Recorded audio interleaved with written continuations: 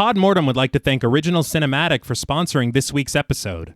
Original Cinematic is a production company that has made it their mission to create, produce, and promote films that are inclusive, honor women, promote the LGBTQIA+ community, and provide prominent positions and roles to POC actors and filmmakers, and promote the films of marginalized and underrepresented populations. These are all things that are extremely important to our podcast as well. Original Cinematic is proud to be a WGA signatory company, and they fully stand by the WGA and its members in their fight for extremely reasonable standards. Accordingly, they are not accepting scripts or treatment submissions at this time, but both William and Xxena Rush are available via email free of charge to discuss writing and provide input and resources to all aspiring writers. This information will be made available in the show notes. Ahead of the strike, William Rush has individually produced numerous projects including Coffee with Baba, Day by Day, They Slay, Before, Pack is Here, Abiquiu, The Winemaker, and Where Do You Draw the Line? 2 feature films, Group and Immersion, are slated for release this fall. Absolutely no picket lines will be crossed, and no collective bargaining agreements will be violated in the making of either of these films. And very generously, Original Cinematic is providing all Podmortem patrons with a special link to view these films. If arrangements can be made, they will even schedule a virtual or in-person screening for our patrons. We cannot thank Original Cinematic enough for their contribution to our show and the horror community as a whole. Now, back to our regularly scheduled program.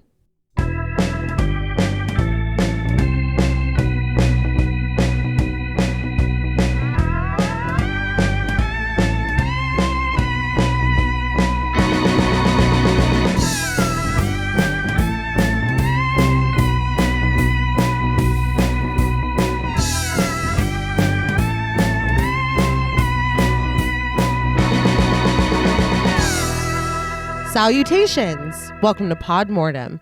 I'm Reneé Hunter Vasquez, joined as always by my co-host, my husband, and my brother. Hi, I'm John Paul Vasquez. Hi, I'm Travis Hunter. This week, we're recording live from Jupiter's Claim, discussing the 2022 sci-fi horror film, Nope. This film was written and directed by Jordan Peele. Due to the success of Peele's first 2 films, Get Out and Us, the horror community waited for Nope with bated breath. Admittedly made with the inspiration to make the impossible possible, this film delivered something unexpected, innovative, and very different from the works that preceded it. With a talented cast, a unique story, dazzling visuals, and bold creature design, Nope challenges what we have come to expect from the director, but does not disappoint.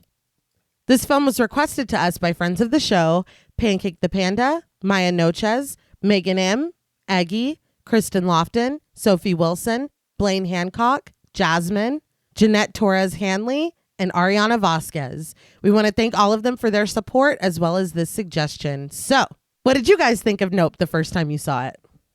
We watched this in the theaters, right? Yeah. I remember, okay. I did enjoy the movie. Watching it again, I enjoyed it a little more. But your question was the first time. The first time I remember being very excited and kind of like, all right, let's see what's going on. Because the movie is kind of a Western. Oh, yeah. Mm-hmm. And I love Western. So I was like, all right, I can dig it. I was like, hell yeah. But I do remember liking the movie. I remember us all being like, that was pretty cool. Mm-hmm. But watching it again for the show, I did enjoy it a little more. There was some things that I did kind of notice more that I was kind of like, I don't know if that not necessarily worked so much the second time for me, but kind of was like, that was okay. You know what I mean? Seeing it again and kind of being able to sit there and analyze it or kind of look how we do when we reviewed it. It's like, that's fine. You know what I mean? Not like in a totally bad way, but not like in a I love that either. Okay. But overall, I still enjoy the movie. I think the movie's great. I enjoyed the shit out of it. I very much enjoy this movie as well. The first time going in to see it, in my mind, Jordan Peele is one of those filmmakers for me now that whatever it is, Oh, yeah. I'm going to see it. Right. In the theater, probably opening weekend. Okay. And so I tried very hard to not know anything about this going in. Yeah. And I think I did a pretty good job. Mm-hmm. There's really no way of telling. Nobody can tell me. Did you? I hope so. But I mean, in all honesty, all I really knew, I knew Jordan Peele made it. I knew about the cast, and I knew that there might be some kind of extraterrestrial element. Right. That's it. And I also knew the title was Nope. Yeah. But going to the theater and sitting down and watching it, I did enjoy it a lot the first time. But there's also these expectations of it that have been set up because of Get Out and Us. Yeah. And so sitting down and expecting a certain kind of movie, but then not getting that exact movie, I think part of me was a little like, oh, rats or whatever. But Darn, that's the end. I was watching Schoolhouse Rock this morning. But I think that the actual viewing of the film without those expectations for the show like we did has drastically improved my interpretations of it. Okay. And my appraisal of it. I liked it. I think I might love it now. All right. Which is great for me. But I don't know. The thing for me is noticing all of the detail in it. Noticing all the different, I guess, interworkings of all of these subgenres he's calling upon. Yeah. And how they meld together in a very interesting and innovative way, like you said in your intro. The other thing about Jordan Peele is every film that he makes is like an onion.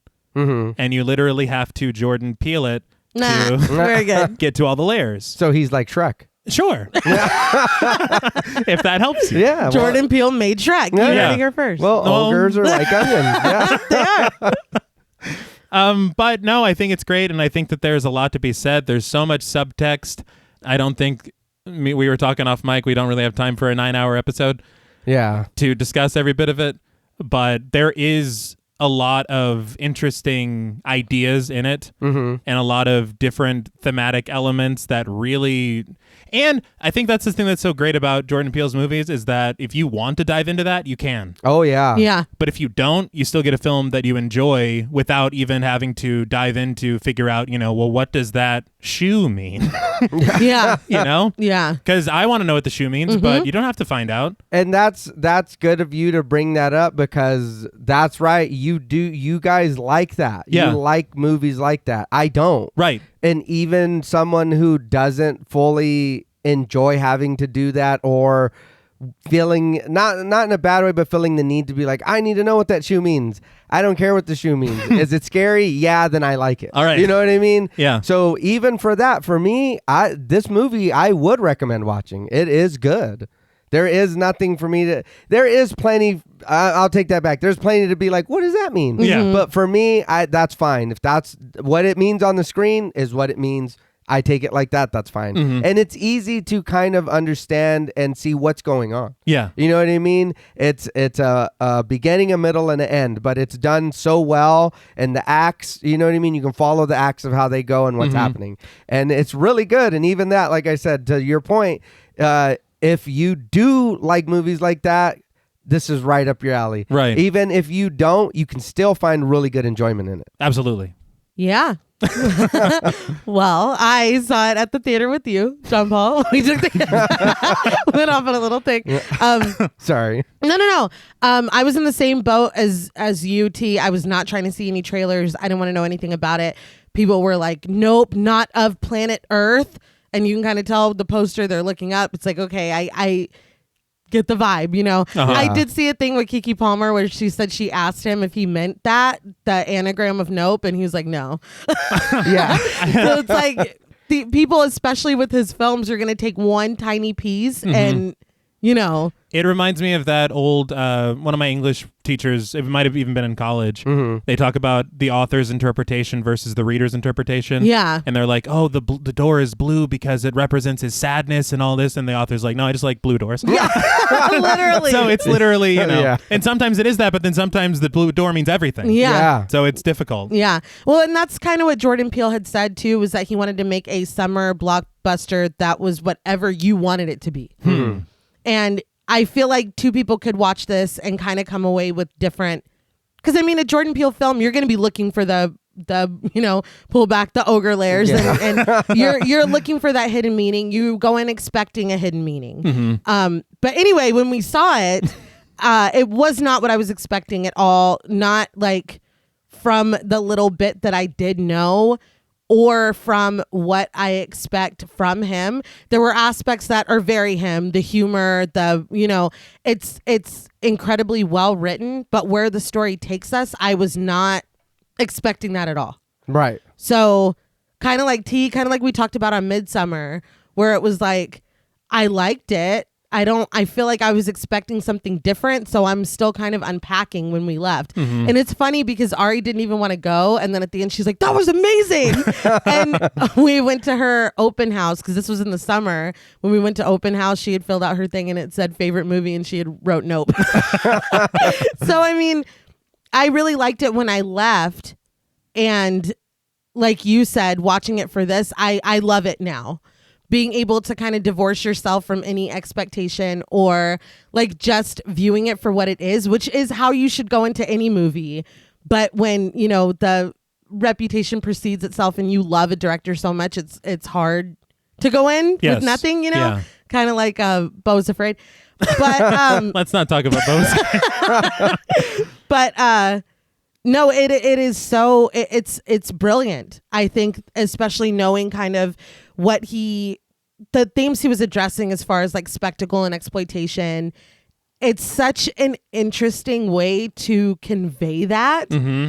And you make it a Western. Yeah. I mean, it's incredible. But see, that's where my memory gives me the advantage, because I don't remember these guys' names of who made them.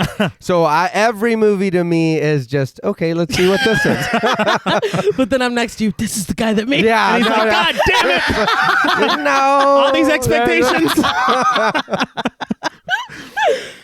I did want to talk to your point about his intentions of making the film. Mm-hmm. I read the production notes, and there was a lot of really interesting information in there as far as his mindset and the influences he called upon to make it. Right. Mm-hmm. And you see and feel everything that he says, which is very interesting. Oh, yeah. But he was talking about how whenever he wrote this, it was kind of the start of the pandemic. Mm-hmm. And so he had this anxiety about the film industry as a whole, about, how it would survive what was happening. Mm-hmm. But then he also had these ideas of wanting to take something after having been inside for so long to the skies. Okay. Something bigger, something grander. And he, for the previous two films that he's made, there are similarities between them, but they are very different. Mm-hmm. But there is nothing like Nope in his filmography. No. Yeah. And Nope. Well played. But that was his thing, is he said, he's trying to capture the summer event film. Mm-hmm. And he's trying to celebrate filmmaking as an art, but also critique everything that got us to this point. Yeah. And try to give a voice to not only marginalized people, Mm-hmm. but overlooked and discarded talent, and that includes animal talent. Yeah. And I think, and to me, I feel like the most important thing is the fact that he always seems to try to give a voice to communities that are not as represented in film. Yeah. Mm-hmm. And so you have this big Spielbergian summer blockbuster kind of movie, Right. starring people of color, Yeah. with in the script and the character queer representation. Yeah. Yeah. So you're seeing all these things, and you're like, I could headline one of these. Yeah. No, he gives a lot of us hope. Yeah. I'll be completely honest. Not Nope, it's Hope. It's hope. Now, before we tame this film, we would like to issue a warning for spoilers. Podmortem is a very in-depth podcast, and in thoroughly discussing horror films, we have no choice but to spoil a thing or two. If you don't wish to be spoiled, please go watch the film, then come back and enjoy the show. If you've already seen the film or don't care about spoilers, then let's get the Oprah shot. We hear the film begin immediately, even over the production company vanity plates. It is a sitcom complete with a laugh track. A family is giving gifts to someone named Gordy and making jokes with each other, pausing for the laugh track to get a turn after every zinger. Suddenly, there's a popping sound and the laughter gives way to a rhythmic thudding, screams, and yelling. When everything finally calms down, we hear the shaky and terrified breathing of a child. Against a black screen, we get the quote, Nahum 3:6. I will cast abominable filth at you, make you vile, and make you a spectacle. There's another sharp pop, and the thudding continues. Well, that quote's just the entire film, isn't it? Literally. It's funny to me because after watching it in theaters, I had forgotten about this quote. You do forget, especially Completely. Yeah. what we're given right after we see it. You're Yeah. like, what the fuck is going on? And then we move on to something else entirely. So Yeah. I'm not thinking about, I don't even know what Nahum is. I guess it's a Bible thing. I don't fucking know. Thing. I've already lost it. It's in your script. I feel like it's very interesting. I always like, this is one of my favorite things about filmmakers, and I really enjoyed in Stephen King novels. Whenever it begins with lyrics or some quotes or something, I kind of prime you for what you're about to see. And this to me is perfect, and it really is the message of everything. And I just love it so much. Yeah. Yeah. We cut to the set of the TV show, and our view is that of the child that we heard breathing. There's a body on the floor and view from the hiding spot. Between cuts to black where the credits continue, we see Gordy, the chimpanzee portrayed by Terry Notary. He's wearing a yellow sweater, shorts, tennis shoes, a pointy party hat, and he's splattered with blood. The set is a mess, and the applause sign over the vacated audience still flashes. Gordy hits the foot of the body next to him before ripping the party hat off of his head. This is when he turns and stares directly at the child. At us. Well, the party's clearly over. Yeah. That was just to illustrate the point. It's like, why am I still wearing this?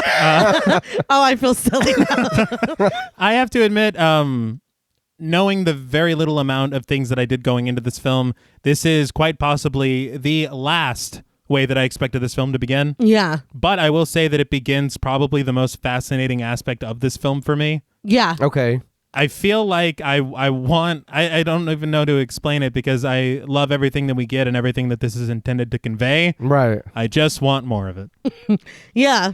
Yeah. I would agree with that. And we get more later. So. We do. But I feel like this is the perfect opening because of everything that it represents and the fact that you're completely knocked off guard. Right. Yeah. Like, What's this chimp on about? what the fuck is going on? Yeah, and I do want to point out, we were talking a few days ago. I knew you were going to fucking throw me under the bus. The chimp is clearly CG, and they thought that meant Chimp Gordy. That's a real chimp. It's a real chimp hanging out. CGI, Nay. Yeah, Chimp Gordy, isn't it? Yeah. No. Nay, no. That's CG.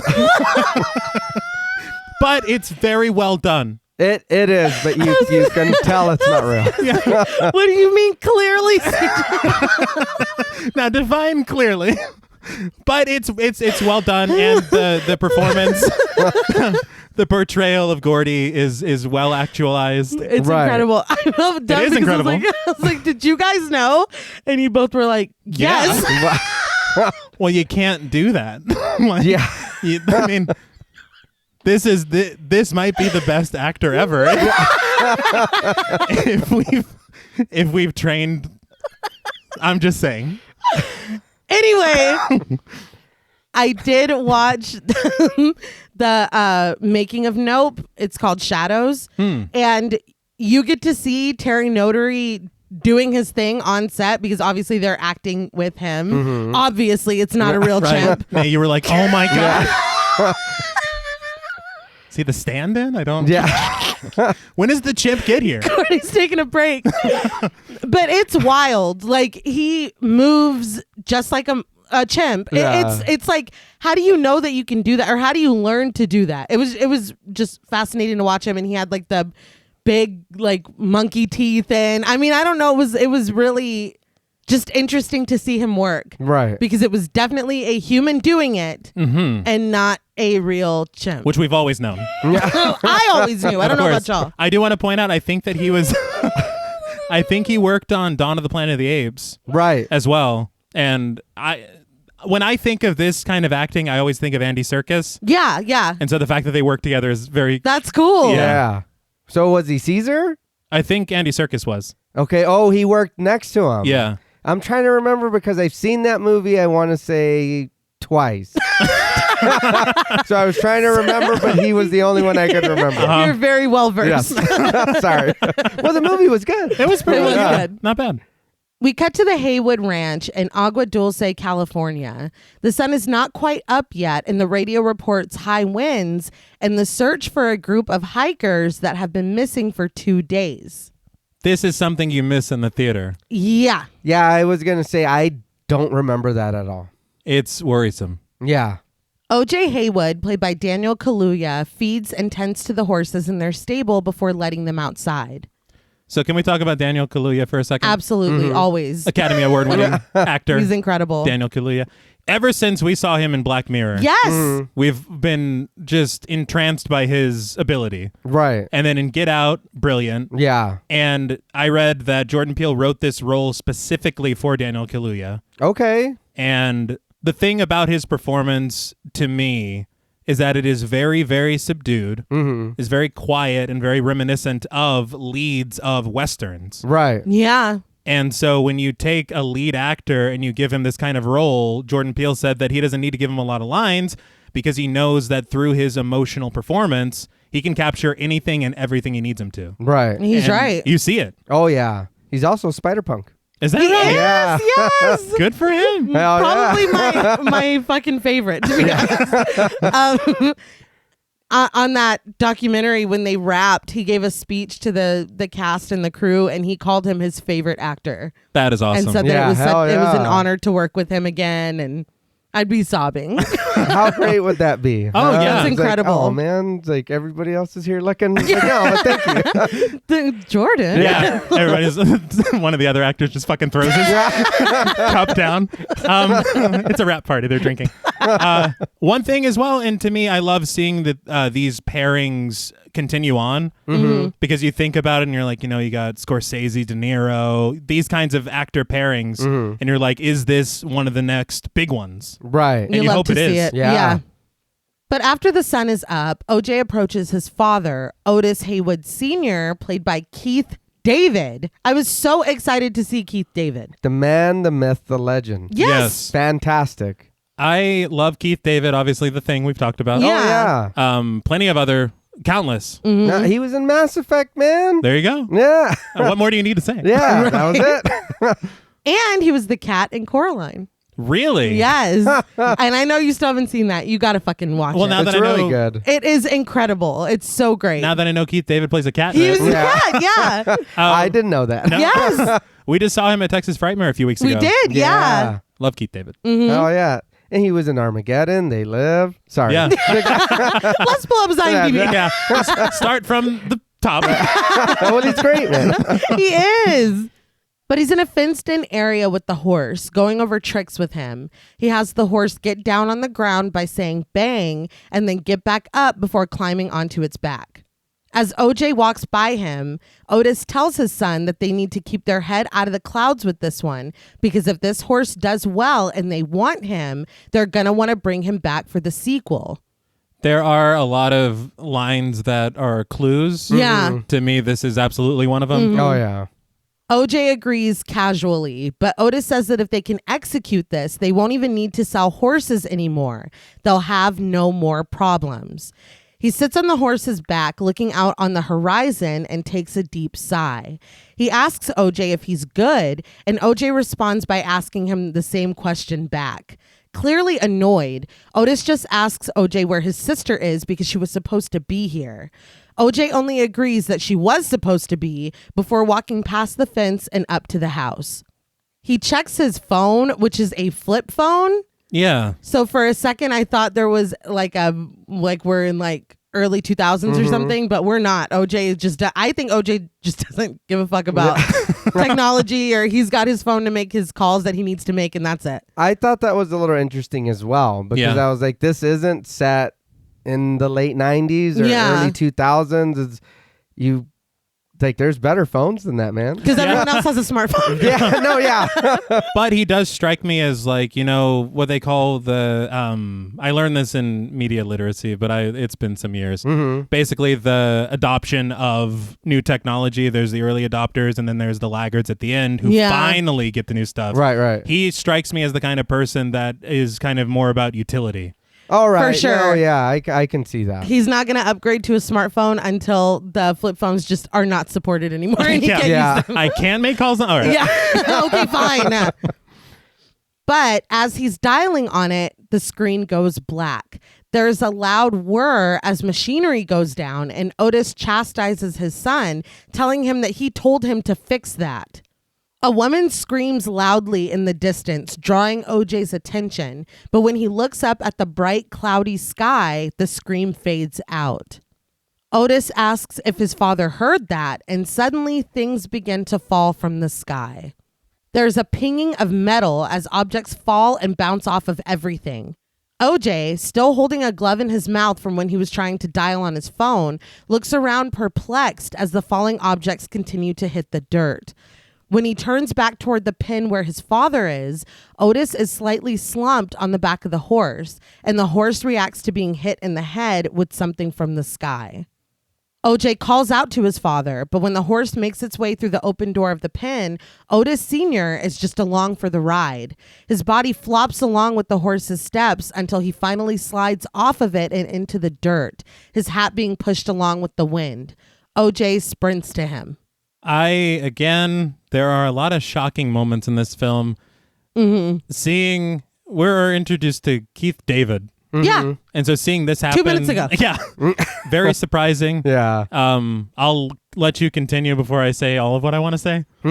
Yeah. I see where you're going though. Yeah. Real quick, what I did notice watching it the second time, and I appreciated, and I know it's something small, but when Otis is sitting on the horse, the camera never goes away from him, other than when we're focused on OJ. Uh-huh. And then you see his dad in the background, and his head kind of obscures the view for a second, and then once you see him again, it's already happened. Oh. So it's not like you see Otis like looking around, and then when we see OJ, and then it goes back and he's like, dad, or like, you know what I mean? He's looking, and you see Otis Sr. in the back, his head is slumped down. Yeah. I was like, that happened so fast. Oh yeah. That's instead of it being like a cutaway and then back, and then he's, the horse is already walking away. Like it happened almost in real time. Yeah. So it does lend to, I guess, the real feel of it. Mm-hmm. And I know it's something small, but I appreciate that so much, instead of it being like, oh, we never seen it happen, or because shit can happen in the blink of an eye. Uh-huh. And it being them doing it, and Jordan Peele taking the time to just do it like that, I appreciated that. Yeah. And the posture of him on the horse at the end. Yeah. It's very, like, you think of Westerns, you think of, like, the trope of the last ride, the end of the trail. This is very significant. Yeah, because even we just met him, but you see how confidently he sits, how, it immediately doesn't look right. Like, it's like, fuck. Mm-hmm. But we immediately cut to OJ driving his father in his truck. Otis is slumped over in the passenger seat against the window, smearing blood on the glass. OJ is having him recite the names of their horses as he speeds, and Otis does so, his words heavy and labored: Ghost, Beethoven, Commodore, Virgil. Otis tries to assure his father that he's going to be okay, but there is blood squirting from Otis's head with every heartbeat. When Otis's speech becomes increasingly slurred and he's repeating the same names over and over again, OJ grows more concerned. We're suddenly in the hospital. OJ sits next to his father's still body, and we see Otis's face. One eye stares up at the ceiling with no awareness behind it, and the other eye is gone from whatever fell into it from the sky. Blood stains his hospital gown and the white sheets over his head. We see the X-ray, something perfectly round in the socket of his right eye. The culprit sits in the passenger seat in a hazardous material bag as OJ sits in his truck. It's a nickel. He looks between the nickel and the road in front of him where his father's horse stands. Surrounded by a small pool of the horse's blood, a key sticks out of its side. This is when we get the title card, Nope. I wanted to talk about the nickel. Mm-hmm. I know that it obviously makes sense for them to give it to OJ. It also felt weird that they would. Yeah. But I understand. Kind of. Yeah. But to me, and this is where I thought of a sort of a theory as far as what the nickel probably represents. Right. because the fact that Thomas Jefferson is on it. Uh-huh. I was thinking, and this is where, I had a theory and I was like, when you think of Thomas Jefferson, you think about hypocrisy and the value of human life. And I go online and apparently there's a lot of theories about this. Interesting. But I arrived at it independently. There you go. All right. That's what matters. Thank you. And that's not how you start a horse. No. I don't do that. Please don't. I think the keyhole's somewhere else. It's not there. Yeah. We don't need to find it. Yeah. It's don't funny. do that. It's funny because I was thinking about the theories. I had the nickel, and then I was like, and I guess that's the key to that horse's ass. I don't know. I got nothing. Right. The red means you're in the wrong spot. Yeah. Don't do that. Do not do that. Sadly, this is pretty much a wrap for Keith David. Yes. Jordan Peele had said that for Otis Sr., he wanted an actor that could take the small amount of time that they have on screen and still have enough of a presence to be felt throughout the film. And Keith David does that. You feel Otis through his kids for how long did we get with him? Maybe a couple minutes. Yeah. If that. Yeah. It's really incredible. It's perfectly cast for that reason, but in the theater I was like, that's it? Like, no more Keith David? I was very bummed. But through the credits, we are in the view of something like a small container. You'll find out what it is later. It is very hard to describe. But it's closed and we can hear the whipping of wind and screams as well as a heavy breathing. The screaming becomes distorted as we come closer and closer to the screen in front of us. On the screen is the short film The Horse in Motion, or Sally Gardner at a Gallop, directed by Edward Muybridge. Shot in 1878, it is a jockey riding a horse and a series of photographs put together to make a film. It is considered to be one of the first pieces of cinema. There are very important things stated about this. Yeah. So I'll save a couple just for later whenever the characters talk about it. Yeah. But this obviously fits perfectly into the themes of the film. For sure. And also, we're some kind of TV dinner while this is happening. Yeah. Okay. POV, your TV dinner. But I did. We'll learn. Yeah. We'll learn. It's just like, what? Where am I? But and kudos on describing what the fuck we're witnessing. Thank you. It was a struggle. I wanted to talk about Michael Abels. Okay. Yes. He is one of Jordan Peele's secret weapons. Scored every single one of his films. I think that this is one of his most interesting scores because of what it asks of him all the time. Right. Yeah. And I read in an article that they were in constant contact throughout his composing of the score because he wanted to know exactly what he is scoring as far as what's the threat level here. Right. What are we trying to convey here? What emotion is here? And a lot of Abels' work, to put it mildly, and what they said in the article as well, and you hear it in Get Out and Us, is simply chaos. Yeah. And here there is a lot of that, but there's also a lot of really like triumphant sounds, callbacks to older films, a certain era of filmmaking, where the actors we see in leads here, we often would not. Right. Yeah. And so it's just very amazing to hear this kind of music and see what we see on the screen sometimes. Yeah. Yeah. It's pretty amazing too. He knocks it out of the park every single time. Yeah. Yeah, that is one thing I will say about the music and Jordan Peele's movies. It's always, the scores are great. Yes. Everything, you can feel what they're trying to give, what they're showing on the screen. The music helps you to feel what's happening in that scene. Oh, yeah. And they had talked in that interview as well. Abels talked about working really closely with Johnny Byrne. He's the sound designer. Okay. He worked on Under the Skin. Oh. All right. But they were... The music in Under the Skin. That's also very good. Oh, my God. But he made room in his score for the sound design, which is very interesting. Yeah. Because there's so much that we hear later that is... I don't want to give anything away. No, yeah. Yeah. But it's necessary, and to be able to hear both and feel the weight of the music as well. Yeah. It's just great work. Yeah. I was reading, before we move on, a little bit about the Horse in Motion, the little film as well. Uh-huh. And the whole reason that they did it was because they were trying to find proof to prove or disprove if when a horse is at gallop, all 4 legs are off the ground at once. That's the whole reason that they did this. This sounds like a bar bet. It literally does. And do you know who commissioned Muybridge to do it? Guinness. Leland Stanford. Really? As in the guy that founded Stanford University. That's wild. Yeah, I was like, this cannot, like, this is not true. I think Ripley. Yeah. For sure. He's Can like, a horse gallop? He's like, no, I need to know. I think he was Believe it. He was, I think, a Californian senator or something at the time. Okay. So I don't know, man. But yeah, I was just reading and I was like, I need more. So like this, it sounds like fan fiction. I was like, why are all these names that I know being smashed together? It's just weird. It's like the MCU, but for but for history. Like Stanford, like the college? Yes. Wait, what? Right, what? And Einstein was there. What? What are you talking He was about? an X-Men? I don't remember. That was his superpower. But when we come back to the film, OJ stands in front of a green screen on a set next to his horse, Lucky. Buster, played by Eddie Jemison, walks over to talk to OJ, but gets distracted in greeting the horse. Can we talk about this guy real quick? Sure. He's always coming up in little bit parts here and there in movies, but he's another one of those faces that pops up here and there, and you're like, hey, I know that guy.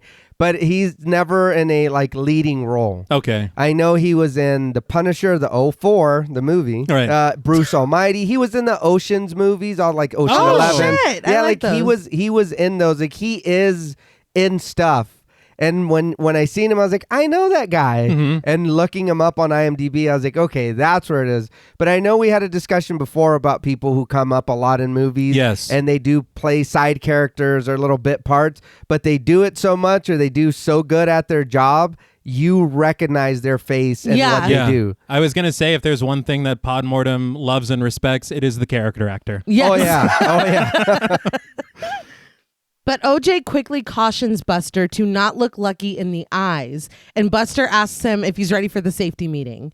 OJ says he needs a few more minutes because his team isn't here yet, but Buster is pulled away by someone speaking to him in his earpiece and explains that he was just talking to the horse guy.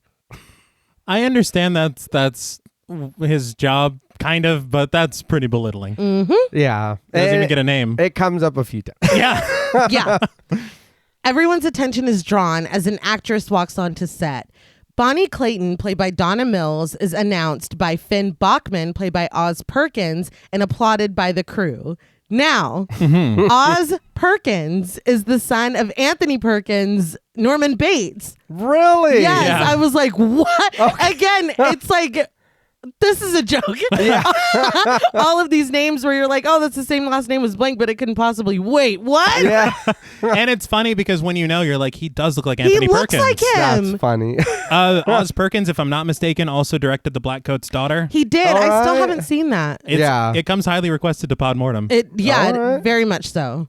Not saying we're gonna, but we could. We could. It's on the list. Yeah. And I love the encouragement of the introduction, but calm down a little. There's other people working on this thing too, dude. Nope, it's all about Bonnie Clayton. But that fits in exactly No, Yeah. yeah. with when you look at a crew who is lauded Yeah. and who is completely overlooked. You're the horse guy, The but horse it's like guy, Bonnie yeah. Clayton. But Buster introduces Finn to OJ, citing that they worked on Flashpoint. Finn and Bonnie look at him like he's an alien, and Finn gives a very dismissive hello. Bonnie asks him in disbelief if his name is really OJ, and OJ confirms that it is. He's Otis Jr. She's like, oh. So we know what she's thinking, Yes! which Yeah. is a lot. But when you think about Get it, her out of here. as far as the writing is concerned with naming the character, Mm-hmm. the idea of a spectacle, Oh, Yeah. was there a bigger one? Yeah, I was Yeah. going to say it does not get much bigger than that.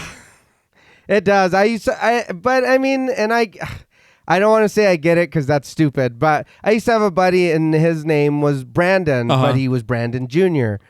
So again, but I mean, of course, we gave him a little tease it, and then after a minute, I was like, you know what? That's his fucking name. Yeah. That he goes by So we kind of just. You sounded Listen. you sounded ashamed of yourself. Well, he was a good friend, and now I'm like, oh man, We shouldn't have done that. Yeah. You did sound ashamed, but T, you should be very proud because he really held back a lot. No, I will say the level of decorum is amazing. I was trying, man. like, I'm let's keep it- sweating. And We're talking about Nope, dude. Finn pulls Buster to the side and asks, still in earshot of OJ, where the senior guy is. Buster tells him that Otis Sr. died 6 months ago when a bunch of random objects fell out of a plane. So they're stuck with Junior. Finn literally goes, no, fuck. I can hear you. yeah, They're not even lowering their voices. that's No. my note. I'm right here, dude. Yeah. I can still hear you. Just- You're like 2 feet away from me. The level of disrespect. And even at that, couldn't you be like his fault? That was Yes. his father. His father Passed away. He's trying to help us now. Yeah. Can we work with this or not? Doesn't he say, dude, he died? Yeah. Yeah. That's crazy. That's a lot. Finn turns to the cinematographer Antlers Holst, played by Michael Wincott, and asks how it's looking. Antlers reports that everything looks good if they're trying to film a horse's ass. Finn laughs loudly at this, and Buster rushes over to OJ, telling him to spin the horse around. OJ reminds him that he told him to hold, but Buster's like, and now I'm telling you to spin. So I just want to say, first of all, and there's literally dialogue later in the film where they discuss their first meeting of Antlers. Mm-hmm. I forgot that he was at this shoot. Mm-hmm. So seeing him here and then having him come up later, you're like, oh, okay, we've already introduced him. Yeah. So that's good.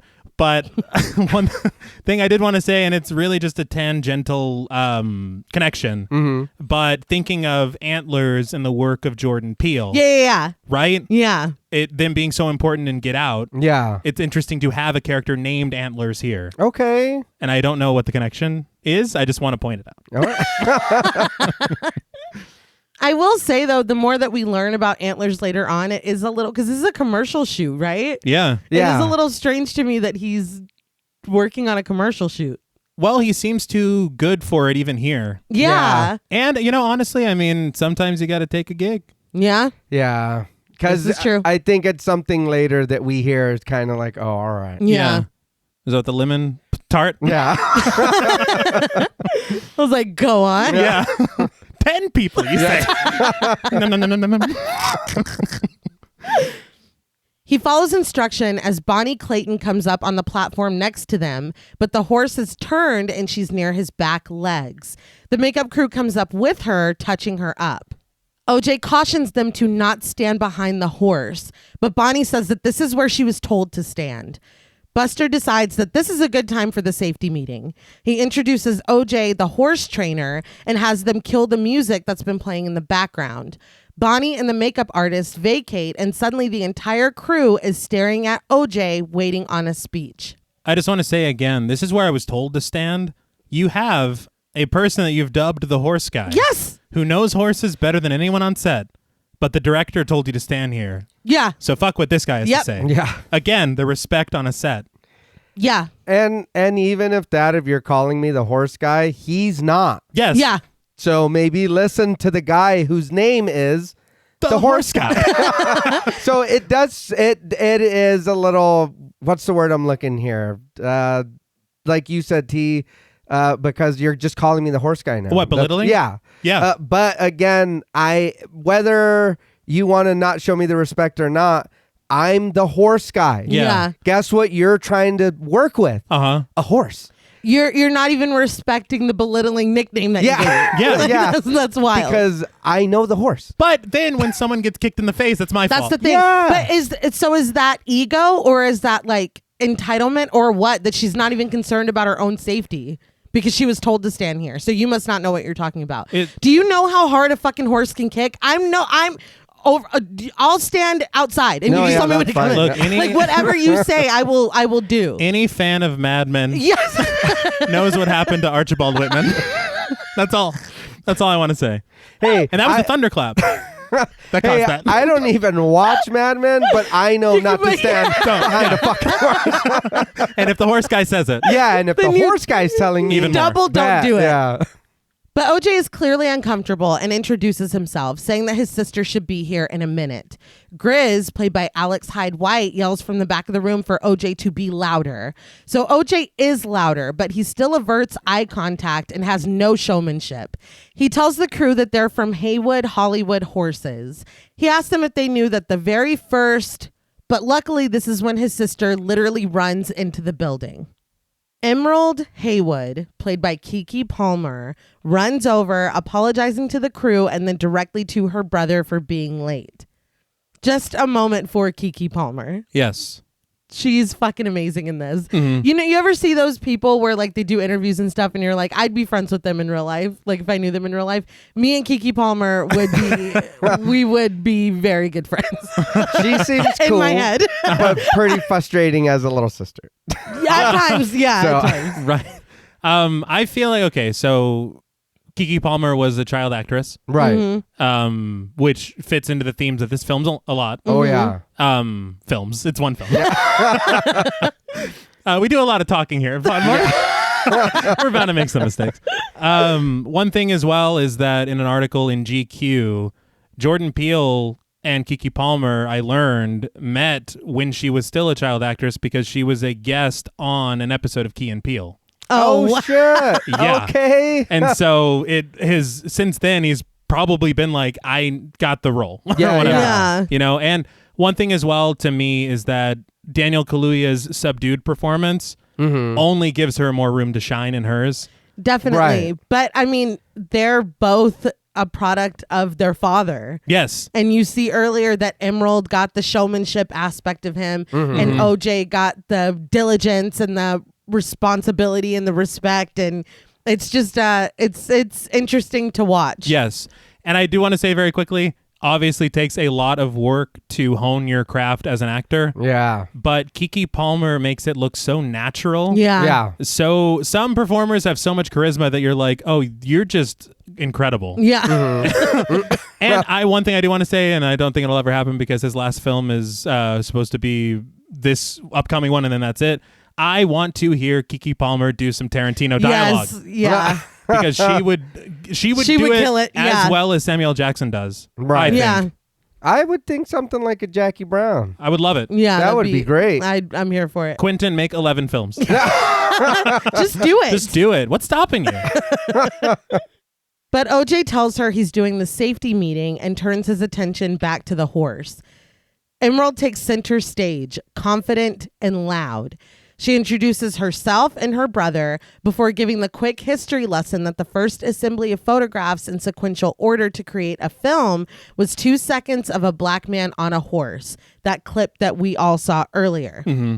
She implores everyone to look it up. She says that everyone knows the name of the grandfather of motion pictures who took the photos, Edward Muybridge, but she asks if anyone knows the name of the black jockey on the horse. The crew is silent before, in a deep and gruff voice, Antlers tells her, no. Emerald goes on that he was the first stuntman, animal wrangler, and movie star all rolled into one, and there's no record of him at all.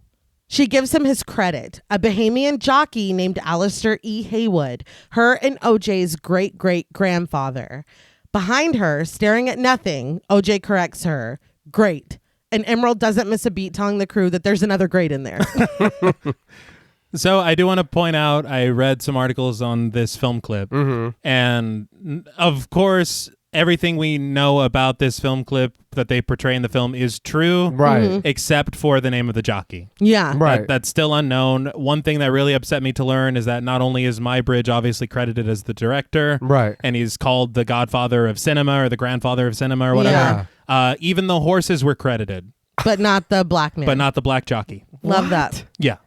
So again, when we talk about disregarding Exploitation. exploitation, Yeah. you know, so in this, I love when films take truth and build upon it with a little bit of fiction. Yeah. Yeah. That's a Just great thing. to connect him to them. Yes. And I mean, that's really incredible because it really tells you the whole legacy of this family and what they're built on, and it's really cool. Yeah, I did too, because that's very interesting. So I did look it up, and when I seen that it was fiction, I was like, fuck, because it's a really cool story. Yes. Yeah. And it's for me, it's kind of one of those stories that's like, that's got to be true. I want that to be true, but it's not. And I was like, God damn. I was like, that's really cool though. It is, and I mean, she tells it with such conviction. Yeah. I believe it. Yeah. Oh yeah. And it's true in this universe. Yes.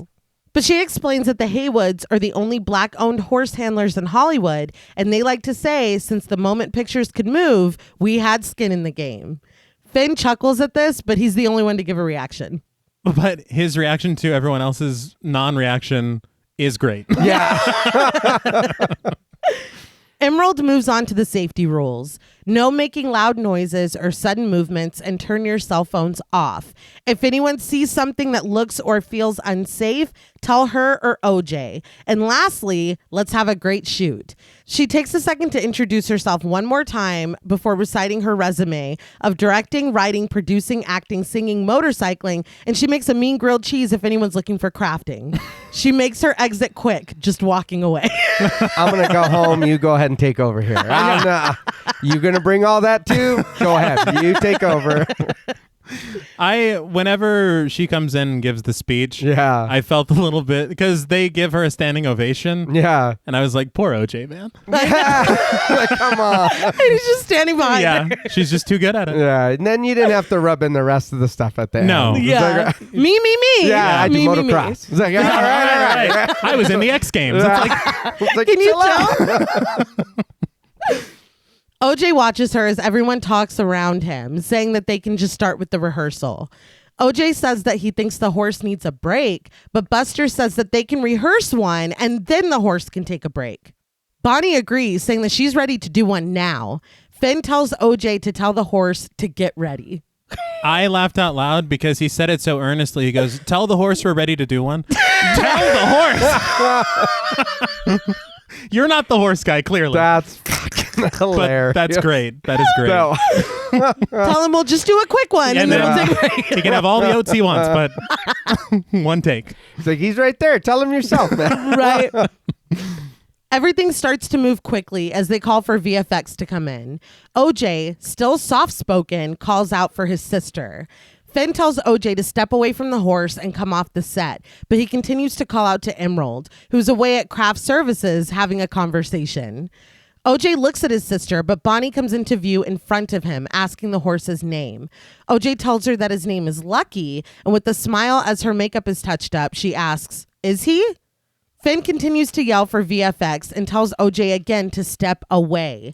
OJ calls out for Emerald and she finally shifts her attention to him, but things are moving very quickly. Bonnie's makeup crew comes in and stands directly behind Lucky, despite OJ trying to remind him what he told them about that. A man comes over and turns a mirrored ball into Lucky's face. OJ repeats, "No, no, no." And as he had warned, this upsets Lucky and he bucks, kicking a bucket behind him from the people standing there and causing powder to fly up dramatically. Everyone is stunned silent. You break protocol. Mm-hmm. This horse acts like a horse, Yeah. and everyone's got heartburn over it. Yeah, this horse acts like it does what horses do. Yeah. This was a very anxiety inducing, how fast everything was moving, and the fact that he's like, no, no, no, stop. Like, no one is listening to him. No one's listening to him. And again, I'm the horse guy. Yeah. Maybe listen. Yeah. If that's all you want to look at me as, listen to what I'm telling you. Look what happened. Now y'all don't get all crazy and look at us weird. Yeah. Because I've And they been do. telling you. They do. Even though I've been a little soft-spoken, I still was loud enough to where you heard me say, please step away from behind the horse. My thing is okay, the stepping behind the horse obviously is a terrible mistake. Yeah. But the dude that's like, you want one last look, horsey? Yeah. What? What are you doing? The horse knows it looks great. Horse. Like, why would you put a mirror in a horse's face? I just don't understand. I don't understand. Please don't look the horse in the eye. They're like, shut up, science bitch. He's like, that's a horse, of course. But I just don't get it. And also, it just demonstrates how quickly something can go wrong on a movie set. Oh, yeah. Yeah. Now, I did take a second because I wanted to look this up. And I did read a small article from National Geographic, and it said that there has been nothing to confirm that staring a horse in the eyes irritates them, or like they literally don't. There's just like, well, that's what's good up? to know. They are able to tell people's facial gestures and how they feel their emotions through their face. They can tell by looking at humans. So they are, but again, it says that horses usually they can pick up on the anxiety or the fear that people have, and that's what a lot of times because people are like, horses are big and they're scary, and they can pick up on that. So, but yeah, the looking in the mirror, the horse is just like, damn, I look good. It's like, I'm clean. It's funny you say that because I rode a horse one time on a field trip. Yeah. And as they're like, I was like a child. Yeah. But as they're putting me on the horse, they go, stay calm. Oh, God. And I was like, what? Well, I'm sure if the horse thinks something's wrong, what's wrong? Oh, Get the fuck off me. Next thing I'm flying fucking 20 feet.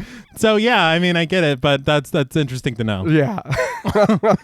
Did y'all know the new Sims expansion pack is going to have horses? No, I did not. Yep. Anyway. Are they going to have the little green plumbus over them? I don't know. Probably not. Can you live as a horse? Oh, yeah, that's a good question. You know? That should be an upgrade. Okay. That should be in there. But you got to pay. Don't put that out there. Yeah. Because then there will be a mod where you can be a horse. I promise you. There will be horses and there will be bugs. Yeah. Oh. If we know Anything EA. about it? Later, OJ gathers himself together in the bathroom, very frustrated. We cut to Grizz comforting him, saying that maybe it's just too soon and this isn't the gig for them. OJ tells him honestly that they really need this, and Grizz says that he knows. He understands that Otis left a big hole, but there will be other gigs. He tells him that he's sorry before heading back inside. OJ quietly thanks him for the opportunity. Antler sits in a chair behind them, watching as OJ walks away. This, if you're watching in the background, because they're like having a conversation, but they're moving stuff in and out behind them, they're bringing in like a horse with like a green screen horse. Yeah. I'm like, God, yeah, I didn't notice it the first time, but rewatching it, I'm like, they're like, oh, we can just replace, like, it's fine. It was funny how they just had that waiting in the wings. Yeah. Just in case. But isn't that fucked up? Yeah. To me, I think, again, that's another thing in this film is they did a lot of things in this film behind the scenes the old-fashioned way. And so I feel like there's a lot of commentary as well on the future of filmmaking. Yeah. And what CGI means positively and negatively. When you're looking, because look, when you're looking at a Marvel film and they're sitting in a bar and nothing in the bar is real, even the tables. Yeah. What the fuck are we doing? Yeah. Yeah. You know, and so I think that this is kind of speaking to that. Put a fucking table in your movie. Use a horse. It also just this messaging of we brought in this living being, we didn't respect it or treat it properly. So we kicked it out when it reacted in a way that is typical for it. And now before you're even gone, you're replaced. Yeah. I mean, it's really fucked up. But afterwards, OJ drives Emerald, asking where to drop her off. She says she's going home with OJ to pick up a few things, and that her girlfriend told her she could stay with her, so she'll be gone in the morning. OJ asks if he's going to have to drive her back tomorrow then, and she rolls her eyes, saying that she'll find a ride. She asks him if fun OJ can come out because this whack-ass OJ is making her feel unloved. She asks if that's really how he wants his little sister to feel. They continue to drive, Lucky being pulled in a container marked Haywood's Hollywood Horses in the back. Was it just me, or did this drive kind of look like when we're headed out of town? Honestly. I was like, hey, I know that place.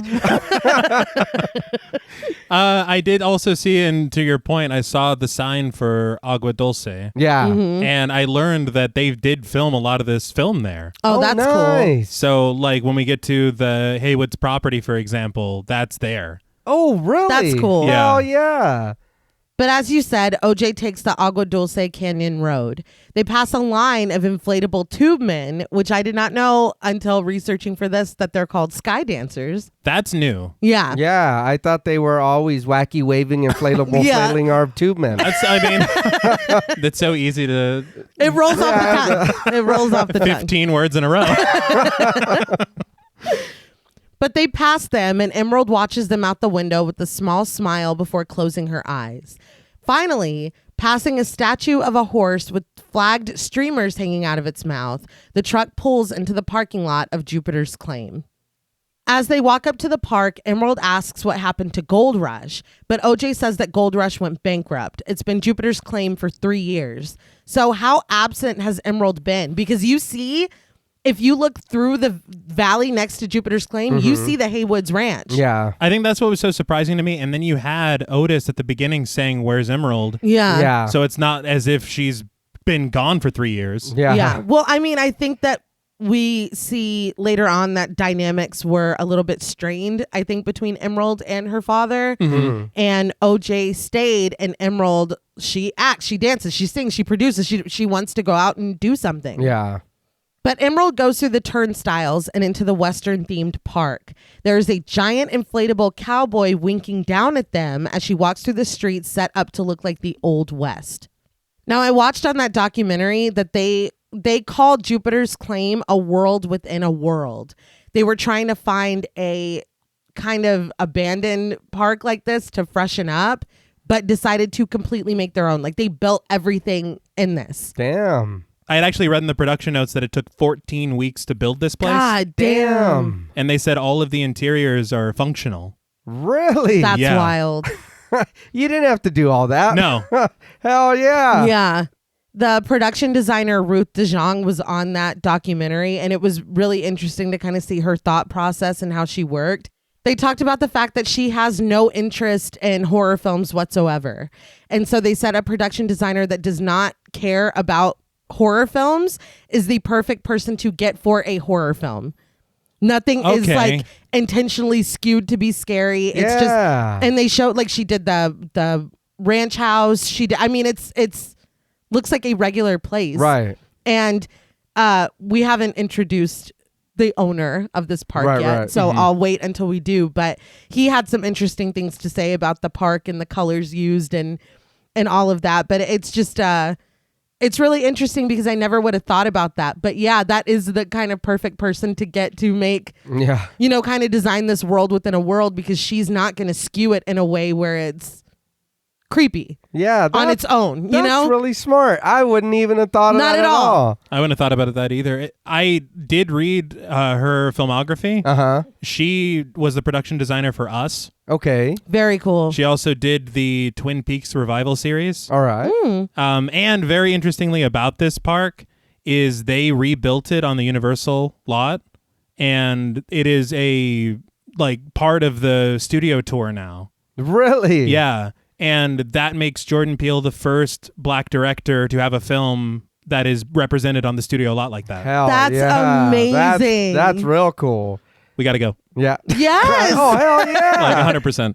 The Psycho House is there, man. Yeah, we gotta. Yeah. That's Oh, fucking I'm cool. sure there's so much shit we could see there. I think the Jaws shark.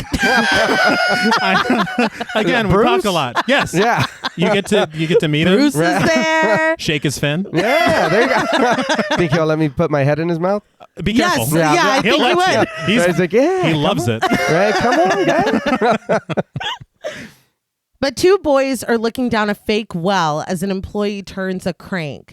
Curious, Emerald goes and sticks her head in with the kids looking down at the bottom of the well. But once the crank is fully turned, a flash bulb goes off, taking a photo of the three of them. The boys accuse her of photobombing them, and Emerald throws up her hands, genuinely apologizing before continuing through the park. They were mad. Yeah. Well, why did the guy keep turning it when this random woman walks up and Yeah. It's like, oh, your friend showed up. Yeah. He's like, no, this is what you paid for. It was cool too, because like the way that all of these extras walking around this park and everything, Jordan Peele's walking among them and talking to them, and a dude comes up and he's like, I got a cowboy hat. Who wants it? And one of the kids is like, me. And they put it on. It was really cool because it seemed like everybody was like having a fun time. Yeah. And he had everybody wearing masks. Oh, good. Even outside. Like it was cool. They were being very careful. Yeah. Sign of the times. Oh, yeah.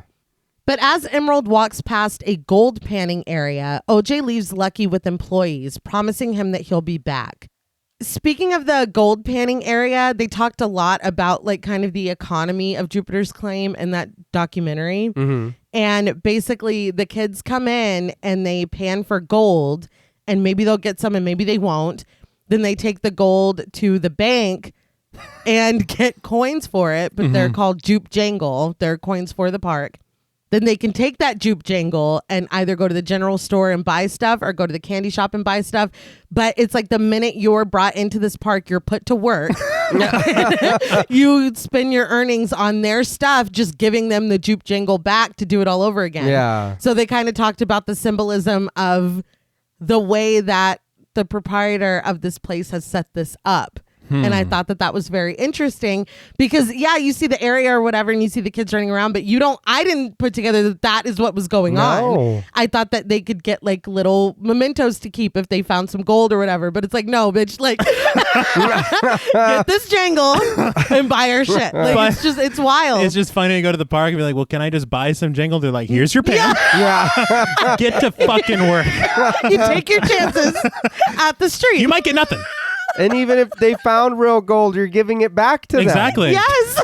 What And the fuck? again, this is a critique of capitalism because you don't know its worth. Yeah. Yes. You don't know your worth in the process. Not Yeah. only that, but there's a chance that you could pay to come to this park and you get nothing. Also true. You don't get gold to turn into Jupe Jangle to turn into Jupe shit to buy. Yeah. You might not get anything. But I wanted one of those hats with the... So he called it, Jordan Peele called it a satire of the American dream. Yeah. The way that Yeah. Jupiter's Claim is set up. And I thought that was, I was like, wow. But OJ walks away and Emerald catches up to him, asking how many horses he sold. OJ admits that he has sold 10 of their father's horses, and Emerald is shocked. He assures her that he's going to get them back, but he pauses before climbing the stairs up to the owner's office. He tells Emerald to hang back, and when she asks why, he tells her that she's a liability when it has anything to do with business. He chastises her for promoting her side hustles while she's on the job, mimicking her spiel. But he tells her that if she's going to be promoting anything, she needs to promote their business. She tells him no, the other stuff isn't her side hustle. This is her side hustle. And if anybody's a liability, it's him. He tells her, fuck you, and she gives it right back. When he turns his back to climb the stairs, she is right behind him. At least we're a united front going into this very important meeting. Yeah. And poor Lucky, man, he's just trying to eat some hay and chill. And he's like, you guys are fighting. It's like, where are you guys going? I had to kick somebody earlier. Like, what the fuck? He's had a day. Yes, just hitched to the post like Red Dead. Literally. And the fact that, how sad is that they were on the set, that didn't work out, and he's like, well, bye, Lucky. Like, Yeah. the desperation that they're at. And poor Lucky, he really is just like, do. Just tell me where to go. Has no idea. Can't wait to get back home. I left some hay. Oh, it's gonna be warm. That's so sad. It's so sad, dude. Poor animals. It's not fair. Upstairs, Amber Park, played by Ren Schmidt, waves at the siblings as she finishes up her phone call.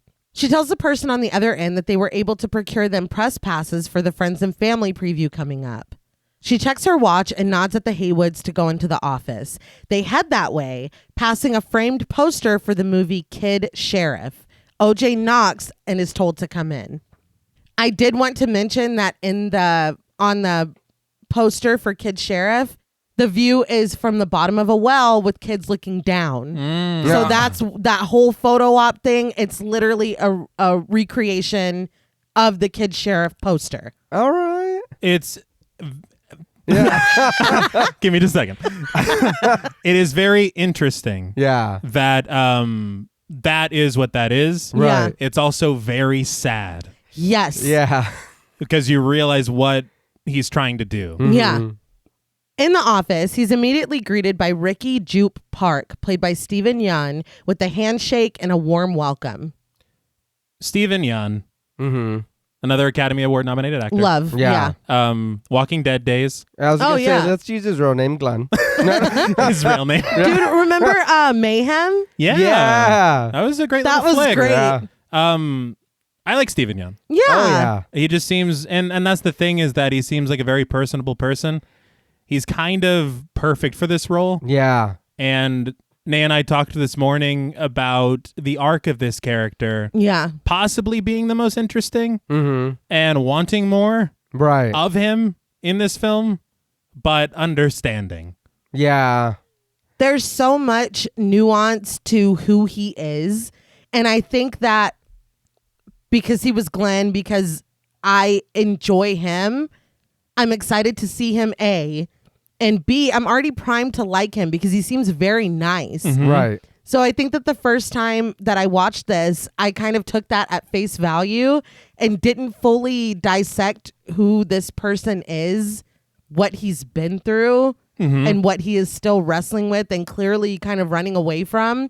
And I think that really makes him a deep and like rich and very interesting character that, like you said, T, I feel like we don't really get enough time with him. No, because honestly, everything that we learn about him very soon. Right. And then we also see his new role in this system Yeah. that he's decided to take part in. Right. He's a very tragic character. Yeah, Right. he is. I feel the same way. I think the first time I watched it, again, I was just kind of watching it blind, and you know what I mean? We were just kind of like, oh shit.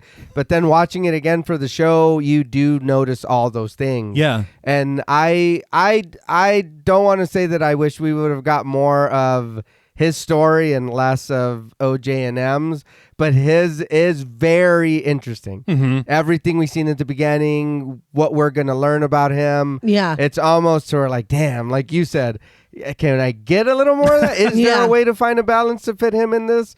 Just a tad bit more?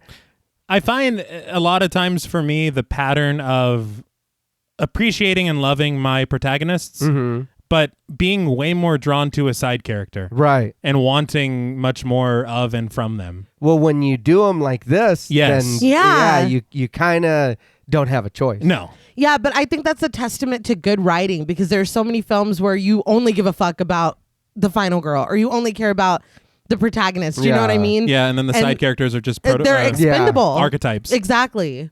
They're NPCs, man. Yeah. NPCs, yes. Is he standing there with his arms out? Yeah. OJ introduces Emerald to Jupe as she closes the door behind them. Jupe asks who OJ brought him, and OJ tells him his second best horse, Lucky. Lucky's like, wow. Yeah. He's just outside the window, Are you fucking for real, dude? panning for gold. Just pissed They off. put him to work. Yeah. Already. Like, we want some of those jangles. So But OJ says that Lucky lost focus. He admits that he himself did too, but he can't fire himself. They chuckle at this for a second before Emerald interrupts them. She stopped at another framed poster for Kid Sheriff. She asked Jupe if he was really literally the Asian kid from Kid Sheriff.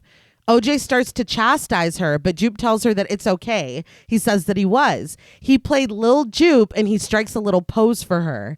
So this is when I'm like, oh, you're going by the nickname of the character you played when you were a child. Yeah. And that's, again, where it becomes very sad to me. Yeah. Because child actors, a lot of the time, either they flourish and they grow into, like DiCaprio, Right, Yeah. right. Keke Palmer. Yeah. Or sometimes the industry just uses you, chews you up, and spits you out. Yeah. Yeah, it's devastating. And Jordan Peele had even said that in the industry, no matter how much you've been used or abused or scarred, which is a word we will revisit later, you're still supposed to want it. You're still supposed to chase it. Jupe is still supposed to be grateful for the time that he had and want more. Yeah. And try to squeeze every drop of it that he can. There's a line from Antlers later that speaks to that. Yeah. Yeah. And remember that kid from Crocodile Tears. He turned into an insurance consultant. That's that- not too bad. No, I mean, there's other routes. yeah, no, He no. had his own problems. He did. Let's be clear. I don't know this child. Dude, it's Along Came Polly. Really? Yeah. Oh, that's Crocodile Tears? You referenced it last week, and I was like, I must not know this. I understand now. You reckon you referenced it last week? Yeah, he did. He did. Or, well, it could have been on Talk Mortem. My days are no, blurry. Yeah, no. My days are blurry. It's Philip Seymour Hoffman. Yeah, I Oh. was giving you a little bit at a time. Thank you. Just piecemealing this reference. He'll get it. He'll get it. That movie's funny, man. But Emerald is excited, telling Jupe that he was her favorite and asking if she can get a picture. OJ stops this, asking if she minds if they talk. Jupe snaps back to business, telling Emerald that she's free to roam the office and look at anything she likes, and Emerald thanks him. When he tells her that, he says, "Su casa es mi casa," which is... Yeah, that's a little backwards, A little man. backwards. Yeah. And, I mean, it's also might be his idea of foreshadowing. Yeah. Back to business, Jupe asks if they're doing the same deal as before, $11,500. OJ agrees to this and thanks him. Emerald is still looking at the movie memorabilia and asks Jupe what happened to the black boy that was in the films because he was good. OJ pleads with her to stop, but Emerald insists one more time that he was good before being quiet and going back to looking around. He's like, this is why I didn't fucking want you in there. Yeah, he just wants to be done. Well, Yeah. they're literally talking business, like money. And she's like, oh shit, whatever happened? That's what I'm saying. She's great, but a little frustrating as a little sister. He's like, Rose, the keys. Yeah. Like, OJ tells Jupe that he wanted to lay some groundwork to a plan to buy some of the horses back. Jupe seems a little taken aback, but he agrees to it kindly. Upon further reflection, yes. this is an interesting moment because at the time I was thinking he's being polite, but he doesn't think that OJ's ever going to be able to afford these horses back. So he's like, well, yeah, but you're not getting them back. Yeah. But what he's really saying is you're not getting them back. And we learned. It's like, yeah, no. Yeah. We'll talk more about that later. Emerald comes across a framed cover of an issue of Mad Magazine. On it, the mascot, Alfred E. Newman, smiles as he stands on a table, shrugging. He's depicted as a chimpanzee wearing a yellow sweater that says, "What, me worry?" and a party hat. There is also some blood. Over Yeah. his head, a banner reads, "Happy Birthday," and another banner on the ground says, "Gordy." He is splattered in birthday cake, and there are splatters of blood. So I want to talk about Mad Magazine for a second. First of all, Jordan Peele and Mad. Yeah. Interesting connection. Mad TV. Yes. Yeah. If you didn't know. I believe it was on Fox. The thing for me personally, seeing this cover, whenever I was a child, I did not understand satire or anything like that. And I remember mom and dad, I think more mom had Mad magazines around the house. Yep. And looking at the covers of them, like they unsettled me because they were very dark if you don't understand the intent of them. Yeah. Right. And so seeing this magazine cover as an adult watching this, I was like, this is grim. Yeah. This is grisly. And it just seeing that cover and the music cue that hit when you see it, it really unsettled me. Yeah. But you know what? They would have. Yes. Like they would have. Yeah. And what Jupe says in a second about another parody of this, they would have. Uh-huh. Like, I mean, As long as I can remember, I've always remembered Mad Magazine being there, and they've always done shit like that. Yes. And you're right, when I was younger, I had no idea what the fuck it was. And then the older guy was like, oh, you're making fun of that tragedy or that incident, or it's like, oh, you guys are lying. Yeah. But as a, you know what I mean? As a teenager, whatever, it's like, oh, man, this is fucking great. And then when the show came and all that, it was like, oh shit. But yeah, Mad, they'll put some shit on their cover. They will. yeah. It's funny because mom did have a bunch of them and I used to read them. And it felt like I felt cool because it's like, I probably shouldn't be reading this, and there's some really on the line shit in there, and I didn't get it. Like I was a kid. And the fold. But I'm like, how droll. like I don't know. I felt super cool reading them. I didn't fucking get it. Yeah. You're over there reading it, enjoying it. My teeth are chattering. You're like the all-ID aller. I'm like, I get it. But as adulting, right, guys? at like 7. The thing for me as well is exactly what you said, what we learn is upcoming. What this event would literally just be part of the 90s zeitgeist. It would. It would be part of like a I love the 90s retrospective. Yeah. Like I remember when Gordy, like it would just be that. Oh yeah. But you know what? If it happened last week, it would be a meme. Honestly. People would be making fucking TikToks about it. And we'd be like, oh, we shouldn't laugh at this. But I mean, and that's the trouble of that's what we do. Like, Every- it's fucked up, but that's it. It's true. Hey, we're dealing with trauma. We are all dealing with We're- trauma. Yes. But everybody wants to be part of the spectacle. Yeah. Yeah. Oh yeah. And that's again. Yes. Yeah. In the background, Jupe tells OJ that the deal that he had with Otis still applies to him as well. Emerald interrupts again, looking at the cover and muttering, "Wait a minute." Jupe is completely distracted now, asking OJ if he's shown him this. He gets up and goes to Emerald, and OJ sighs and hangs his head. They were mid-sentence, mid-conversation, and Jupe's like, "Oh," and just jumps up and he's gone. Well, I mean, to him, this is like the thing. Yeah. And it's difficult because of his persona, Yeah. but you see. Yeah. But we also, again, we see OJ put his head down. He's like, fuck, this is why I wanted to come along. Yeah. Jupe tells her that the cover is a reference to the Gordy's home incident. Emerald seems to remember, but Jupe explains that he starred in Gordy's home in 1996 after Kid Sheriff got popular. Emerald says that her father told her about this show when the monkey went crazy. OJ comes over to them and Jupe looks at them both, telling him that he usually charges for this. He pushes the wall that the photo is on to reveal a secret room. I did laugh out loud because when he does it, Emerald goes, "Oh, damn." Well, it's like fucking Scooby-Doo shit, dude. That'd probably be my reaction too. Yeah. Like, there's a fucking door right there? He's just so I usually, like, mysterious. And she's like, "Oh, shit." We're getting special treatment. Yeah. It was great. Jupe flips on a light as they head inside. Once the light is on, music begins to play.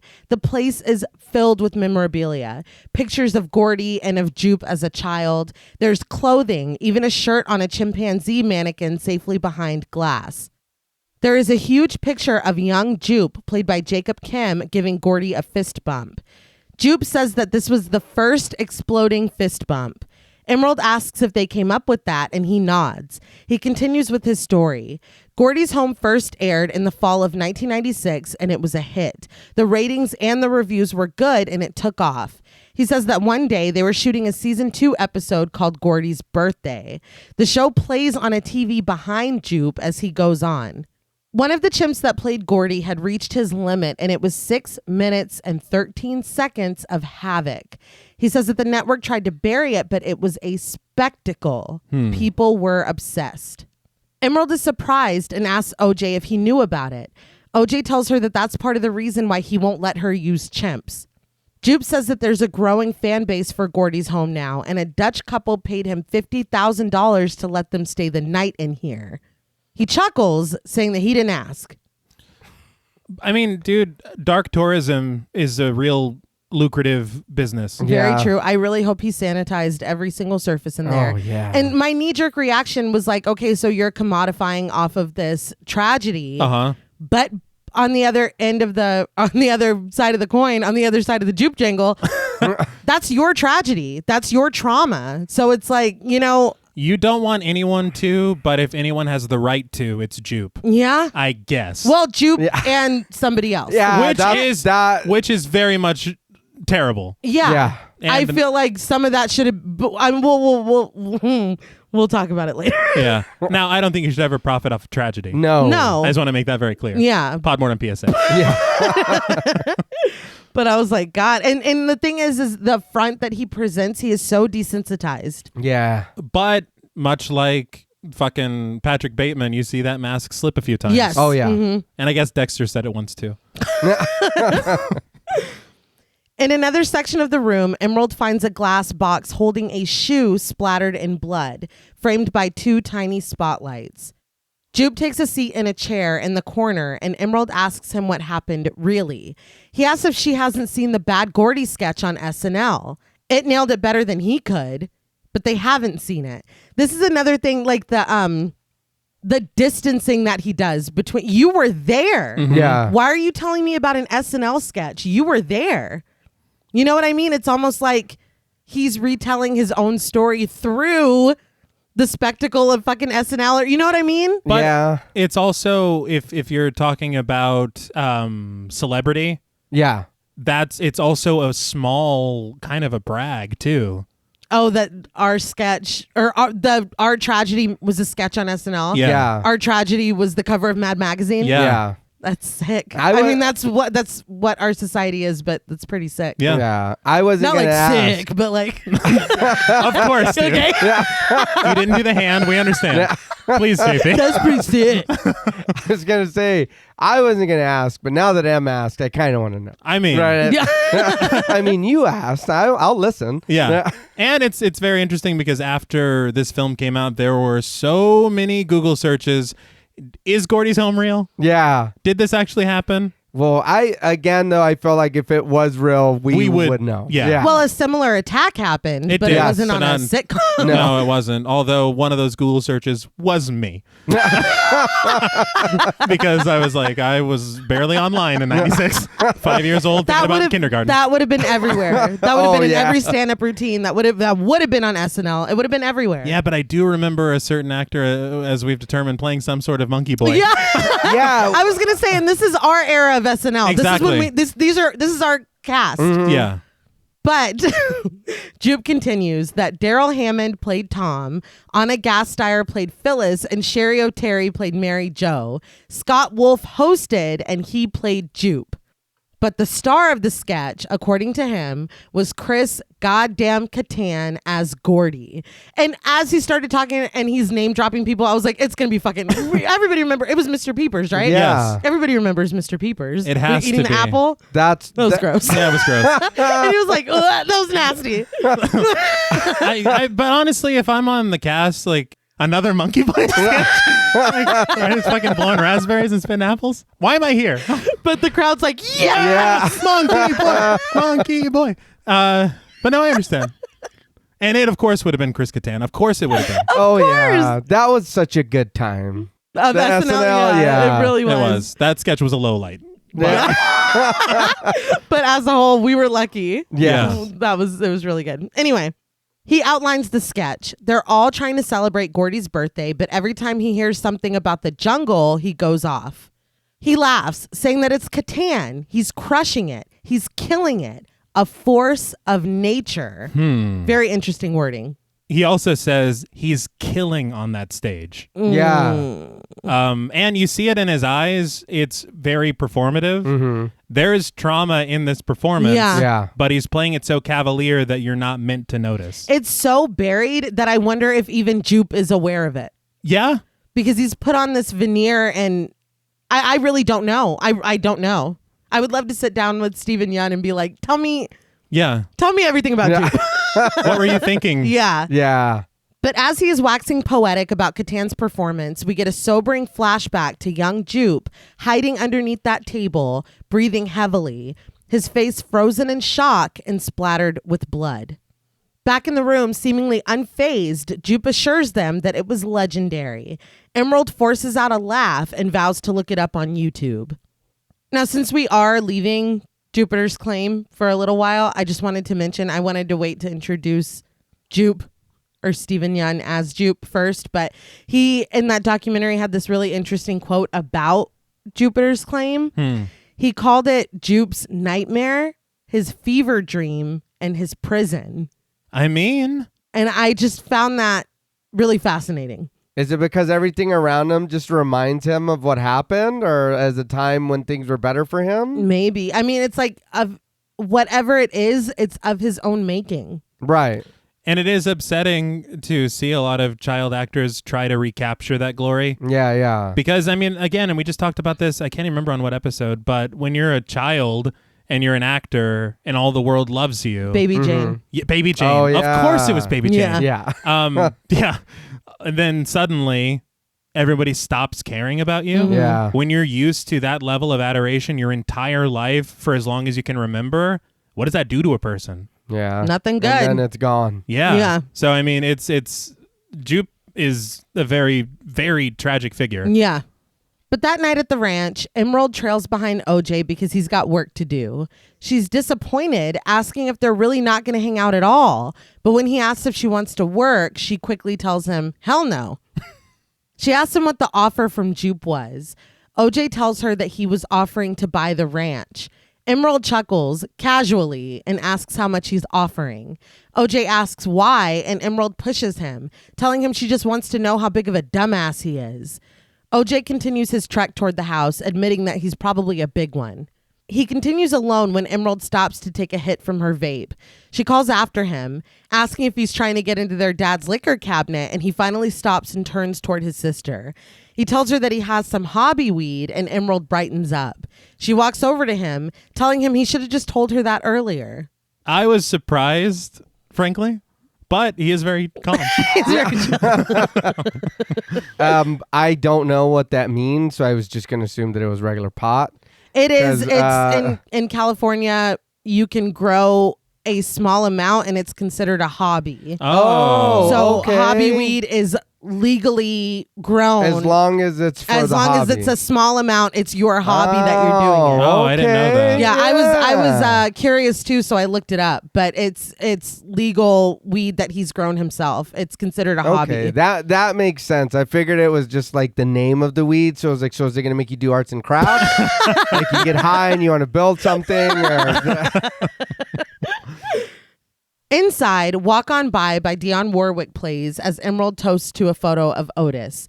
She takes a drink and tells OJ to do the same, so he does. the tiniest drink. Like that barely touched his lips. He's trying to conserve it. Well, he has been talking about doing work. He's like, I got True. work to He do. still I got has work shit to yeah. do. I do want to say great song. Oh, yeah. Yeah. The soundtrack of this film is great as well. Yeah. We talked about the score earlier, but that soundtrack. Emerald goes over to a framed photo of her father with the horse, Jean Jacket. She asks OJ if he remembers him, and OJ does, but she continues that Jean Jacket was supposed to be her first horse. She admits that she just talked to her therapist about this not too long ago. OJ is surprised at the mention of a therapist, but Emerald just admits that she gets it in with one on occasion. Gets it in. The point is that she was telling the therapist that it was supposed to be her 9th birthday present that she got to train Jean Jacket. But their dad got a job on a Western with Jean Jacket, and suddenly he wasn't hers anymore. She calls this behavior classic Otis Sr. She tells her brother that she distinctly remembers standing right out the window where she stands right now and looking down on Otis and OJ training the horse that was supposed to be hers. She says that her father never even looked up at her. In a memory, for a moment, almost hidden in the dust kicked up by Jean Jacket as Otis trains him, a young OJ looks up at his sister in the window. He points at his own eyes before pointing up at hers, before his father calls his attention back to his work. It is a moment that becomes very important later. Mm-hmm. And it is honestly very, very fucked up Yeah. when you think about it. Yeah. But again, I think that's a lot of the resentment that Emerald has. Oh, yeah. Because OJ was trusted with the work and kind of encouraged, and that was fostered in him. And Emerald was like, oh yeah, he was yours until we got a job. He's not like, she's not trusted with it. Yeah, like this isn't a fun horse anymore. Yeah. It's a workhorse. Fun horse. But back in present day, Emerald says that their father never looked up at her, but OJ did. She asks him if he remembers, but he corrects her instead. It wasn't a Western that they had gotten the job for. It was Scorpion King, and it was the first job that Otis had ever taken him on. He says that it wasn't much fun, and they ended up using camels anyway. I wanted to mention Scorpion King because it kind of fits into what I was saying about Jordan Peele's commentary on CGI. Right. Like, I'd find it hard to believe that it's an accident that they chose Scorpion King, especially when it has one of the worst renderings we've ever seen of a very shiny rock. Yeah. That was pretty bad. Without any kind of skin texture. Yeah. It's like a PS2 fucking... It was. Like, so... It was bad. It seems intentional. Yeah. For sure. Because that's bad. It is. Emerald tries to shift the focus back to the point, but she abandons it. OJ offers that their father was hard-headed as fuck, just like she is. That's all. It'd be like that, though. Yeah. I get it. My mom's very stubborn, and I am as well. And so are my kids. So I get it. Yeah, they didn't get that from me. Yeah. I just want to say that I am a Taurus, Right. and that's So all you I know. understand? The look I just got. But Emerald continues to look out the window at the memory and only offers a sigh.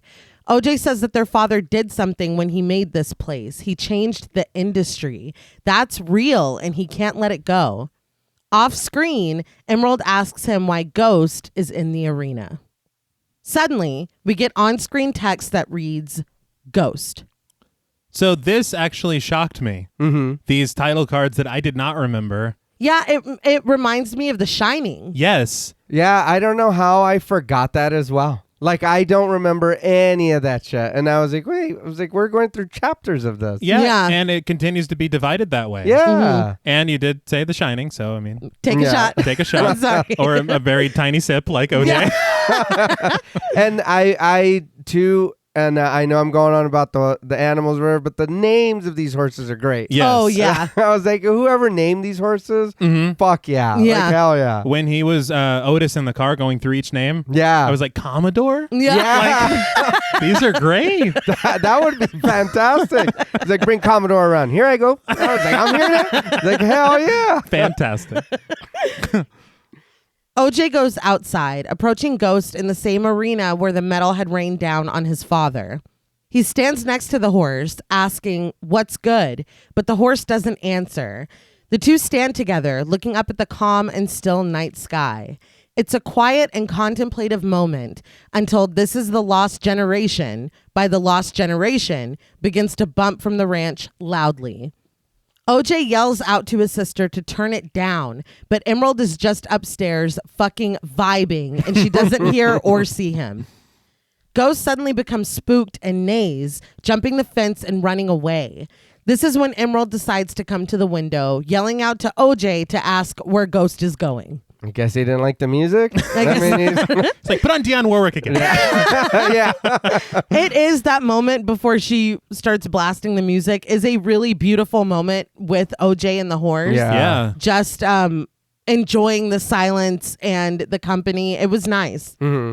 OJ drives to another fence, warning that it's private property and no trespassing. He lets himself in, and in the distance, we can see the lights at Jupiter's claim.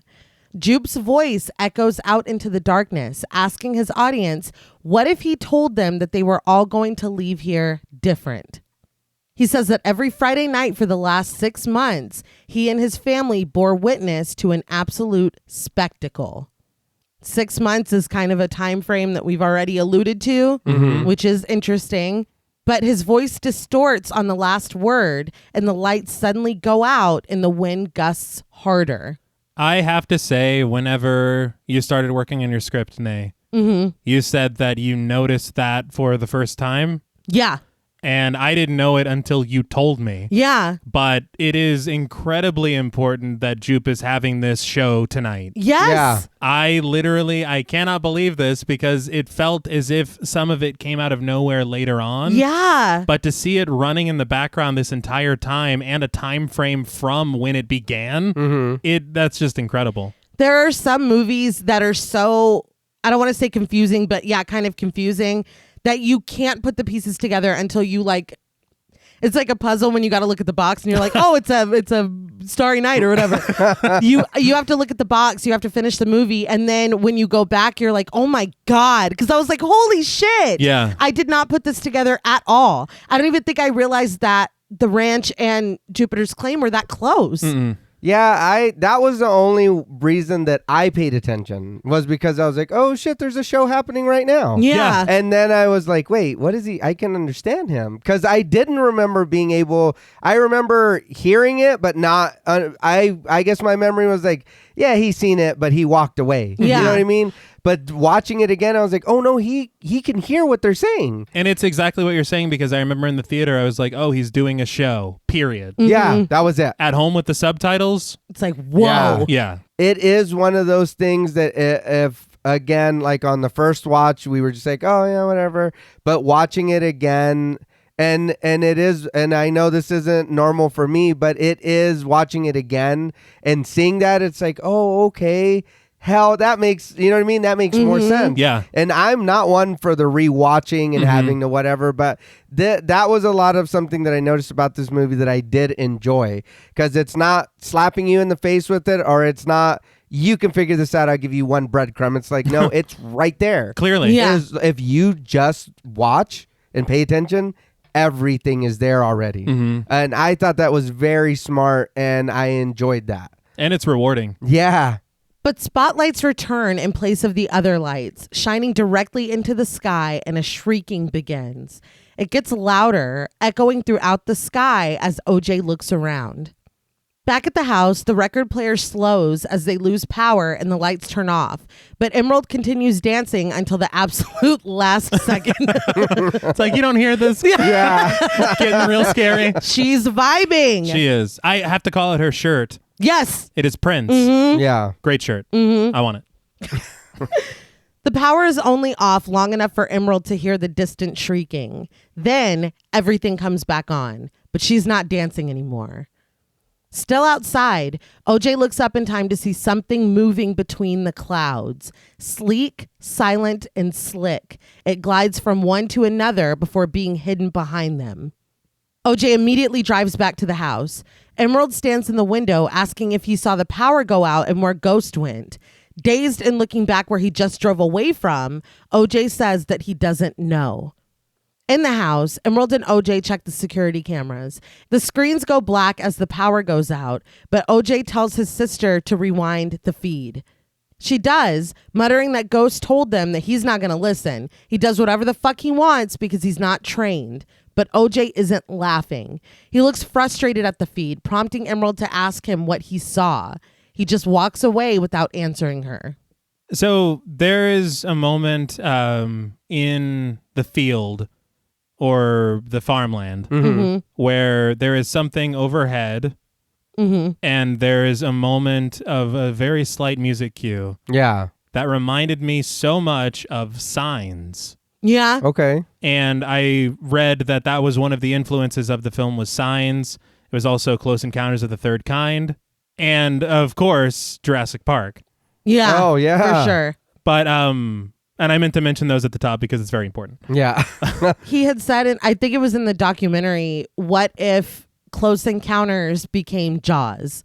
Very cool. Yeah. And that is kind of And the you're vibe. like, Yeah. okay. Yeah.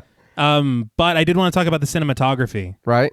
The cinematographer of the film was Hoyte van Hoytema, and he honestly is one of the best cinematographers working today. He has a very versatile style of kind of grand scale films, but also being able to capture small moments, which is kind of perfect for this film. Yeah. Just a few selected films from his filmography. He did Dunkirk and Interstellar, so that all right. shows you the grand Yeah. scale. But he also did Let the Right One In and The Fighter. Ooh. Okay. And so you get these character moments as well. Yeah. But the majority of the nights, and this is what surprised me, I read it in Variety, majority of the night shots in this film that are very beautiful and vast were shot during the day. And it's wild the way that they did it, because the standard way to do it Right. is you kind of backlight your actors, and then you can kind of change it in the processing of post-production, make it look more like night. Okay. But the way that they did it, because whenever they went out to Agua Dulce, they were kind of overwhelmed by the darkness and the beauty of the night there. And so they're like, how do we capture this on film? And when they tried, they couldn't. Man. So they were like, we got to come up with some kind of idea. Right. So instead of doing that standard way, Hoytema found this idea of his that kind of brings in a new form of technology into this proceeding. And it's using 2 cameras simultaneously. So what you're using is one infrared camera, and you're using one, I think it was a 70 millimeter camera. Okay. And so what you're able to do is when you overlay these images, you combine a person's perception of the dark with the infrared and the grain and the feel of the film with the 70 millimeter, putting them together, and you get the beautiful night shots that we have in this film. Oh, okay. I That's couldn't tell amazing. any of these No. were No. not done at night. Not at all. But that makes sense if you're somewhere where there's not a lot of electricity out and there's no street lights, Yeah. there's nothing out there. Just the moonlight, you are only going to be able to see so much. Yeah. Without having artificial light. And then if you bring lamps or whatever out there, that kills the whole vibe of you being out there at night alone. And it's very difficult to capture because, I mean, I've tried to take pictures of the stars before. Yeah. What I see with my eye does not It's show not- up No, yeah. on my camera. And so for them to be able to find a way to capture that feeling, Yeah. that's amazing. That's incredible. badass. On that documentary, it was interesting to see Jordan Peele and Hoytema working together. And everybody was saying what a genius Hoytema was, and that Jordan Peele comes to the table with something very specific in mind. But in dealing with Hoytema and in dealing even with the actors, he's so flexible and open to input. And so there was a piece where they were on the set of Gordy's home, and you just see them talking and pointing at stuff and moving stuff. And it's just, when you can learn to collaborate, it makes the whole project so much better. Oh, yeah. And weren't you talking as well about with the actors? I read an interview with Alex Bovaird, and they were talking about how usually when they go into a movie and they do the costumes and everything, it's like, this is what I want. This is what I want them to wear, the color, whatever. That's what it is. But they said that working with Jordan Peele, yeah, he had that, but it was also so what do you think? And everything was down to when the scene was, and if something they needed to add it, or they were like, no, let's fix this, they would, and they would stop and make it right. That it was very exciting and helpful to be able to give their input on it and I bet, and I know you said it earlier, babe, but I bet that working on a film like that makes it so much you feel more valued. You feel more like your input does matter, and you want to continue to work in a team like that. Well, I think that is such a takeaway for anyone in any kind of leadership position, is if you give your team autonomy and allow them to be invested and heard, nothing but good can come from that.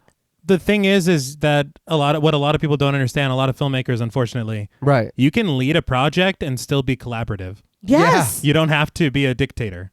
Just hearing everybody talk, it really sounds like Jordan Peele has that down. Yes. And it's so refreshing to hear, because you hear about so many directors being dicks and being control freaks and no, do it exactly like, you know what I mean? So it's just really cool to see somebody who is respectful and actually cares about what their crew and their cast and everybody else thinks about what they're doing, takes into account how they feel and their contributions, and you can still create brilliance. Yeah. Like it's a breath of fresh air. And when you look at the message of the film, it's great to see that what his intent is on the page is his action behind the scenes. Yes. Yeah.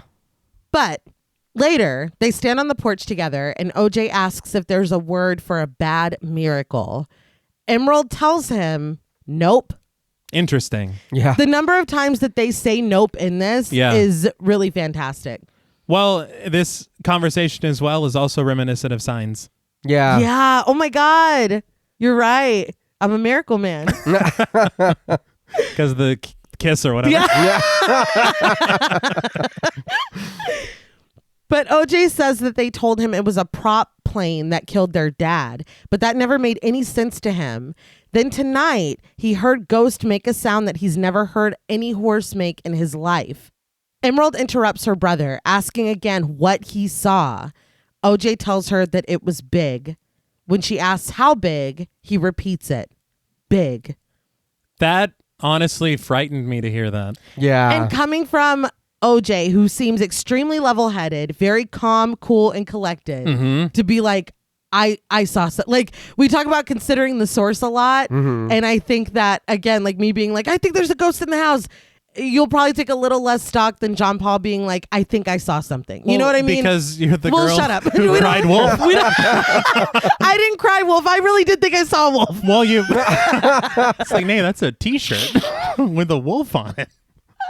Turn the lights on. But you get what I'm saying? Shut up. The person that's a little more subdued and less dramatic or whatever, when they do speak up and say something weird, you're like, oh, fuck. She asked what it looked like, and he says he doesn't know, but it was too fast and too quiet to be a plane. Emerald asks OJ if he's saying what she thinks he's saying. He looks at his sister and gives a terse, almost imperceptible nod before looking back out at the horizon. The next morning, they're parked outside of Fry's. I gotta say, rest in peace to Fry's. Yes. We fucking loved Fry's. We met Tommy Grand, the host of Cheaters there in Dallas one time, and we got a picture. It was like, had to be 2011 because I was pregnant with Ari. It was very exciting. It was very exciting. It was very exciting. But I didn't know because I've only been to the one that we always go to in Dallas, and it's set up like a farm. Like there's cows. Like that's what it looks like. Western themed, right? It's not real cows. It's not real cows. They're fake cows. It's set up like you're in was set up like you're walking into like almost like a Western themed restaurant or something. Yeah. All on the outside of the building. There's the fake cows. There's fake cows inside. It's all wood. Like, now, is this just ours or is this all of them? Listen, there's because my mind was blown. Yeah. Every Fry's was set up with a different theme. Really? Yeah. I saw one that looked like an Aztec like monument. Like this one is real with the UFO crashed into it. Yeah. It's all sci-fi UFO themed. All of it. It's in Burbank, California. And I thought that was the coolest fucking shit in the world because I thought that either Fry's was just a regular electronics place and they just repurposed an old Western restaurant for our Fry's. That's really what we thought. I swear I thought it was an old steakhouse. Yeah. Or my whole life until this moment. Or which, if it were a steakhouse, that's pretty fucked up. That it's like, look at these cows. Well, you this is what you're eating. But or all Fry's looked like that. Yeah. That's what I thought. I did not know that each and every single one had a different theme. I thought that was very cool. And this Fry's was closed already, they said on the documentary. So they had to bring in all the monitors, all the electronics. They filled it up to look like a Fry's that was in business. I will admit, when they go inside, that is exactly what Literally, yes. And the owners, Randy Fry and his wife, Vicky Leviankis, they were there on set when they were doing this, when they were in the Fry's. I thought that was so cool. Plus, I was just really excited to see it because I feel like I've never heard anybody talk about Fry's ever. No. And we would always go there when we went to Dallas. So it was cool. That's really cool. I'm honestly kind of blown away because I didn't even think about all and then the fact that it's alien Yes. Yeah. themed. It's literally perfect. I'm sure that's why they did it, but it's just too perfect.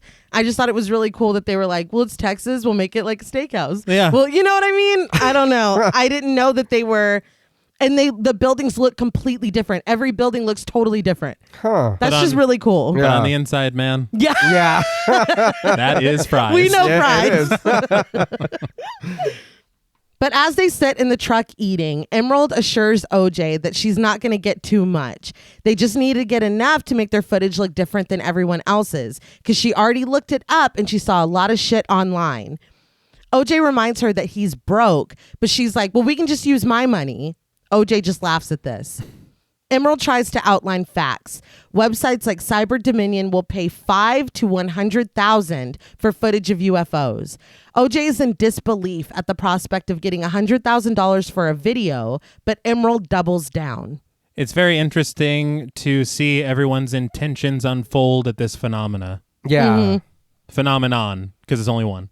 Remember that movie with John Travolta? Oh, Yes. we wept. Oh my God. I don't even think I understood. I think I just saw everyone else crying. Am I supposed to cry too? Yeah. Me too. Yeah. That's funny you bring that up because as this was kind of going, I was like, hold on now, you guys are sounding a bit. You don't need to only worry about the money. Yeah. But as they walk around Fry's, Emerald says that even aside from Cyber Dominion, this could be their moment. She says that if they can set it up and release it the right way, they're set up to be rich and famous for the rest of their lives. She gets distracted complimenting a woman that they walk past, but OJ asks her how they're supposed to put it out. She tells him that they need to not go for a quick cash grab. They need to go with the most credible platform. OJ asks, like Oprah? And Emerald agrees. Once Oprah's on board, everyone else will be too. See, but again, you're not focusing on on the real problem. What you just experienced. I'm not worried about being on Oprah. I want to know what the fuck you've seen out there. Yes. But again, it's, this is Emerald's idea and she literally showed it whenever she gave her speech. Yeah. Actress, singer, dancer. Yeah. And Oprah is very powerful. Yes. So I understand. OJ objects that there are plenty of UFO videos online. He just saw one the other day and it wasn't on Oprah. Emerald reminds him that she never said Oprah. He said Oprah. He loves Oprah. She says that everything online is fake, but they're going to get the shot. The shot. The money shot. The Oprah shot. Ahead of them, the cashier, Angel Torres, played by Brandon Perea, calls out that he can help them out. Emerald leads the way with the cart and they load up their products to be scanned. He offers a card with them and Emerald quickly says, no, thank you. He asks if they want a tech to come out and help with the installation. She says, no, thank you. With a chuckle, Angel tells her to suit herself. OJ asks if the install is hard and Angel says that it's not for him, but they're not going to be able to do it. Looking over the surveillance equipment, he asks if they were robbed.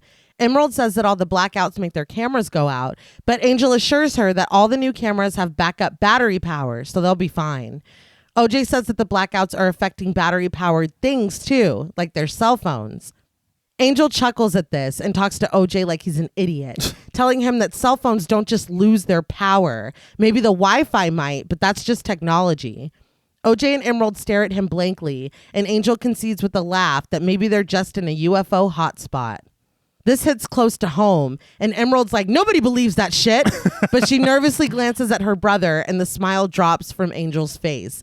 I saw on that documentary that this is the first time the three actors met each other, was filming the scene. Wow. Really? And that Jordan Peele did that on purpose because Keke Palmer and Daniel Kaluuya had already been working together. Mm-hmm. Brandon Perea was like this outsider and they're coming together to him and it's kind of awkward and weird. And he wanted that energy to be kind of authentic. Honestly, so I thought that was cool. They never met each other before this. That's really, really smart. That's interesting, but you can tell and it works. Yes. Yeah. Two things. First one, I want to say that Angel's first impression is his worst impression. Why are people who are really good with technology, why do they act like I don't know, but he was a dick. Clearly he doesn't like his job. No. you won't be able to do it? It's like, ah. Well, and he got mad because she called him Angel and he was like, he looked at his name tag, he's like, oh yeah, right. Yeah. It's like, dude, it's not even that big of a deal. I had people say my name at when I worked at the grocery store all the time. Yeah. I wasn't like, oh yeah, because you fucking see the name tag. But I want to talk about Brandon Perea. All right. He auditioned for the role and he got a call over Zoom from Jordan Peele after his audition, and he thought what was going to happen was him being let down very easy. Mm-hmm. And Jordan Peele goes, look, you brought a lot to the audition that I hadn't even considered. And if I were to cast you as Angel, I would have to rewrite this entire screenplay. Yeah. Mm-hmm. And Brandon Perea's like, yeah, I understand. And Jordan Peele goes, so that's exactly what I'm going to do. Yeah. That gave me goosebumps. Well, imagine that, hearing that, and Man. you're like, fuck, this dude's just telling I would me. sob. I would feel like I did such a bad job hearing that. I would have to rewrite everything for you. Yeah. Even if he's saying it nice, it's like, that's a nice way to tell say me no. I fucked up. Yeah. But I would cry. Oh, yeah. That's unbelievable. That's really cool. I wonder what the character was, because I really enjoy the Angel that we get. Yeah. I can't remember. I think now this is just me trying to remember because I know we go through like 50 articles looking for stuff. Yeah. I could have sworn they said something along the lines of like more of like a nerdier kind of a character. But all right. even so, whatever Brandon Perea does with it is perfect. Yeah. Yes. But at the ranch, Angel gets out of the Fry's van and says that he didn't realize they were this far out. He opens the van and suddenly screams. OJ tells him not to do that, and Angel apologizes for being shut down this morning, but he just got out of a 4-year relationship. Emerald tries to tell him that he was fine, but he continues that he really thought the woman he was with was the one. Emerald interrupts, asking if this is going to take longer than an hour, and when he says that it will, she says she's going to take off to the store. She asks if OJ needs anything, and when he doesn't answer her, she strides away, giving him the I'm watching you fingers. I have to be honest with you, Nay. If it was assumed that you and I were going to be hanging out while a person was working at the house for hours, and you're like, well, I'll see you later. I would be very, very upset. But this seems like something she would do. Absolutely. Yes. Yeah. Emerald, not Nay. No, yeah. I wouldn't do you like that. Thank you. As she leaves, Angel sidles up to OJ with pictures on his phone, telling him that his ex's name is Rebecca Diaz. He says to keep an eye out for her because she's an actress and a model. She even booked a show on the CW, but then she left him. He gets to work. And later, we watch from the new camera on the roof as Angel shows OJ how to adjust it and turn it with the laptop. I did want to say, because there's a line that he just like casts off and he's like, the fucking CW. Yeah. It put me in the mind of the motherfucking TSA. And I realized that Angel kind of is the Rod of this film. He is. Yeah, he is. And it's got to be more than the CW guy. Yeah. She'll be back. Yeah. But they go to various points on the property, testing and moving the cameras around. In a moment of silence, Angel educates OJ that they don't call them UFOs anymore. They're UAPs. OJ asks why they changed it, and Angel agrees that he doesn't like it, but he tells him why they did it. They did it because they wanted to keep them in the dark. He brings up all the declassified UFO footage from a couple years ago. When they did it, people started paying attention. So they changed the name to UAPs because nobody knows what the fuck a UAP is, and everyone lost interest. OJ says that he saw that Navy UFO clip, but the footage could have been better. Angel admits that it was shitty, but it is evidence that there's an alien civilization out in the universe. I thought it was very funny because the three of us were just talking like a month ago about how when they released that footage, everybody looked at it for about 5 minutes and then they're like, all right, so what else is going on? Yeah. But the reality of what we're seeing is kind of huge. Well, wasn't it like during COVID too? It was. So there was a lot. It felt like he like they picked the time where people we were panicking out of our minds. Yeah. That was the worst possible time. For them, it was the best time. But Yeah. Well, they probably didn't understand why everybody was staying inside. They were like, hold on, send somebody to like, something's happening down there and we don't know. It's like the radio signal sucks, dude. Go look. Yeah, go look. We're used to a certain level of humans outside. Yeah.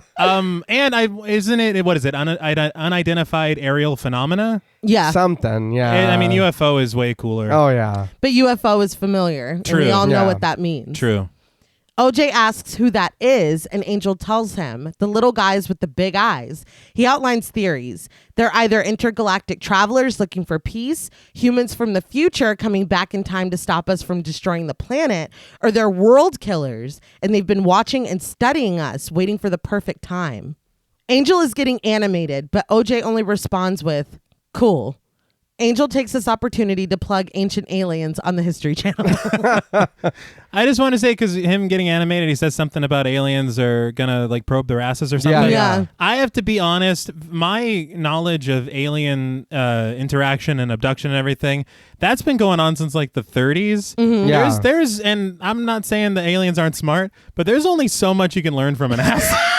And no, that's a good point. You know? And if you're like, well, I guess we'll try to see what's going on with this one. Maybe they're all different. No, we got to check all of them. No. And I don't kink shame the aliens. Well, I think only certain ones of them are into butt play. I don't. So it's not all of them that are. I was talking about science. No, Oh, me too. Yeah, Sure. me too. Yeah. Jesus Christ. He held it together earlier. That's fair. I guess One for you, one for you. He got one free credit. It is also funny to me that when they were at Fry's, Angel was like, UFOs, ha ha ha. And Emerald's like, no, that's not what we're doing. Nobody cares about that. And then here he's like, look, the UFOs. Like, it's like, I'm not fucking stupid. The thing is the tilting of the camera. Yeah. Yeah. He's like, Come Yeah, on. he knew. Mm-hmm. But in the distance, coming up the road in OJ's truck, Emerald yells across the field for them to come and help her. OJ drives the little vehicle on the ranch, and Angel follows in the Fry's van. They pull up to Emerald, who tells them that she needs the help of big, strong fellas. Pointing to the container that she's pulling with the streamer hanging off of it, OJ asks what's in there. With a smile, she tells him that it's just a couple training horses they ordered. She went to go pick them up. Angel asks where she got them from. She tells him not to worry about it and for both of them to come help. Angel rushes after her, but OJ stands there for a moment. I love how Angel is just like, I'm a Haywood now. There's a moment coming up that's like, dude. What are you doing? Once the training horse is set up, it looks very familiar with the streamer hanging out of its mouth. I say that because it's the exact horse that we saw earlier outside of Jupiter's Claim. How dare she, dude? Yeah. It's broad daylight. How did she get it in there? I don't know. Yeah, that's a good question. She needs their help to unload it. Yeah. But she's like, I've got this. When a truck pulls up, OJ starts to curse in frustration, but Emerald tells him to calm down because Jupe doesn't know anything. Angel asks if they're doing some shady shit, but they're interrupted when Jupe honks his horn at the fence. He calls out to them, and Emerald greets him back, telling him that he can just stay right there. No need to see what kind of horse this is. Or... Ray, don't go no further, friend. You stay right there. But I need to talk. No, that's okay. And Yeah. just We can yell hear it. you. Yell it. It echoes. Yeah. He gives her an enthusiastic sure and asks what's up. Emerald screams back that they're setting up decoys for horse training, and Jupe says that they have some of those too. Just as he starts to ask where she got them, she interrupts, asking louder where he got his. He admits that he's not really sure, but his wife would know. Angel yells out, thanking him for stopping by. But Emerald reminds him that he does not live here. He belongs here now. That's right. Yeah.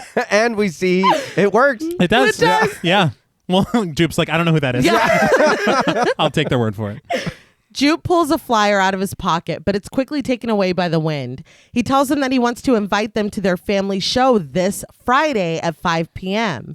Emerald tells him okay, and Jupe awkwardly gives them a thumbs up. They even more awkwardly return it.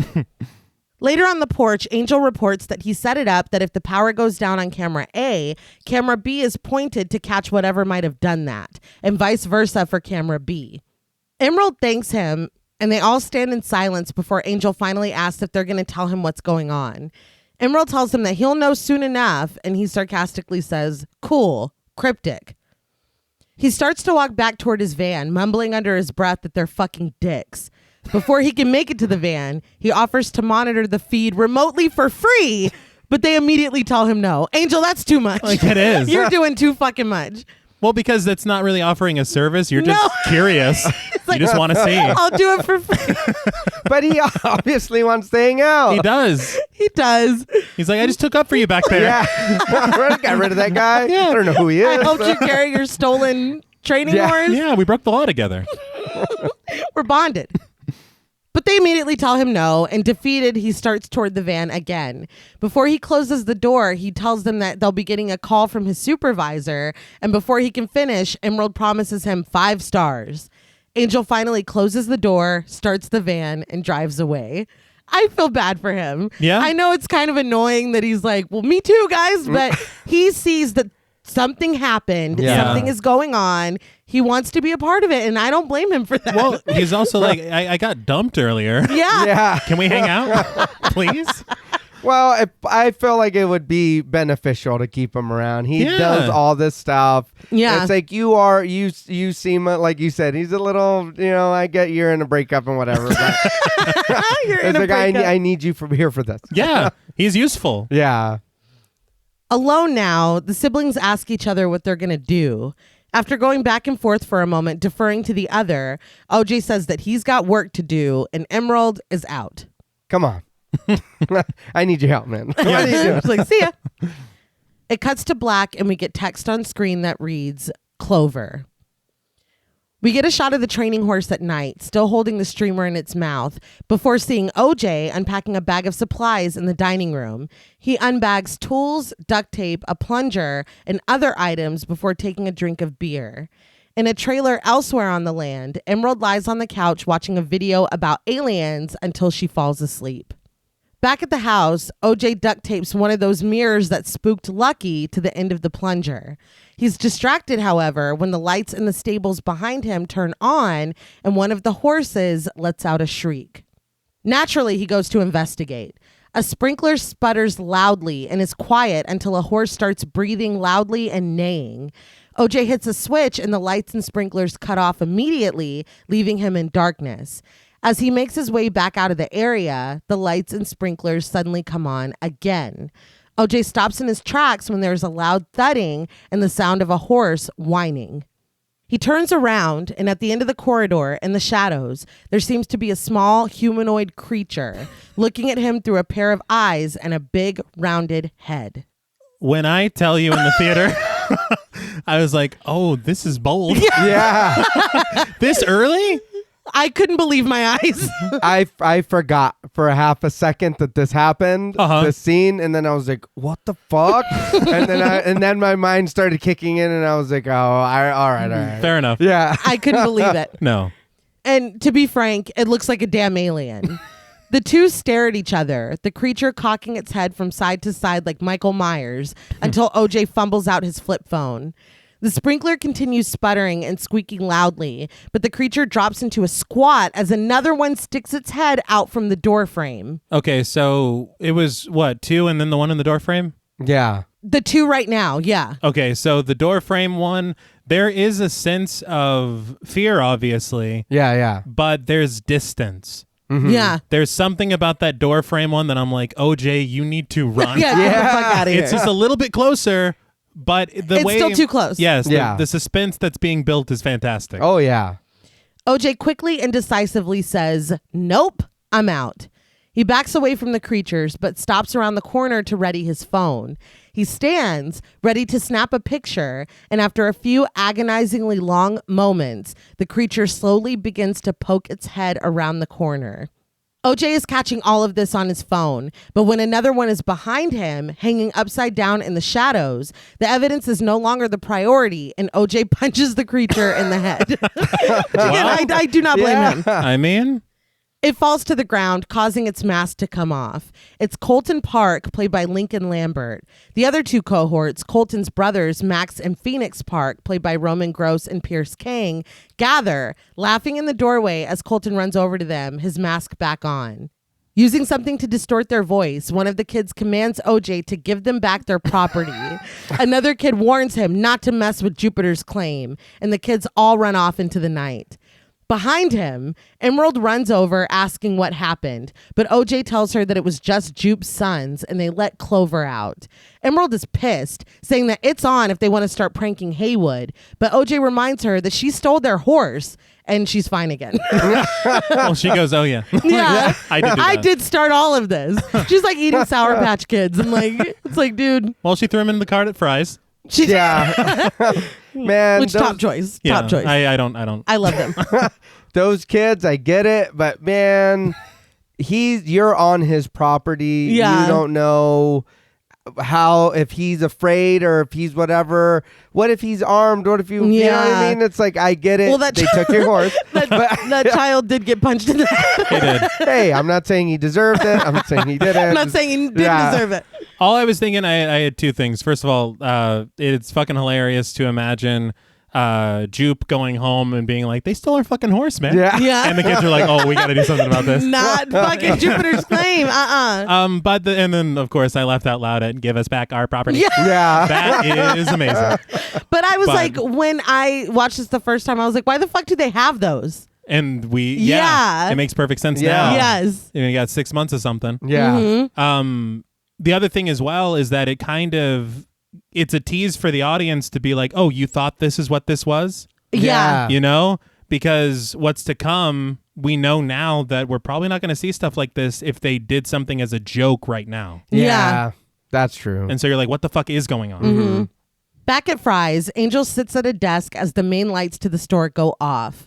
A security guard walks by and Angel smiles at him politely, but is clearly just waiting to be alone.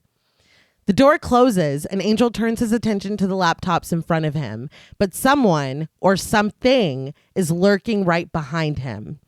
When she comes into view, it's only his coworker, Nessie, played by Barbie Ferreira, eating from a bag of Cheetos. She casually tells him hi, but it scares the shit out of him. He asks her what's up, and she tells him that she's just stalking like normal. We don't see a lot of Nessie. No. I did just want to point out that she is in Euphoria. I have not watched the show, but I know that people really love it. And if I didn't say something, people would be like, why didn't you say? You know, No, I gotcha. she's in Euphoria. Very good. I was more focused on the fact of leaving those Cheeto stains everywhere. Yeah. If she's going back to stock, this is terrible. That's not, Cheetos are not the multitask snack. No. That's a take a break snack. Yeah. And wash your hands. Yeah. Yes. Back at the Haywoods, OJ finds Clover standing by himself in the darkness outside of the pen. He starts to walk over to him. Emerald checks the surveillance cameras and pisses her shit when a praying mantis drops down in front of the lens. She can't help but laugh as she leaves the room, but she stops when her phone rings. She answers it, asking who's on the other end, but it's Angel. From his desk at Fry's, he calls to report her that there's a bug on camera A. She chastises him, telling him that they told him not to watch their feed. He concedes that he knows this, but urgently reports to her that camera B is down, like ancient fucking aliens down. He knew. He did. He knew. He knew, and what he's doing is highly illegal. He's helping. He's trying to help. Surveillance. Yeah. Gray area. But again, and I have not fully fleshed this out enough to even really make commentary on it. But there are certain things that seem to have like religious undertones. Mm-hmm. Once again, I'm not the authority on that. I don't fully understand that. But I do think it's interesting that there is a character named Angel who is watching over them. But that could be a reach. Well, the film begins with a Bible verse. Yeah. I didn't think of that. I mean, I don't know. Yeah, well. Someone above our pay grade can probably. But Emerald turns back toward the monitors, the bug still taking up the entire screen of camera A's feed. Back outside, OJ reaches Clover. He leads him back toward the house, but after just a couple steps, Clover stops, seemingly bothered. OJ looks at the horse, confused, then back toward the house where a light goes out. When he's distracted by this, Clover is spooked and runs away, ripping the lead out of OJ's hand and knocking him to the ground as he goes. There's a metallic grinding, and that stolen training horse with the streamer in its mouth is enveloped in dust. OJ looks after Clover, but quickly gets to his feet and turns around. A funnel of wind and sand drips from the sky. His gaze follows it up to a giant cloud, trailing that decorative flag streamer from the horse. That's a lot, first of all. Secondly, I forgot to mention as well, one of the inspirations for the film, and we see them a lot with these gusts and, what did you call them? Funnels? Mm-hmm. Wizard of Oz. Yeah. Oh, I can see that for sure. Emerald steps outside and sees the strange formation. She screams for her brother, but Angel is still on the phone. He presses buttons, rotating camera A, but the bug is holding on for dear life. He pleads with Emerald to get the bug off of the camera, drawing the attention of Nessie, who is stocking items only a few feet away. He pounds on the computer, emphatically telling Emerald to get the bug off, but he catches eyes with Nessie and quiets down. It's very funny the way he looks back at the camera. He's like, I need to be chill from here on out. Yeah. Well, come on. What you're doing is already extremely bad. It Yeah. is, but and he's very animated. Yeah. Get the fucking ball. Oh, sorry. We're in a fries. We're in a fries. Sir, this is a fry. Yeah. And he's working. Yeah, he is. That's true. The horses at the ranch are not having it. They're shrieking and going nuts in their stable. Angel asks if Emerald sees any lights, but looking up at the sky, she tells him that it's in the cloud. She screams out to OJ that it's in the cloud, and standing much nearer to it, OJ can only look up and agree with the calm, It's just, but it's so OJ. It is. What else are you going to say? Yeah. There's nothing else. Fuck.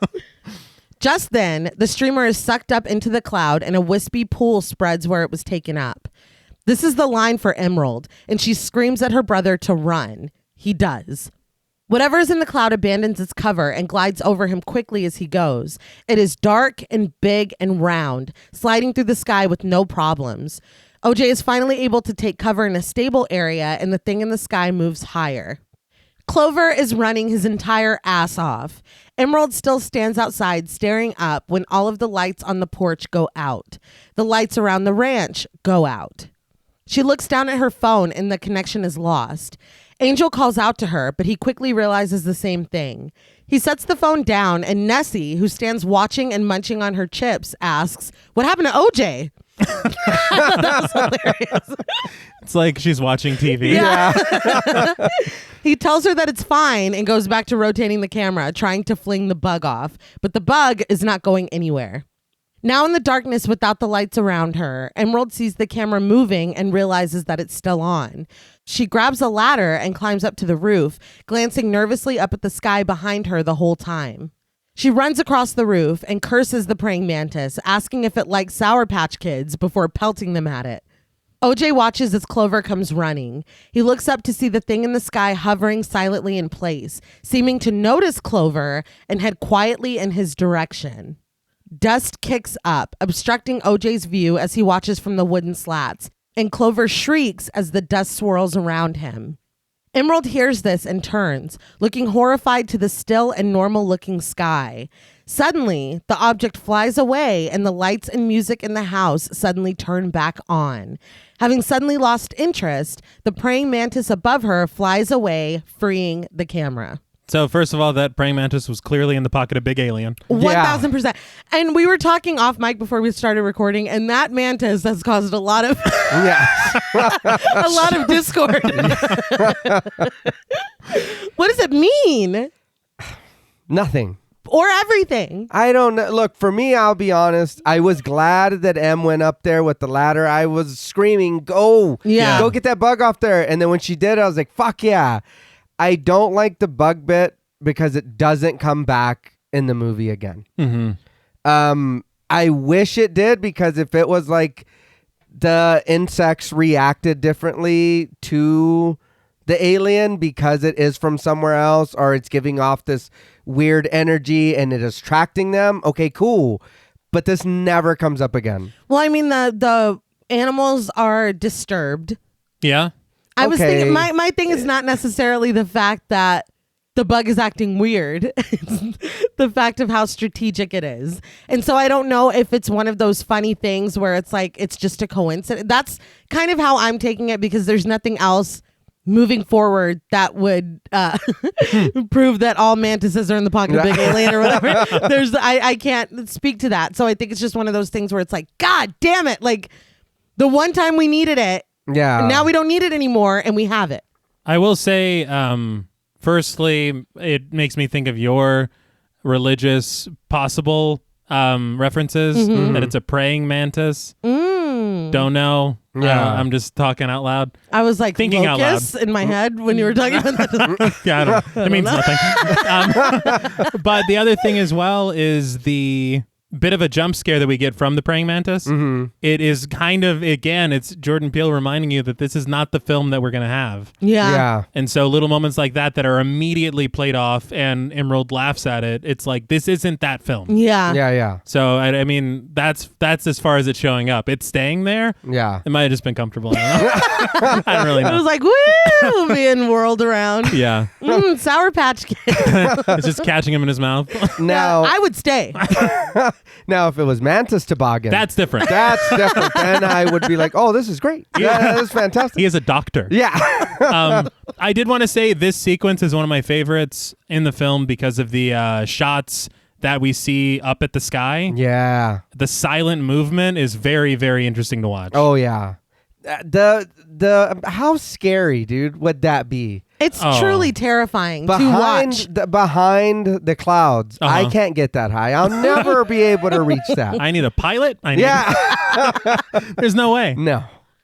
Later, OJ checks the monitors and comments that he hasn't seen a praying mantis in a long time. Emerald comes in, asking if he got his things together so that they can leave, but is distracted by her hatred for that praying mantis, saying that it better pray she never sees him again, because if she does, she's going to eat him. That's bold. She's mad. She says again that they need to leave, but he asks where exactly they're going to go. Emerald admits that she doesn't know, but she does have a little situation in Atwater texting her back right now. OJ has no urgency, though. He is sure that it's not coming back tonight. Emerald says that she doesn't care. She's never seen shit like this, and it's not worth it to stay. He tells her that she's free to leave then because he's got to get up early anyway. He's got mouths to feed. Emerald takes this in and sighs before dropping her bag and exclaiming, "Shit, shit, shit," as she walks away. He's been telling you he's got work to do. Yeah. Yeah? OJ continues to look at the praying mantis on the screen. Are they going to, mourn the loss of Clover? Or? Yeah. No. Justice for Clover. Yeah. Clover's gone, dude. Or just Make for a us to do? t-shirt. Yeah. Okay. We cut to a morning where OJ prepares a saddle. We pan out, though, and see Otis Sr. standing behind him and to the side. A horse neighs in the distance, and Otis asks his son if he hears that. It's Ghost out there, acting territorial. OJ only offers, for comment. We're watching OJ, but we hear the wise words of his father behind him as he remarks, "I guess some animals ain't fit to be trained." Interesting. Mm-hmm. We cut to OJ in his bed. He stares at the hazardous waste bag tacked up on the wall containing the nickel that killed his father.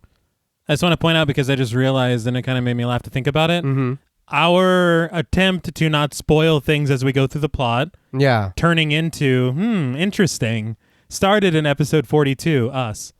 Oh my God. Oh, okay. Oh my God, that episode is that old? I believe so, yes. Jeez. Yeah, damn. It's been a while, Yeah. as Stained would say.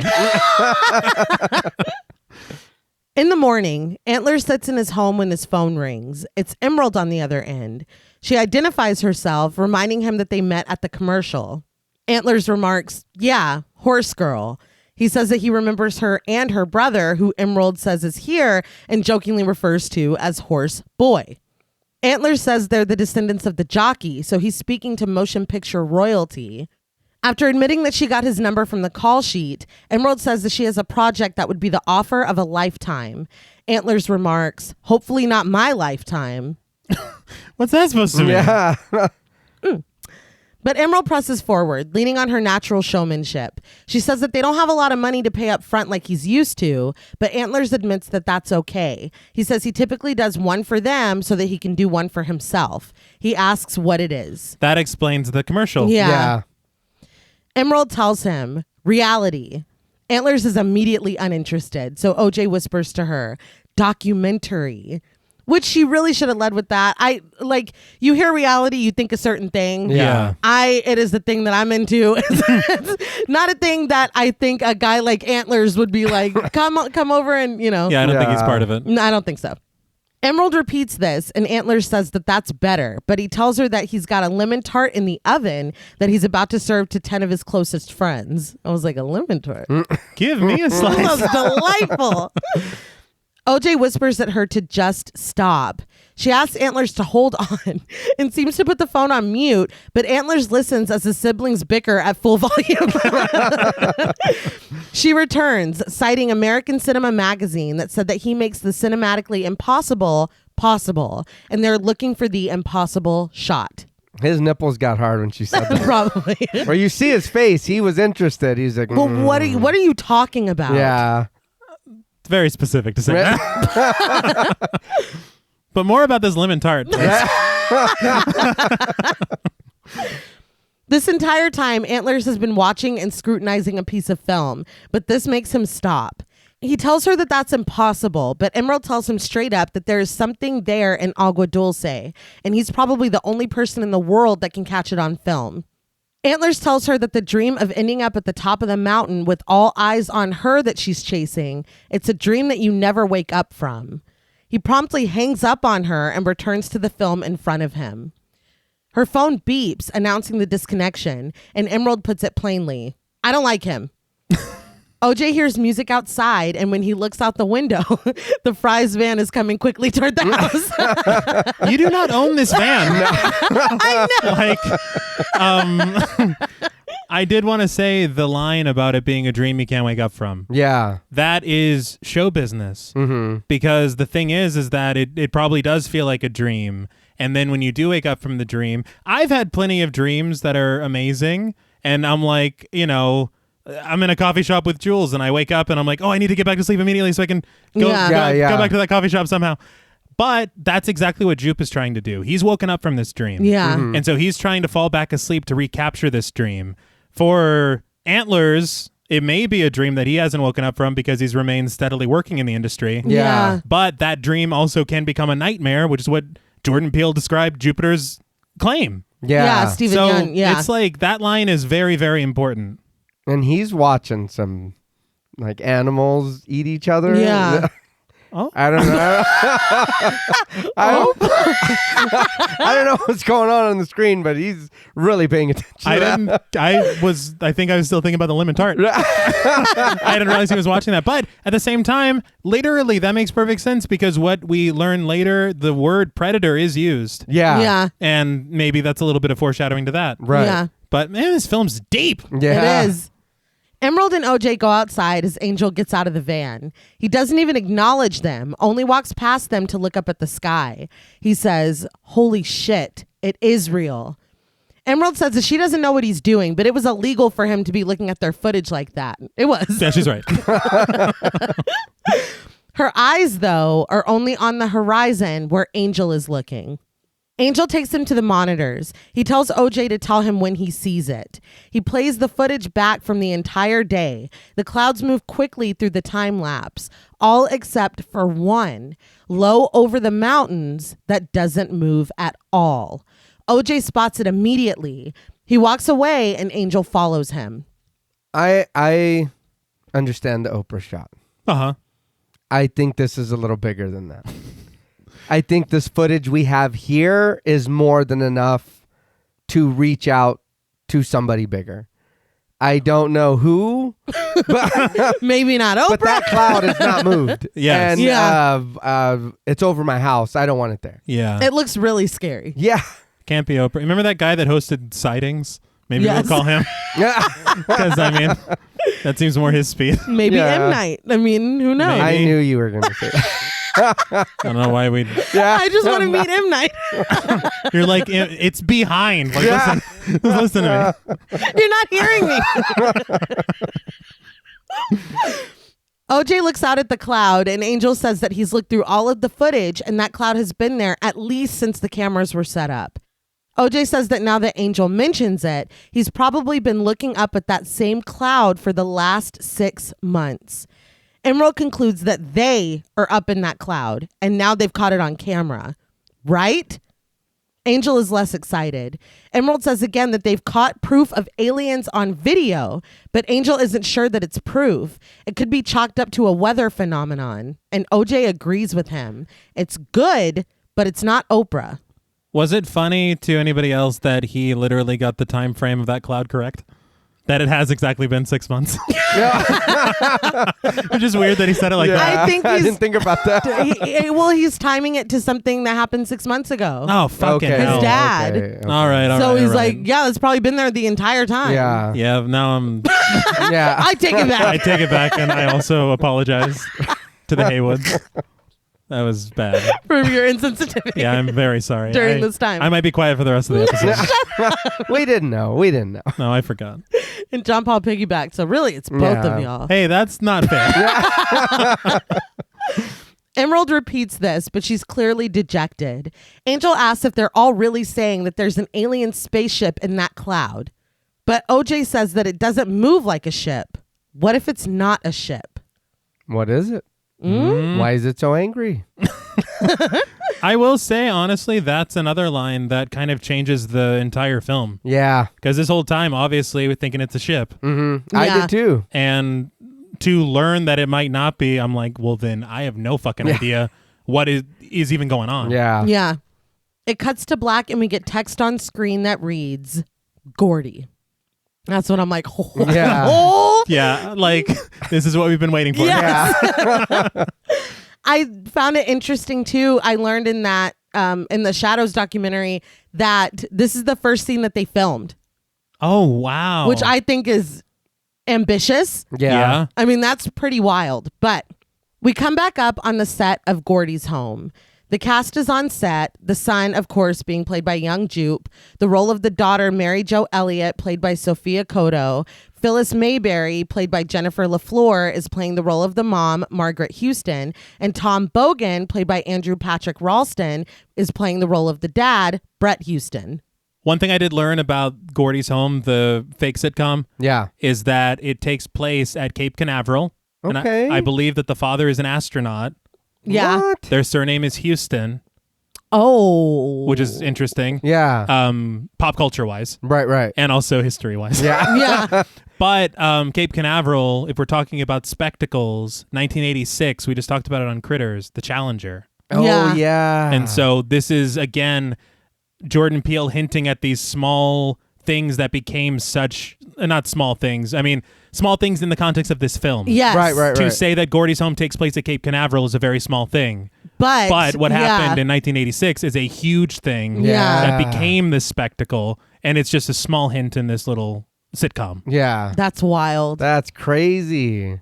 The director calls action, and the dad is explaining the gift of the watch that he got for Gordy before leading himself to the fact that Gordy can't even tell time. Jupe's character sarcastically congratulates his father on a great gift, and the mother joins in, citing Brett's ability to put a rocket into space, but he couldn't get a present right. This is the banter that we heard at the very beginning of the film. The audience laughs, and Jupe's character takes out a small box, saying that maybe his present won't be so bad after all. Not to be outdone, Mary Jo's character pulls a huge box out of nowhere and walks over to present it to Gordy. Jupe stands and fumbles a line, but picks it back up, asking what if they both failed at getting Gordy something good. But Mary Jo ignores this and presents her gift to Gordy.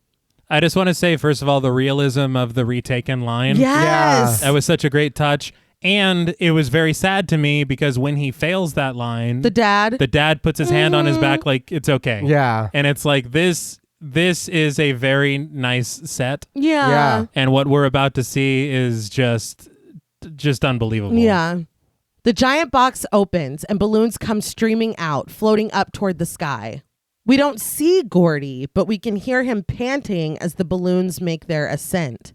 The audience cheers, the actors cheer, but when a balloon reaches the hot stage lights and pops, we hear Gordy begin to scream.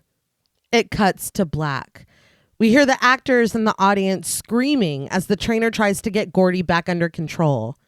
Gordy only continues to screech as objects crash to the ground.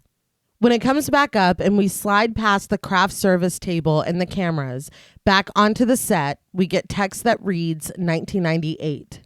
So we're about to, with the camera panning around and, or really almost like a steady cam, like the Shining situation. Yeah. Take a shot. For me personally, juxtaposing the sanitized and like saccharine sitcom with the real life horror and the blood. Yeah. And you got the applause signs we talked about. You got the empty thing. You got the grisly actions. There is something that is so unsettling to me about putting these two things together. Anytime, because there was a segment, me and great friend of the show, Molly Gerhart, talking about VHS. Woo, Molly. I think 99, the newer one. I haven't seen that one yet. Well, there's a segment that kind of does a similar thing where they take something very sanitized, like family friendly, and make it gruesome.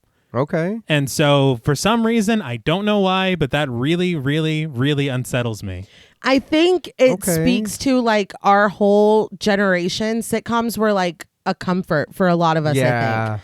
And so like taking that and kind of for lack of a better word, exploiting it into something dark, it is going to strike a nerve because, I mean, look at all the shit we grew up watching. Yeah. And so you know the world of a sitcom. That is familiar. That is comfortable. Yeah, they, do their after school or edgy topics or whatever, but it's comfortable. Everything's going to be fine at the end of 30 minutes. You know what I mean? And this seemed like a level of like a Full House. Yes. Yeah. Yeah.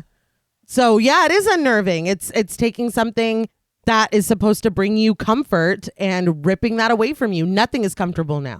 Like if those dinosaurs would have attacked each other. Heartbreaking. Fuck, Never be the same man. again. Of all the sitcoms, you could have You chosen. picked the clay one. It's dinosaurs. Yeah, well, there they were funny. We continue to slide past the vacated stands of the audience, past a sign encouraging their applause that blinks in futility. We see movement and hear Mary Jo's weakened gasps before it cuts to black again. Now we see young Jupe breathing heavily beneath the dining room table and watching it all unfold. He flinches at the sound of rhythmic thudding before Gordy abandons Mary Jo. We can see her twitching legs and feet as Gordy climbs up onto one of the couches. When Gordy notices her movement, he jumps onto Mary Jo again, bashing her face before lowering his own face to hers. We can hear the sound of squelching flesh.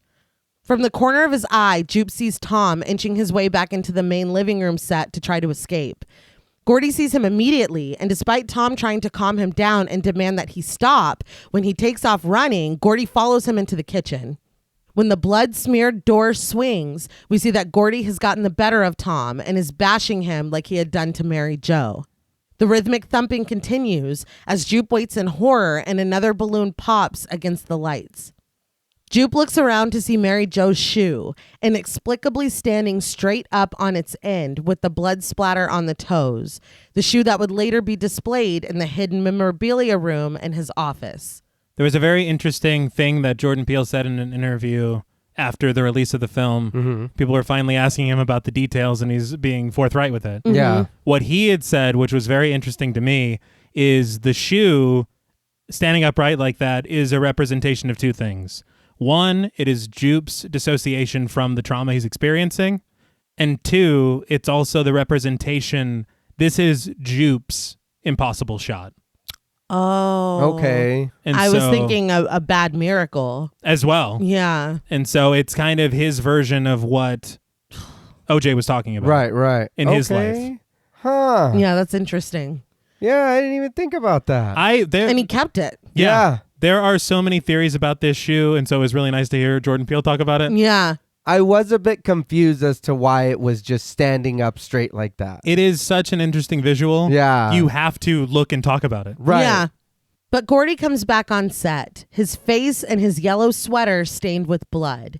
He sits down like we saw him earlier, nudging Mary Jo's foot and ripping the party hat off of his head.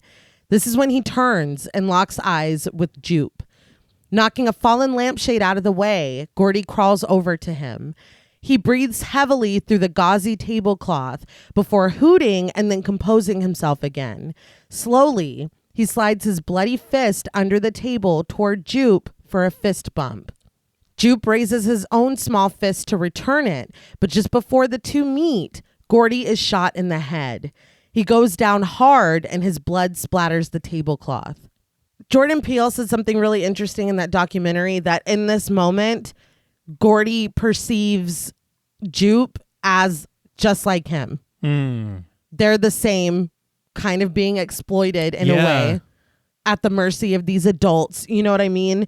Maybe being properly taken care of, maybe not, and so that's why I guess Jupe wasn't subjected to it. But Mary Jo was a child too. That's true. But I mean, I Yeah. guess they had that bond. They were doing the fist bump or whatever.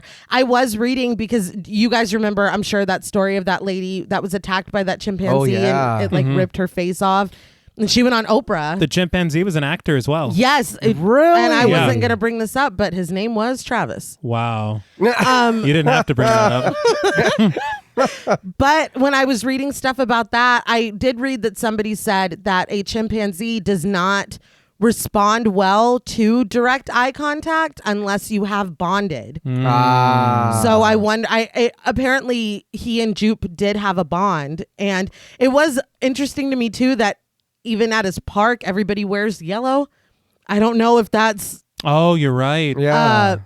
But whatever. But yeah, I thought that was really interesting that he and Gordy. Or to Gordy, he's like, me and you. Like, it's me and you and it's them. I mean, I don't know. Because Gordy's wearing yellow the whole thing, right? Yeah. He's in a yellow sweater. Interesting. And yellow's not, like, used a lot. We have OJ and orange a lot, he said, for orange juice. And obviously emerald and green for emeralds. Mm-hmm. But we don't see a lot of yellow. And so that did kind of... That's interesting. Yeah. But... Jordan Peele had said that his goal in all of this was to make the scene upsetting and horrific, but that you don't leave it mad at Gordy. Right. Honestly, you leave it in a very sympathetic place for Gordy. The way that he is trying to press on Mary Jo's shoe. Yeah. And the way that he tries to bond with Jupe at the end of it. It's literally, you have a chimpanzee that was startled and reacted to being startled, comes back to himself and is trying to be what he was. Yeah. It's very sad, honestly. And I can't remember who had said it in the documentary, but they were like, you put a fucking party hat on a chimp. Yeah, what do you... Like, what are you trying to do? It's like, fuck. Mm-hmm. It's an animal. Yeah. And you're not letting it be an animal. No. It's crazy because I... often when we're doing anything, like we've been to medieval times twice, and so I always worry about something like that happening. They have a falconer come out and it's dazzling and it's beautiful, but I'm always like, what if that falcon swoops down and rips my scalp off? Like I do think about that every time. Well, he comes right at you. It feels like it's like Reneé. This is personal. Oh, what'd I do to you, Hawk? This is personal. Oh, come on. He's watching me like a hawk. Well, that's just... All right. Yeah, he's a hawk. Yeah. What else is he supposed to do? But that trainer seems like he really takes care of that. They seem very bonded. Yeah. Yes, they do. Yeah. Because he sat there and he'd give them treats. He's talking to the bird. He's smiling at the bird. He's, you can see that he's handling the bird with care. Mm-hmm. It just... I don't know. It just scares me. No, it does. And they mention it later, but Siegfried and Roy. Yeah. Yeah. Like, and how comfortable were they with them? Yeah. But like, they're still an animal. Like it just, I don't know. It scares me. Anything with animals, I'm like, oh, this could be the straw where they're like, I don't want to fucking do this anymore. Yeah. And the thing is you don't know when until it happens. Yeah. And it's exactly what Otis said. Some animals ain't fit to be trained. Yeah. Yeah. And so... And then you got to take a step back and be like, we put a fucking party hat on a monkey. Yeah. I asked a tiger to do a magic trick. Yeah. Like, this is... And for many years. Many years. Like, it's just, I didn't mean to go off on a whole tangent, but just wow. No, yeah. But sirens wail, and we see a traumatized Jupe, blood dotting his face, struggling to comprehend what he just saw. We match cut to Jupe now, sitting in his office, wearing a microphone and staring wistfully into the distance. Amber comes in, checks out the window, and puts on Jupe's cowboy hat before taking her husband's hand. This snaps him back to reality, and he sighs. They both close their eyes and take a moment to breathe together before looking at each other and smiling. Amber asks if he's feeling good, and he assures her that he is. She takes the hat off of her head and places it on his. She asks if he wants to run it again, and he nods. After a deep breath, he starts. What if I told you? It cuts to black, and we get a text on screen that reads, Lucky. I'm like, God damn it, hasn't Lucky been through enough? Yeah. Fuck, dude. And what we learn. Yes. Yeah. Oh my God. Okay. Back at the ranch, Emerald sits on the porch looking at her phone and smoking her vape as Angel wraps plastic around the camera on the roof to protect it from the incoming storm. He calls down to OJ that he's putting a tarp on it just to be safe. OJ looks down, and pinned down by a pile of horse poop, he sees the flyer that Jupe tried to give him the other day for his friends and family event. He scoops it up, and when asked where he's going, with determination, he says he's going to get lucky. Was he Daft Punk? Very good. At Jupiter's claim, Amber is working the crowd, telling them that they aren't about to let some clouds ruin their fun. She welcomes them to the Star Lasso experience, and Jupe comes out to take center stage. He has the crowd applaud his wife, who stands in the wings, and his staff that sits in a sectioned off area of the bleachers. They cheer in return, and he playfully tells them that that's enough. He gives one more special thanks to his co-star and his first crush, Mary Jo Elliott. Everyone looks over at her. Mary Jo Elliott, played by Haley Babula, sitting in a motorized chair, wearing a sweater of herself as a child on it, with a pink flowery hat dripping a heavy veil over her face. She smiles from beneath the veil as she waves. I did want to mention, too, in the audience of this thing, there's the cameo from the husband and wife, the owner of Fry's that I mentioned earlier. I thought that was really cool. She's like a reporter. Oh, okay. Yeah, and so I thought that was pretty cool. They're just in the bleachers. That's great. He asks if everyone is ready, getting the crowd pumped, and Western music begins to play. Jupe turns his back to the audience, standing in front of a draped-off box. On the back of his suit, flanked by two clouds, is an alien spaceship with energy beaming down. Okay, so we got to hold on for a second. Call him Ranch because he be drunk. Yeah. No, it looks great. I want one. I was just, when you think about 6 months, they've had time to name what this is. Yeah. They have neon lights that are made for this experience at the park. Yeah. They have merchandise. Yep. He has a special jacket that he's wearing just for this. For 6 months, he's been doing this out here. Yep. Yeah, because you hear that, welcome to the Starlight Experience. Yes. Yeah. It's like, you paid for that shit.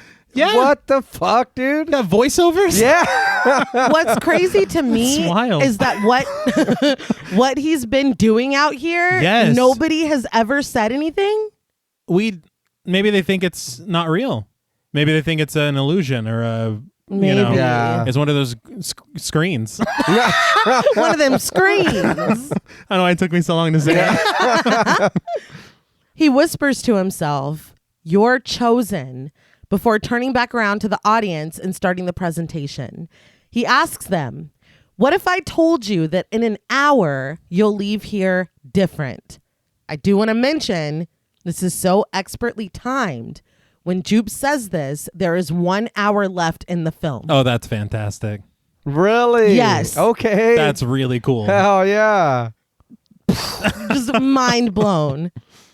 He explains that every Friday for the last 6 months, he and his family have witnessed an absolute spectacle, and the audience will be seeing it here today. He tells them that he's taking them back to that first night. Amber looks up at the employee in charge of the music at the top of the bleachers as he hits the cue and more Western music plays. Jupe says that right here, where he stands now, he came to wrangle a horse named Trigger. He says that the fog was so bad he could barely see his hand in front of his face, but he swears on his wife and children's lives that at 6:13 p.m., a flying saucer descended through the mist. So we were talking this morning, Nay and I, about the fact that 6:13 is the time that the saucer descends. Yeah. But also, whenever he was telling Emerald and OJ about the attack with Gordy, he said for 6 minutes and 13 seconds it was. And so okay. Twice this number has become important in Jupe's life. Yeah. Well, so I was like, is that a Bible verse or something? I don't know. I don't know. Again, someone above our pay grade could probably. A higher prey grade. Very good. Thank you. He says that Trigger ran into a gulch like he was going home. He snaps and the drapery is ripped off of the box. Inside, huffing, is Lucky. Jupe continues that he has no doubt that what he saw was a flying saucer. It was flat in the front with a circular hole in the bottom that he estimates to be about 2 school bus lengths wide. He promises that they're being surveilled by an alien species that he calls the viewers. This better be good or I want my $12.50 back. Like I want my 613 back. Yeah, no, I appreciate the love on the signs on the benches. Yeah. Because You saw 'em. yeah, you saw them. The Vasquez. That's right.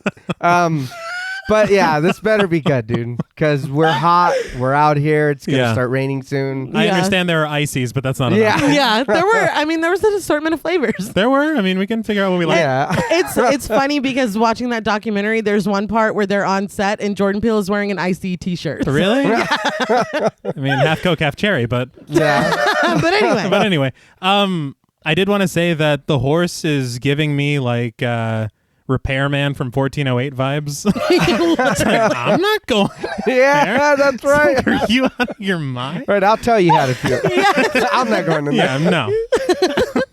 What gets me though, What's that? and we were talking a minute ago and I had a moment off mic where it literally just hit me literally about 10 minutes ago.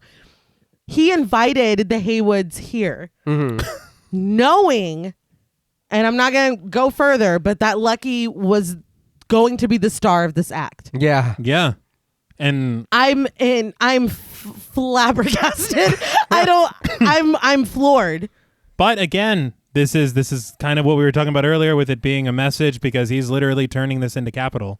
Yeah. Like immediately. Everybody has their intentions and motivations when it comes to this phenomenon. Yeah. He says that although they haven't emerged from their ship, he thinks that they trust him. If they didn't, none of them would be here right now. He follows up that morbid thought with a chuckle. He assures them again that in less than an hour, the Star Lasso experience is going to change them. The music comes to an end and Jupe introduces his sons, who are going to come out and do a number for them first. I'm like, so this is like a family show before we get to see the spaceship? Colton, Phoenix, and Max come out in their alien costumes. That's why they have alien costumes. Jupe introduces them by name and tells the sparse audience to remember those names. From a view in the sky, we see a streamer flowing in the wind. There's a loud roar. Jupe stops applauding his sons and turns around to see the saucer, barely concealed by the clouds. It roars again, sending out fog to mingle in with them. He looks a little unnerved and cautions the audience to stay in their seats because this is new. They're early. I did want to mention, since you did bring up the clouds and this thing moving through them, I read in the production notes there were, I think, over 700 visual effects shots in the film. Damn. And the reason for so many is because there are very, very few real clouds featured in this film. What? Really? Yes. They created this system where they almost had like a CG cloudscape. Okay. And they were able to implement it in all these shots and all these scenes, and it took 9 months to do this. Well, it looks good, It so looks- it was worth it. I Yeah. never Yeah. would have guessed that ever. No. Yeah, bravo, man. Yes. Like, for real. I would not have thought that at all. I think when you think about it, if you're working as a visual effects artist, it probably is easier to have this thing maneuver through clouds you've created. Yeah, no, that's true. But it's wild to watch this movie and be like, oh, that's probably not real. Yes. Yeah. Because it looks fantastic. The boys wait in the wings next to their mother, and Amber tries to cut the tension by remarking that they're giving them a real show today. Snapping back into showman mode, Jupe agrees, stating that if they're ready, we're ready. He points at the crew, and a recording of an announcement starts, welcoming the guests to the Star Lasso experience at Jupiter's Claim. As it tells everyone to avoid using their cell phones or flash photography, everyone starts to raise their phone to record, and Amber snaps at them to turn them off. Jupe opens the gate for Lucky, but Lucky won't leave it, despite Jupe's insistence. Amber tells the crowd to just bear with them because even trained animals are unpredictable. Interesting. But Jupe is looking up at the sky with an expression of worry. The announcer tells everyone to stay in their seats and enjoy the experience, but the voice becomes distorted as it fades out at the end. A station full of icy machines slows to a stop. There is a loud and deep roar from the sky, and most of the audience rises to their feet, some ignoring the rules and pulling out their phones. Mary Jo stands and stares skyward, the wind lifting her veil to reveal the scars and missing lips that her encounter with Gordy left her with.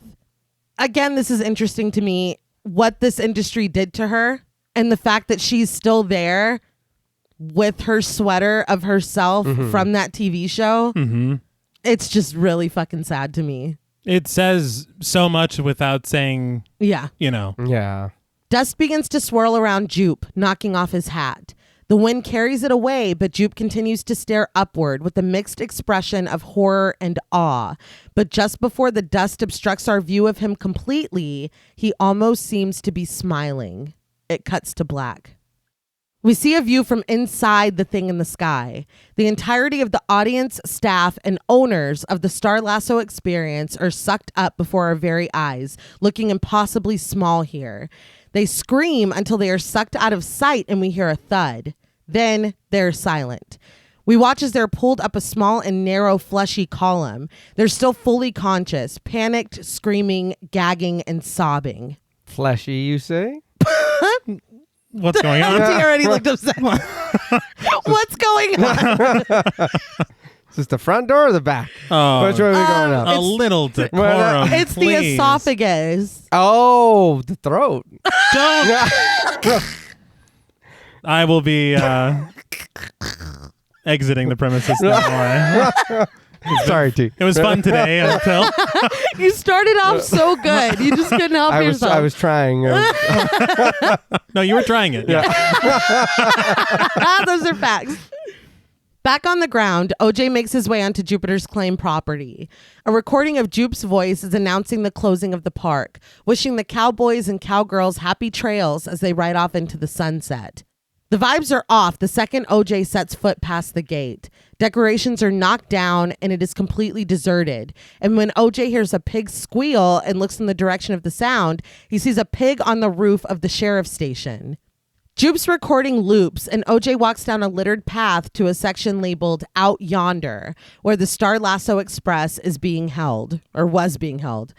The audience chairs are all completely empty as the dust is still settling down, but still in the cage, center stage, is Lucky. Keeping his eyes on the sky, OJ calls out to the horse quietly. Silently, though, the thing in the sky slides from the coverage of one cloud to another. OJ continues beckoning to Lucky as he keeps an eye on the thing in the sky, gliding all over the place now. The muffled sound of popping is heard, and when it isn't behind a cloud, stifled screams are too. He continues smacking his lips at Lucky, but Lucky only neighs in response. The thing in the sky comes swooping downward toward OJ, but he backs up further into the covered area. Dust is kicked up everywhere, and when the thing goes by, OJ is lifted up and slammed against the ceiling. Everything goes black. When he wakes up, it is full night and pouring rain. The neon sign for the Star Lasso experience flashes into the night, and it made me think of the applause sign. Oh, wow. Yeah. OJ wakes as the rain drips down onto him. When he opens his eyes, Lucky casually walks into view. I gotta say, that was the perfect name for that horse. Because good Lord. Well, he knew better than to leave that box. Yeah. He's like, so we going home? Yeah. Let's go. Back at the house, Angel tells Emerald that he'll be back in the morning to take the tarps off of the cameras. He says they could do it themselves, but Emerald says no. She likes when he does it. He accepts this and tells her goodnight. Outside, OJ hurries to his truck, calling Emerald and pleading with her to pick up. Angel gets into his van, bumping Sunglasses at Night by Corey Hart. I was like, okay. Yeah. Back at the house, Emerald puts in a VHS of Otis giving the presentation that she gave on the set of the commercial. This is when I realized that she forgot the extra great because she was literally giving her dad's speech. When you hear him say it, it tugs at your heart. I was like, ah. Yeah.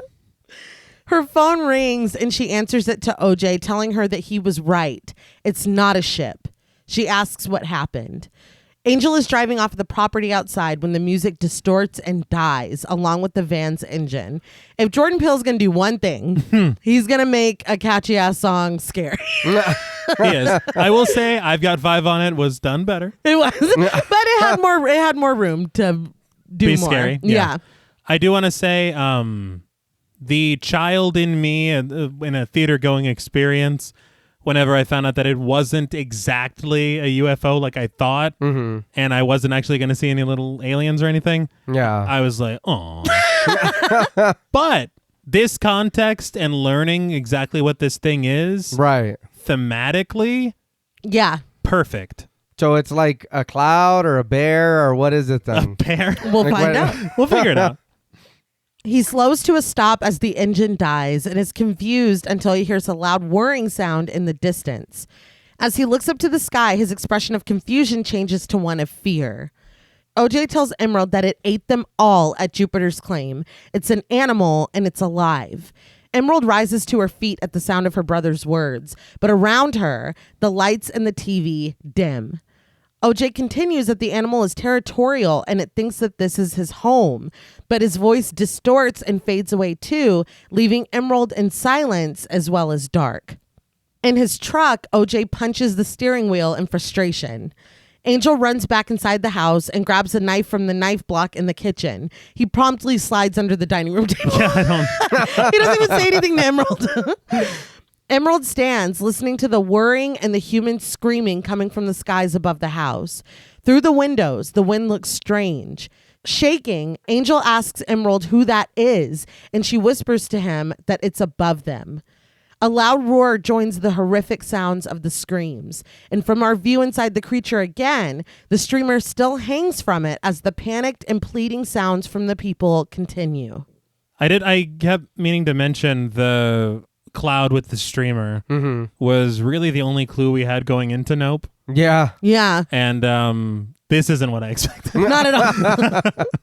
I do like the screams when it's Yes. moving around. Yeah. That's fucking unnerving. Well, I mean, we saw a glimpse of what's going on in there. Yeah. But we have no idea what else happens, what the next step is. Yeah. I don't want any part of it. No. Not the throat. Jesus Christ. A little to cloud him, please. Thank you. Some precipitation, huh? Oh my God. No. No. Suddenly, debris begins to fall from the sky. Pieces of a sign from Jupiter's Claim and other small items. Even a key sticks from the post on the porch. It's like, oh, so this is what happened. Yeah. Emerald looks from pictures of lost family members on the wall to the window, where blood, chunky with viscera, slides down. From the window to the wall? Dude. You just sound angry. Because now we're talking about precipitation again. Oh, come on, dude. It's a family show. Fluids can stay. Don't do that. Outside, the once white steps are stained red as blood rains down on them. Watching them do this in that documentary was wild. Everything that they had set up to do the rain and then bringing in something else. And they were adding like the coloring to the water and adding that to it was incredible. Just the visual of it from the inside Yeah. is terrifying. Yeah. But what we're about to see. We get an amazing shot of this giant creature hovering over the Haywood home. It blocks the rain like an umbrella, raining down its own macabre mixture of blood and guts onto the house instead. Seeing this shot, I felt like the meme of Martin Scorsese. I was like, this is cinema. This is a spectacle. It's amazing. It's amazing. As OJ approaches the house, the engine on his truck dies. He tries again to restart it, but of course that doesn't work. Through the windshield, illuminated briefly in the lightning, he sees what is happening outside the house. Emerald and Angel continue to cower inside, whimpering and afraid. Outside, OJ waits quietly as rain pelts his vehicle when the creature moves away from the house. Suddenly, the pelting stops, and Lucky huffs from the container in the back. Slowly, OJ opens the door to his truck and looks up at the sky. The creature once again acting as an umbrella over him. The huge and dangerous maw of it directly above. OJ quietly closes the door again and remarks, "Nope." Dude, I laughed so hard because he's like, I'm not even going to engage. Are you fucking freaking Hell out? no. No. The creature roars above him and he just continues to shake his head as he waits it out. It is a few agonizing moments before the head of the training horse, the streamer still attached to it, comes crashing through the front window on the passenger side. It is soaked in blood. The creature roars, clicks, and creaks above him, and OJ locks the door for good measure. Well, I mean, just in case. Yeah. As dawn breaks, the blood-stained house, the Fry's van, and OJ's truck all light up and come back to life.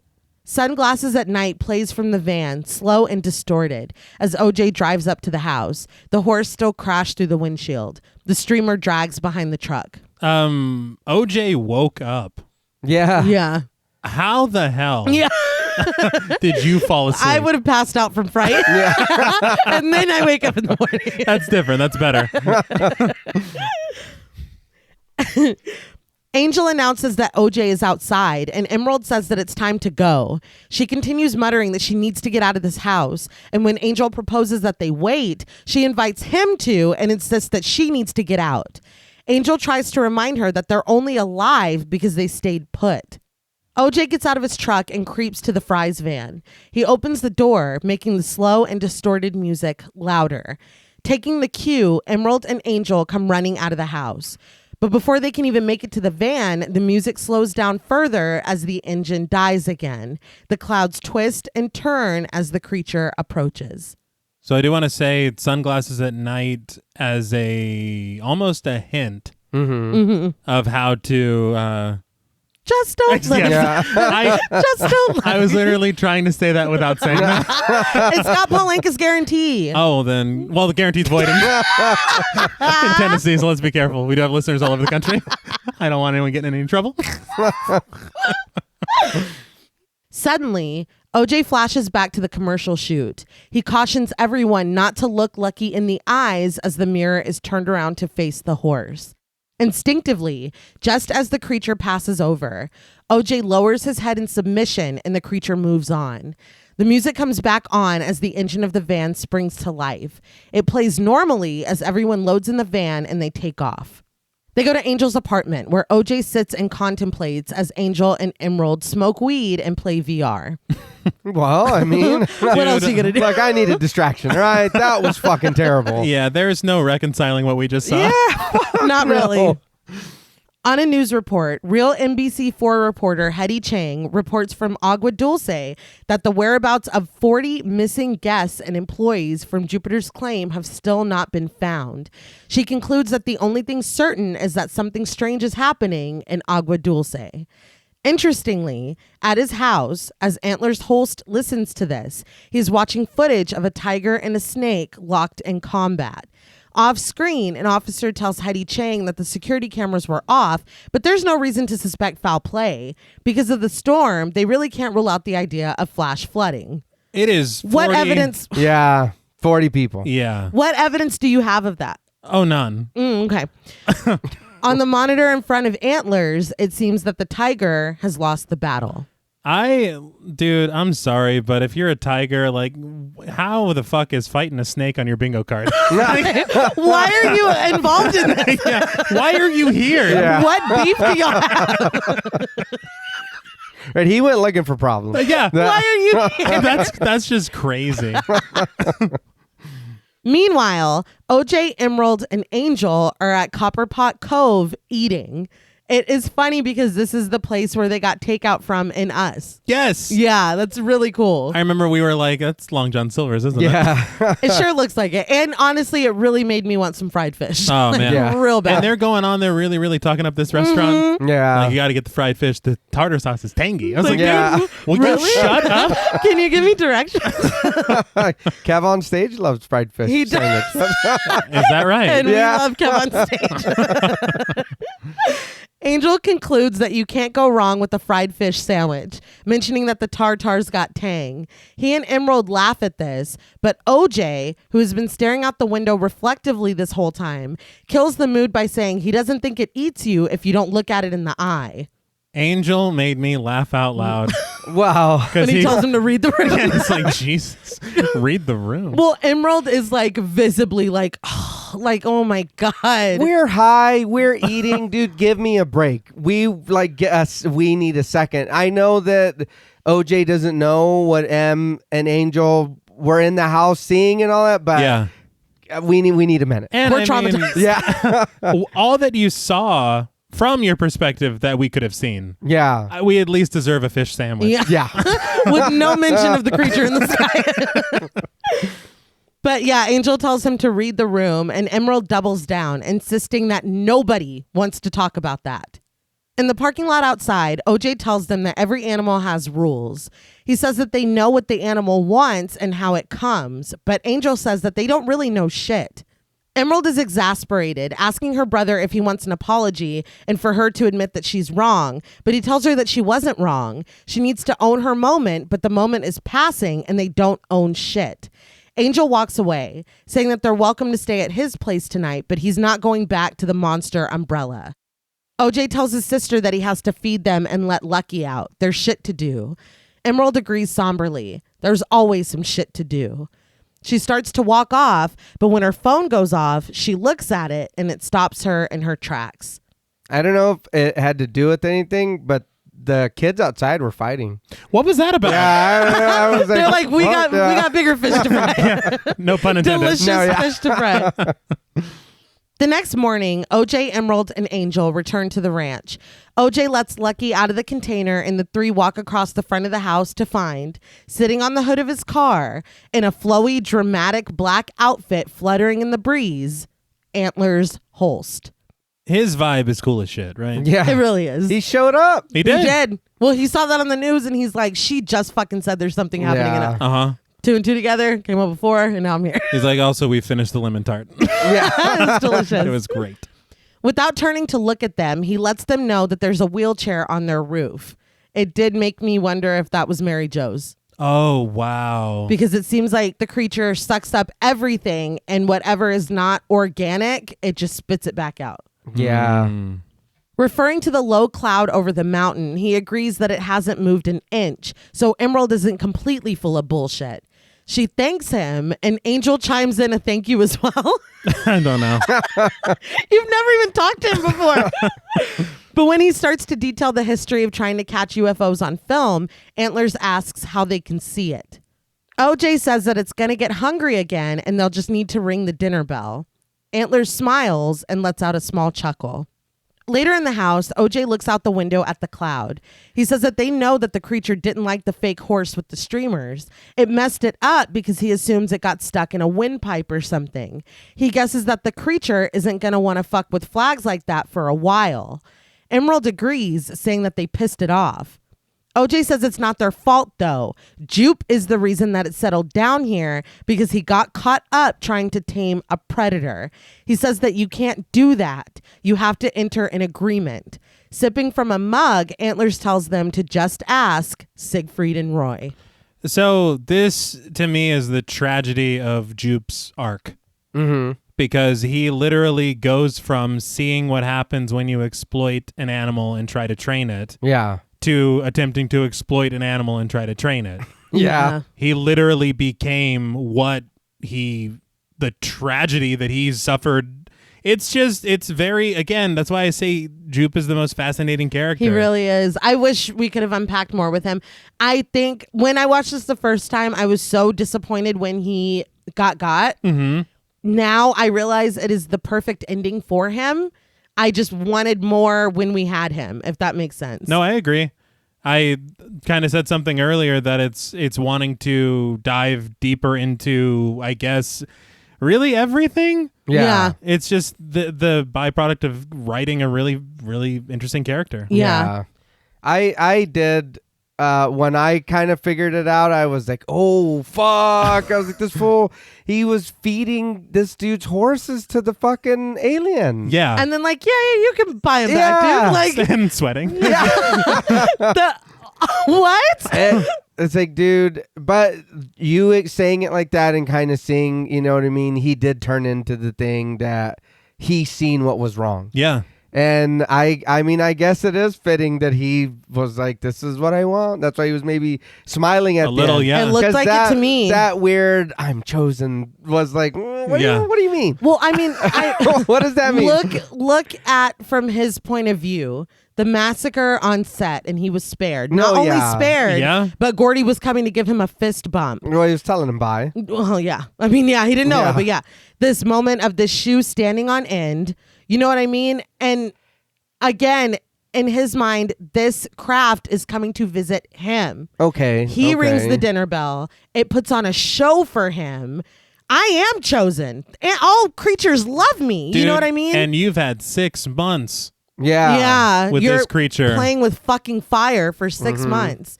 It's just wild. And the fact that you are knowingly feeding this creature horses and your next door neighbor is a ranch full of horses. Yeah. Like, you have no regard. It's like, Jupe is like a villain. It's wild. It's just wild. But Angel asks just how they're supposed to enter an agreement with, and when he fumbles for exactly what to call it, OJ insists that they call it Jean Jacket. The look on Emerald's face is very sweet. Yeah. Yeah, she looks up at this. I mean, and it's so fitting and important for that to be its name. I did want to also point out that behind Angel and Emerald is a poster for Buck and the Preacher. Mm-hmm. They talked about it in an interview in Uprocks. Jordan Peele was saying it was intentional because that's considered, I believe, the first Western to have a black lead. Okay, nice. And so he's attempting to pay homage to that with Nope. Yeah. I love that. All right. Antlers proposes that they present Jean Jacket with some horses at golden hour and see what they get. He's really about that shot. Yeah. He's really about golden hour. Yeah. Angel reminds Antlers that OJ and Emerald are horse people. Antlers offers that they can just set them free, but OJ puts his foot down. They're not doing that. Antlers asks who's going to go down there and get the star out of its trailer then. And OJ promptly says that he will, only asking where he wants it drawn. Using a map, Antlers shows him just where to draw Jean Jacket and where he will be, up on a ridge, ready to get the shot. Outside, Antlers shows them a hand-cranked camera that he made himself. Emerald is thrilled that Antlers came with a non-electrical camera, and the siblings give each other several enthusiastic high fives. That energy is infectious. Yes. I'm like, yeah, let's fucking get it. We can do this. Back inside, using the horse Monopoly piece with a jockey on its back, Antlers marks where OJ is going to draw Jean Jacket. OJ says that he's been under it a couple times at this point, and he assures Antlers that he will get him. We see OJ training Lucky as his voice continues. It's an animal. You don't turn your back on a bear, and you don't wear red around a bull. It's like that. You don't look at it unless you want its attention. Sitting in a car outside of a dealership, Emerald watches as it shuts down for the night, and all of those sky dancers collapse to the ground. And she has no problem stealing. No. She steals the weirdest things. At the house, Angel picks up the top hat piece and marks his spot on the map. We see him loading up supplies from Fry's into the back of the van. But when he hears a siren, he drops it and gives a poor demonstration of trying to look casual. The risk he's taking doing that. It'll be worth it. Oh, no, yeah. As he helps Antlers set up an area on the ranch, OJ's voice continues, cautioning that they don't have much time. 1 or 2 days at the most because word is getting out. Under the cover of night, Angel steals the batteries out of the cars still parked outside of Jupiter's claim. Angel offers a cursory, "Sorry, dead people, park's closed." OJ stands by the cars, looking around and up to the sky as his narration continues. He says that when word gets out, people are going to do what they always do, try and take it for themselves. Back at the house, Emerald marks her location close to OJ with the thimble, saying that that's what she wanted anyway. We cut to her sitting at her sewing machine and vaping as she sews many pieces of bright colored fabric together. OJ's voice continues to let the people come because it won't matter, because what they're about to do can't be erased. In the arena, OJ and Emerald watch as a sky dancer rises up in front of Lucky. Back at the house, OJ tells them that Jean Jacket is big and mad, and it's got a lot of spirit, but anything with the spirit can get broke. Antler says OJ will break it then, and he'll get the shot. He offers a chuckle as he sips on his coffee and looks out the window. That night, in the dining room over dinner, Angel asks for confirmation that what they're doing is important. Referring to Antlers, he asks if what they're documenting is going to do some good. He guesses that besides the money and the fame, what they're doing might just save lives or even the earth. Desperate for reassurance, he continues to ask, "Right?" Antlers chuckles, but OJ and Emerald tell him yes. In his deep and gravelly voice, Antlers begins to recite lyrics from the Purple People Eater. "While it came down to earth and it hid in a tree, I said, 'Mr. Purple People Eater, don't eat me. Well, he looked at me, and in a voice so gruff, he said, I wouldn't eat you because you're too tough. He was a one-eyed, one-horned, flying purple people eater. As he repeats this last line, we see the map, dotted with colored pins, the Monopoly pieces strategically placed. And he said it was a gruff voice, so he was perfect for it. Yeah. The party was born to play. Yeah, because he's like one-eyed. I was like, oh, Lisa, you're scaring your mother. But this is really cool. It is. It's fantastic, but it is so chilling. And part of it, he said, you're too tough, so that's motivating. Yeah. But you're still scaring the hell out of me. Please still don't eat me.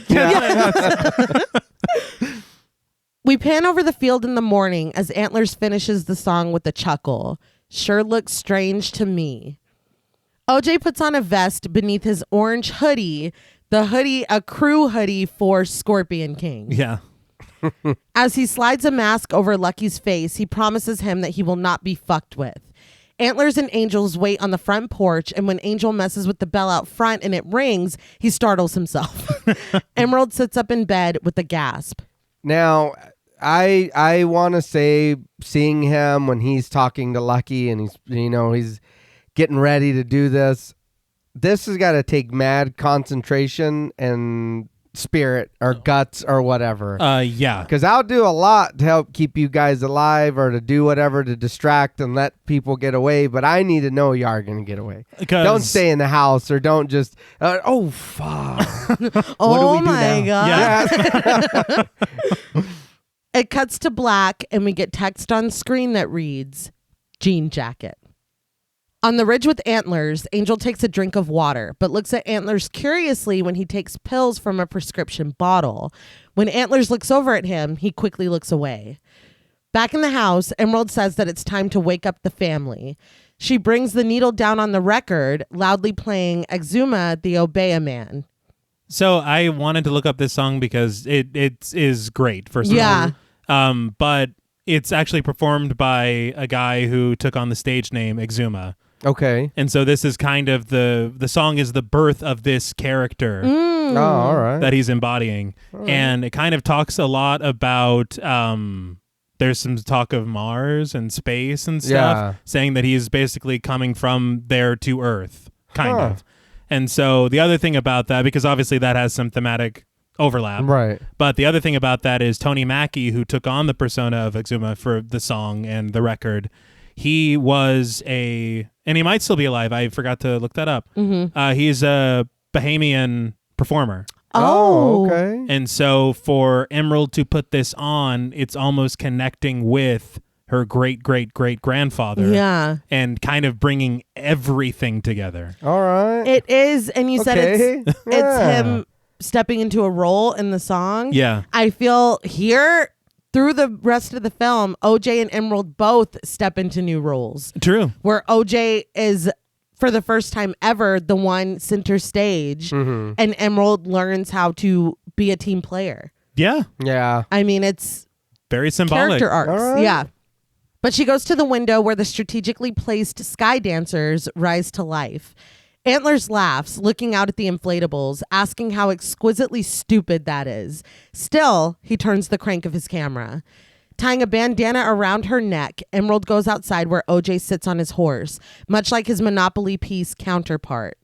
Real quick, since he is on the horse, he said in the documentary that he did not know how to ride a horse when he got this job. Period. He did not know how to ride a horse, and that he learned within a month to be able to do this. Yeah. So I wanted to look this up, and I ended up stumbling upon this when I was looking for like the horses' names and the credits for them and everything. Mm-hmm. But where he went to go learn how to ride horses was at the Compton Cowboy. Wonderful organization. I looked up on their website, and their slogan is "Streets raised us, horses saved us." Wow. They are like this big group of African Americans and other different ethnicities of people, and they're trying to help at youth inner city kids. Specifically, I guess they started in because a lot of them are from Compton. Yeah. And they're trying to show them how farming and ranching and all that is for everyone. Right. It's for everyone to enjoy. And they said that it's a way that it's helped them to, turn their troubled pasts around. The guy who runs it is called Randy Savvy. Oh, that's great. He's a macho man. Yeah. He said, I read in this article, and this one was also another National Geographic article, and he said that when he was training Daniel Kaluuya, he said that he noticed when he watched the movie that he took a lot of what he taught him and what he learned there, and he used it in the movie. He said a lot of it was telling him, look, keep calm, you know what I mean? Don't be anxious around the horses. Be very gentle with them. Understand that when they're ready to do something, they'll let you know. The bond with the horse. And he said that watching the movie, he said he kind of didn't understand it, but he was like, seeing him implement the things that he was taught, that made him very proud and happy because he knew that he listened to him and he took away a lot from it. That's incredible. And and anyone who wants to check out that organization, fantastic people. They have a youth, again, that's the Compton Cowboy. They have youth programs, and Universal for this movie donated parts of the merchandise proceeds to their foundation. Oh, that's fantastic. Yeah. So great people, taught him how to ride horses, and he was a fantastic student. So that's that's good really to know. cool. That's for really sure. cool. But the two exchange a look, and Emerald heads to the shed where the surveillance monitors are set up, and OJ takes off unlucky. Looking at the screen, Emerald vows that they're getting him today. Antlers continues filming, following OJ as he rides around the arena. Emerald radios Angel, asking why she can't see the feed for Antler's camera, but Angel simply tells her that they can't figure it out. He's shooting on a film camera, and all their stuff is digital. Emerald accuses him of forgetting about it, and Angel gets defensive, saying that his priority was rigging up all the sky dancers with the stolen batteries from dead people's cars. He then apologizes for the outburst, saying that he's just scared. I get it. Yeah. OJ finds a downed sky dancer and reports it on the walkie. Angel zooms in on it with his camera as Emerald watches on the monitor, only for it to spring back to life. Angel proposes that it might be a faulty battery, but OJ says no, he's poking.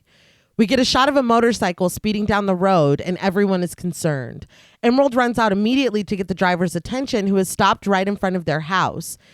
The driver, who is credited as Ryder Mybridge, played by Devin Gray, sits on the bike, his face obscured by a reflective helmet, pointing a handheld camera up at the sky. When Emerald calls out to him, he asks if she sees that cloud. Emerald asks who he's with, and he only asks who she is. Emerald says that she's nobody, but he counters that she doesn't look like nobody to him. Thinking quickly, she says that they're doing a camera test for a Verizon commercial, so she needs him to clear the area. He ignores this, saying that the whole valley is blurry on Google Maps. She tells him that it's quicker to go around to get to Jupiter's Claim, and he's like, oh, speaking of which, and turns the camera around on her, asking what really did happen to Jupe Park and all those other people. He asks if she really believes the flood narrative, and Emerald reports to the radio that it's TMZ.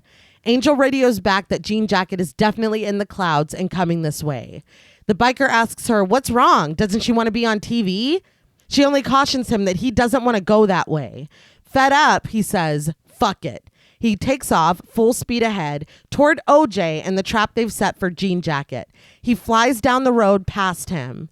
Emerald runs to the control room and watches as the sky dancers deflate one by one. She asks if they're still filming, and Antlers assures that they are. Angel gives them a pop quiz. What happens when an electric bike going 60 miles per hour hits an anti-electric field going in the opposite direction?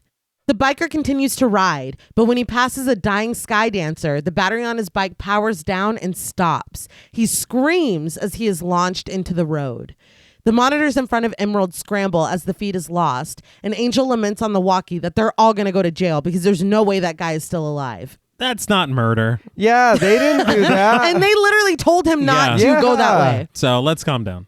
As soon as he says this, the rider starts screaming again, just as beaten and broken as his camera that lies in the dirt. Emerald says that she told him not to go, but OJ and Lucky take off in the rider's direction. He moves slowly and cautiously, warning the crew that he's about to go dark.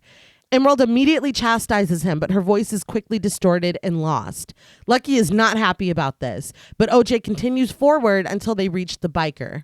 The biker only asks if they caught it on film, but OJ advises him that they need to get him out of here. The rider is only worried about the whereabouts of his camera. Okay. And it continues with his frantic, distorted voice being like, why aren't you getting this on film? Yeah. I gotta be 100% honest. I love the shit out of this movie. Mm-hmm. This TMZ thing does not work for me. Yeah, I think it's a really interesting angle, the fact that his name is Muybridge, even though it's not explicitly stated in the film. We have another, example of the Haywoods kind of being pushed to the side by a Muybridge or something. I mean, there's something there, but to me, it's the fact that, and I didn't even mind when he's like, so what did happen to Juke Park or whatever? Like, it's whatever, but it's what is happening right now. And the fact that he has to have broken several bones. Yeah. And he's still like, where's my phone? Somebody film that. I get the messaging. I fully get the messaging. I get what it symbolizes, but it is in this moment where everything is coming to a head, it's kind of a bit much for me. It's too on the nose. Yeah. For how subtle a lot of things have been so far. Yeah. It's really, really heavy-handed, and of course it's TMZ, and TMZ. That was funny. That was funny. That's the thing. That's fine. Jordan Peele always does this really great job of putting in just enough humor, and I feel like for what this movie is, this leaned a little too hard into it for the film that this is. Why did he have like a ghost face kind of voice going on? I don't know. I'm not sure. I guess because it sounded like he had something going on there. It did. I was like, what the fuck? I guess it's the metal helmet. I don't know. I even liked the metal helmet being a reflection of society. Okay, that's interesting. Okay, so I mean, you have things that work here, but the whole thing, it just seemed, especially when OJ picks him up. Yeah. I was like, we can calm down a little bit. In that documentary, they were like, remember that helmet reflects everything. Do not be standing out. Don't walk out by yourself. Yeah, I was like, damn, I bet that was hard to do anything. Oh yeah, yeah. Antlers runs out of film and calls Angel over to help him reload. Angel starts to get the job done. Electricity begins to power back up, but the writer only asks about his phone again. Now able to talk to her brother, Emerald warns him that if he dies trying to save that guy, she's going to kill him.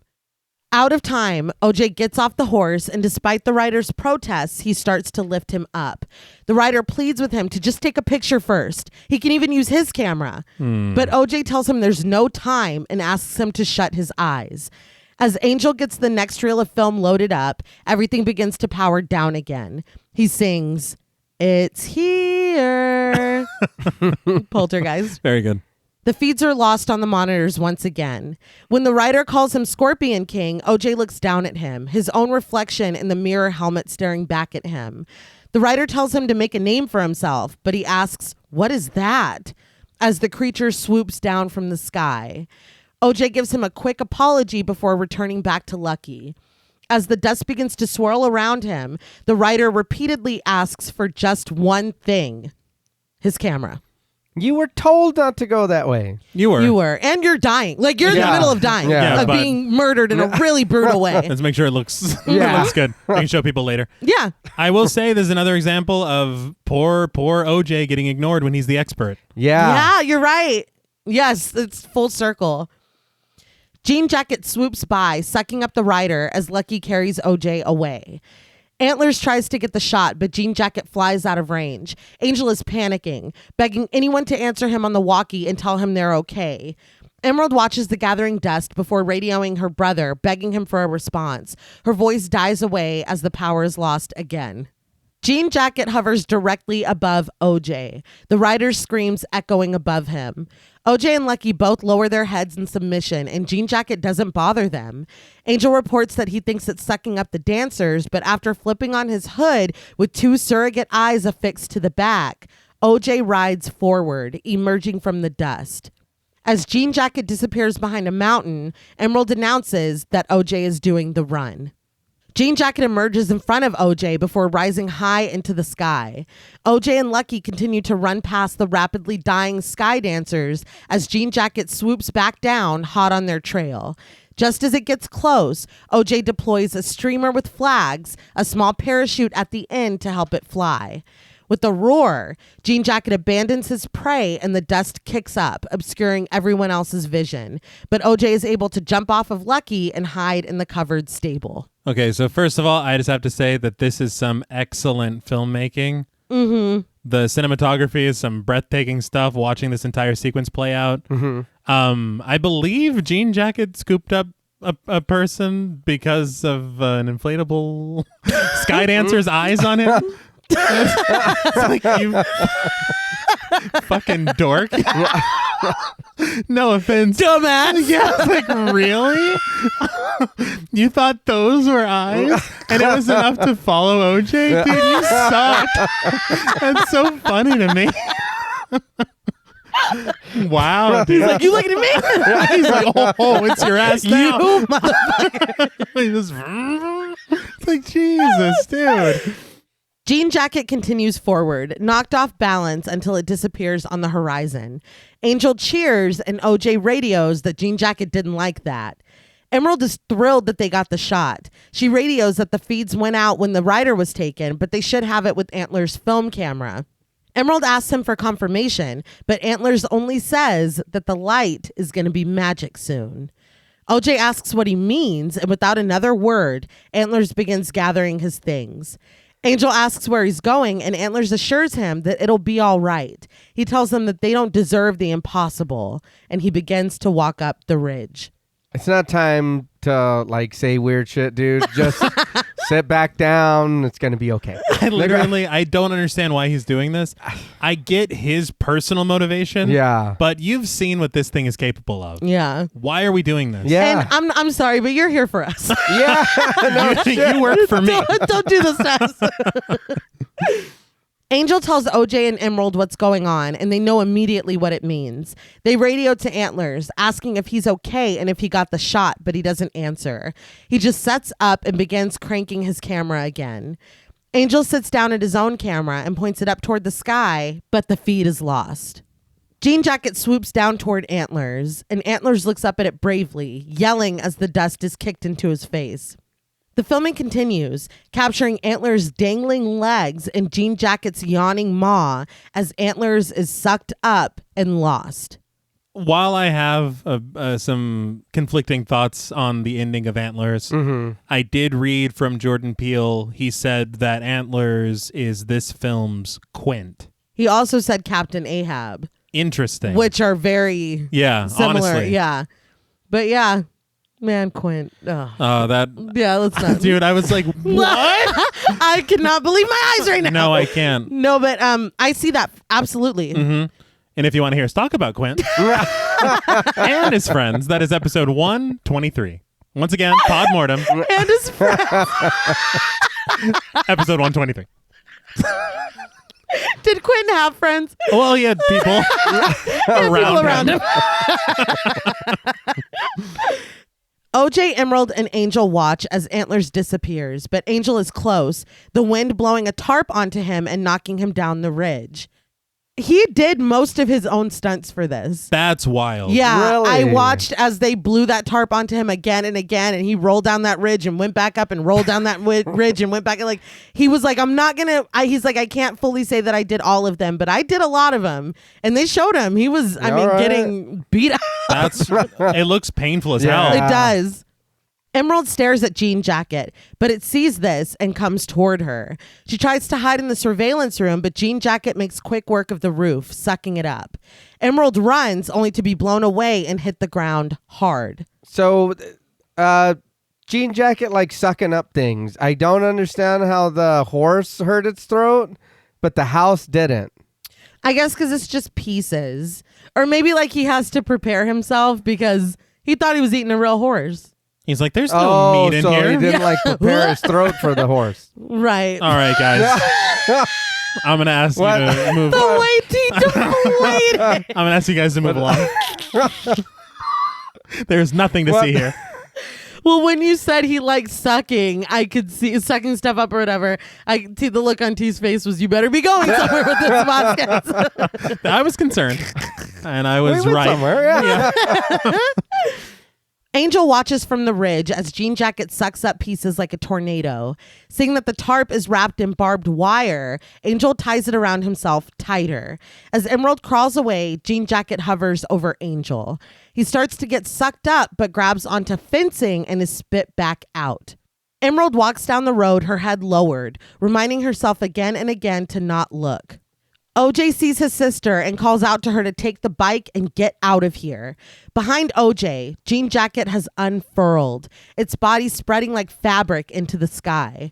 It moves slowly and delicately over to Emerald as she finds the bike and tries to start it. Oh, this is the movie about the killer bedsheet. I heard about this. It's horrifying. Yeah. I was confused the whole beginning of the movie. I wanted to talk about this evolution of Jean Jacket Yeah. into a bedsheet, apparently. I personally think that it looks really, really cool. And there is something at the center of Jean Jacket that appears very camera-like. Yes. Okay. But I read in the production notes that they consulted with John DeBeery. He's an engineering professor at Caltech. And they, as a team of designers, studied birds, jellyfish, and the ion propulsion of underwater animal biology. Huh. And you see all of it at work here. One of the very interesting things that they thought to incorporate into this final form, origami. Oh. Okay. And What, like the mirrored pieces? that and the unfolding and unfurling. Yeah, yeah. Mm. I thought that was very interesting, and I did also read that Jean Jacket's full design took 18 months to finalize. Jeez. Well, I will say that this is unlike anything I've ever seen before.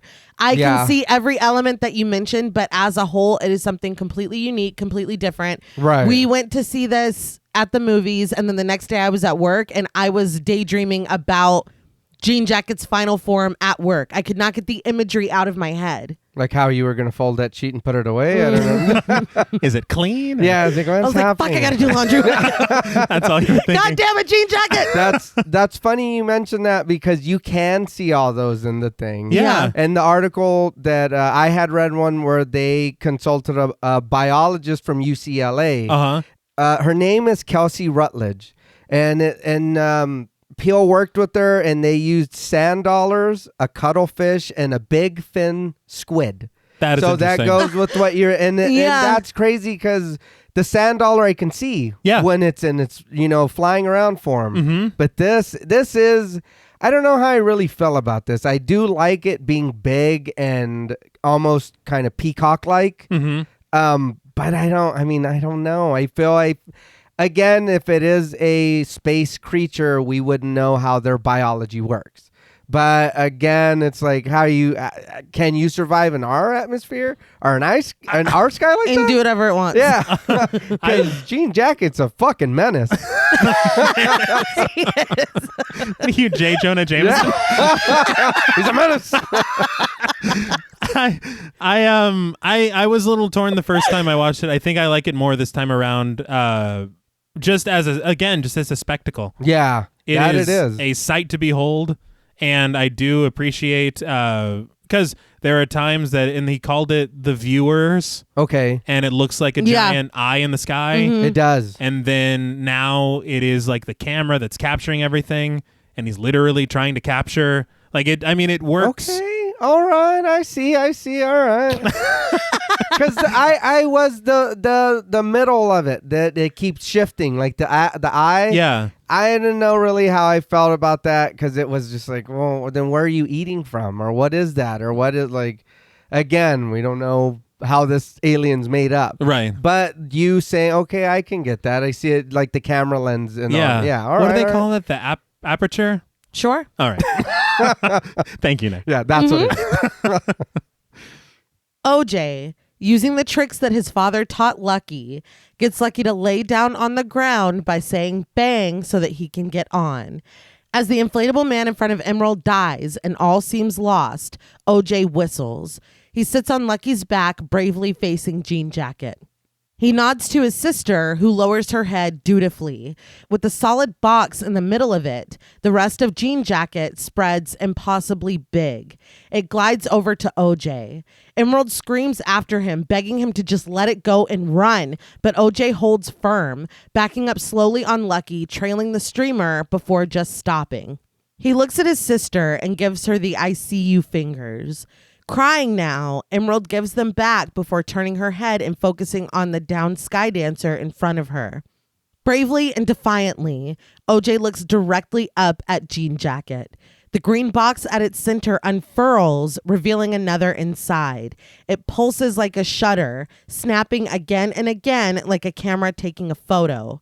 Lucky shrieks. Emerald turns as she hears this, and the inflatable man in front of her comes back to life. She hears Lucky's screams and popping coming from the area, but she is finally able to start the bike and she rides away. She glances back over her shoulder and Jean Jacket is coming for her now. The music is tense and pulsing as Emerald rides down the road, the creature closing in. I was crying at this point in the theater. Well, it's a very touching moment. And Yeah. the siblings are there and it's like, look, I got you. Yeah. We've got to do this. And it's a callback. Yeah. It's touching. It tore me up. She rides through Jupiter's Claim, wrapping herself in the police tape covering the Star Lasso experience as she goes. When she gets inside the entrance to the park, she skids to a stop. Now, this slide is a reference to Akira, the slide on the motorcycle. I Right. figured. And, well, Jordan Peele is a huge fan of that and anime in general. Yeah. But I did read an interview with him where he said that they approached him to make a live action remake of Akira between Get Out and Us. Really? Wow. They approached him after Get Out. And he said that he thought about it and then was like, no, I can't. He was like, what I would want to do with it, he was like, to me, it's already perfection. There's nothing I can do to it. Yeah, to make a live action Akira, God, no. There's no way. No. So he turned them down and he said he went on to do Us instead. Well, the shot looks cool, though. Yes. Yeah, it does. Yeah, she looks great. And you got to respect it. Yeah, Yeah. hell yeah. His homage and his decision. Yeah. She releases the tethers to the giant inflatable balloon of Jupe. As it slowly rises to the sky, dragging the streamers with it, she promises Jean Jacket that it's going to fuck him up. Jean Jacket advances on the park, and Emerald notices the coins littered in the dirt around her, the Jupe jangle, if you will. Yeah. She runs to the well and puts one in, turning the crank as Jean Jacket flies high above. She does it again and again, snapping pictures. From his spot on the ridge, Angel watches Jean Jacket rise high up into the clouds, chasing the balloon. Jupe's balloon gives a permanent and cheeky wink as Jean Jacket's center begins to snap again. Emerald loads coin after coin desperately, saying that she's taking this to Oprah. In the clouds, the showdown continues, and just as Jean Jacket jumps on the balloon like the predator it is, Emerald snaps the shot. Jean Jacket flies away, and from our view inside of it, we see the balloon sucked up. From the outside, we hear the pop, and we watch in the clouds as Jean Jacket explodes. I just want to call out the symmetry of this film. It beginning with the balloon popping Yeah. that sets off Gordy. It ending with the balloon popping that disposes of Jean Jacket. Incredible. So was the cowboy too big and then Jean Jacket couldn't... I think the balloon was just too delicious. Oh. He's like, oh my God. Got too full, huh? Yeah. His eyes were bigger than his stomach. That's how I feel when I eat cheesecake. All I could Always. Yes. All I could think of was the big burger boy from Austin Powers. Sobbing, Emerald cheers, screaming to the sky that nobody fucks with the Haywoods. Angel watches as the balloon falls to the ground and the tattered remains of Jean Jacket float in the sky. Jupe's kind recorded voice announces that it's time to ride off into the sunset as power is returned to Jupiter's Claim. Emerald collapses to the ground as another photo is spit out. She hears a door slam and looks over to see reporters swarming the front of Jupiter's Claim. She pulls her aching body to its feet, but freezes as she looks back the way she came. Her face is overcome with emotion. Western music swells as she closes her eyes, gratitude washing over her. She opens them again and smiles as we see what she sees. Silhouetted in the settling dust, framed by the out yonder arch, is OJ, sitting atop Lucky. In the dispenser of the well, irrefutable proof of jean jacket in the form of a photograph sits. The Oprah shot. There is a theory that she's seeing his spirit and he died and he's not really there. I don't need that fucking negativity in my life. Do not message me with that bullshit. No. And do you want me to tell you why I believe that? Please tell me. Because a lot of people are very convinced. It was making me very sad. Jordan Peele talked about the intersection of a black perspective and horror. Yeah. And he said that he has made 2 films that kind of delve into the negative aspects of those correlations. He said this one is a film of joy. Okay. So that ending is really OJ surviving. Please. Yeah, I didn't think that it was a ghost. It No. was him. Yeah. Like, I followed you. Yes. You led him away. You got jean jacket. I was behind. I'm coming. Yeah. My friend messaged me that and was like, so you don't think blank when it had first come out? And I was like, well, I didn't. No. But no, no. I won't allow it. I won't stand by it. OJ lived. But the credits roll. So, what did you guys think of Nope? I really enjoyed the movie. Besides the mantis, I'm okay. And then the TMZ guy was a little heavy-handed. Yeah. He did too much. But I feel like everything else was done really good. And I think this is maybe us mirroring each other or in an alternate dimension or something. But you liking Return of the Living Dead? Right. And that's not really your thing, and then me liking this, and this isn't really my thing. What is happening? I don't know what's going on. But again, like you said with that movie, it is so perfectly done. You can't help but like it. There's nothing to. Yeah, there's few things you can nitpick, but even that you know yourself, that's just me, complaining about little stuff. Yeah. The mantis is something small for me, but again, it's like whatever. The rest of the movie was really good. I do feel like maybe I would have liked a little more with jean jackets. Like when he kind of comes out and he's like, hey, but because he's very gigantic. Yeah. Motherfucker takes up the whole sky. It's like holy shit. It's like the word awesome is thrown around, but it's literally awesome. yeah. Like, Yeah. wow. But other than that, I mean, I really don't have anything bad that I can say about the movie. Like, I really enjoyed it. It's a Western. For me, that's a plus right away. Yeah. The cast, I mean, great. Everybody's great. It does what it's supposed to do. And even on the rewatch, I found and seen things that I didn't pick up on the first time. And again, it wasn't one of those where you have to go search the internet to find what the meaning is. It's all right there. Yeah. It's all right there in front of you. You just have to pay attention to it. I think I agree 100%. I think that this film, honestly, the way that it rewards you with a rewatch as well, I feel more and more appreciation for the film every time I see it. Yeah. And you see things you didn't notice and small little hints at things that are foreshadowing for later. Yeah. That is just honestly, and again, we talk about words getting thrown around. I think this film is kind of brilliant. It is. Yeah. And there's a lot to it, and each message is potent and completely meaningful, Right. thought out, and important. And I mean, it's just what you've come to expect with Jordan Peele as a filmmaker. Yeah. Every little thing meaning something, every little thing signifying something else and speaking to something larger. Mm-hmm. So, I mean, I don't know. I really, really enjoy this film. There are things that do kind of detract a little. Yeah. But it's never enough to be too upset about it because then something else happens. Yeah. And you're like, oh shit, that's a, fantastic interpretation of this and that. And I don't know. It's just very refreshing to see films like this being made from the perspectives they're being shown from the cast who is in it, Right. in the lead. I just really enjoy this movie, and it's a fucking spectacle. And it's honestly, and if I'm wrong, somebody correct me, but this is, to me, an original idea. Oh, I Yeah. have not seen an animal in the sky, an alien animal in the sky movie. No. no. So I mean, Definitely not. Yeah. When we say refreshing. yeah, And I will say there are those parallels to Jaws, yeah, Close Encounters. But again, we keep talking about this. That's what art is. yeah, Yeah. And so, this is Jordan Peele's interpretation of the summer cinema event. yeah. And I was very happy to be sitting in that seat. Yeah.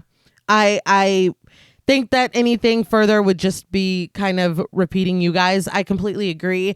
The only thing I would like to add is that the character of Jupe Park is really one of the most fascinating that I've seen in a while. Yeah. And I just really want to commend that because I love OJ. I think OJ is incredible. I love Emerald. She's strong. She's hilarious.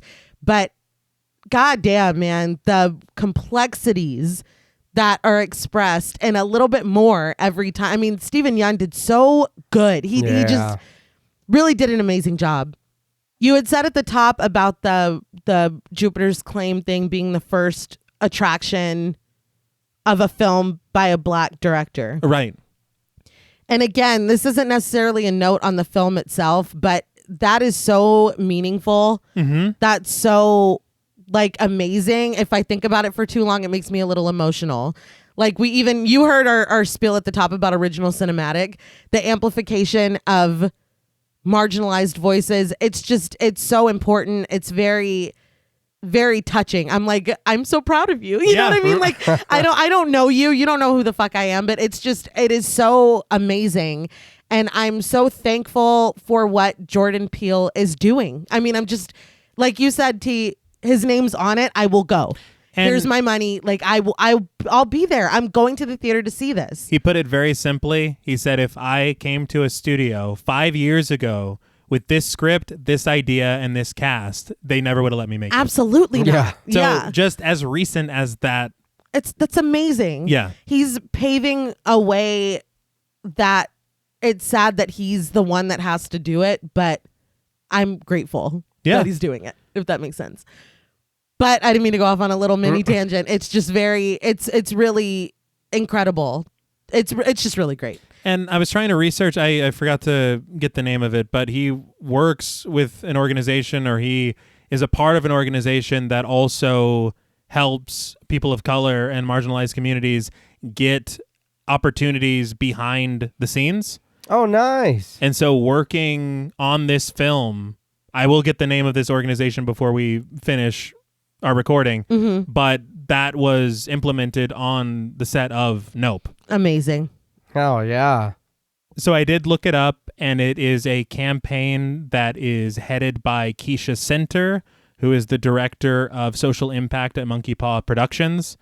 And each of their projects, they try to highlight a certain campaign that is intrinsic to the message behind the film or television project that they're doing. Okay. And so for this, it was to do exactly what they're doing in the film, which is to highlight certain roles behind the camera that don't get a lot of celebration. And so she worked in coordination with the Global Talent Development and Inclusion Department at Universal, and they launched this below-the-line traineeship, which allows a lot of people from different communities that don't get that kind of opportunity normally to kind of become more involved in this industry. Okay. And give them the opportunity to explore careers that normally aren't as open to them. Yeah. I love that. That's cool. That's amazing. It's incredible. Yeah.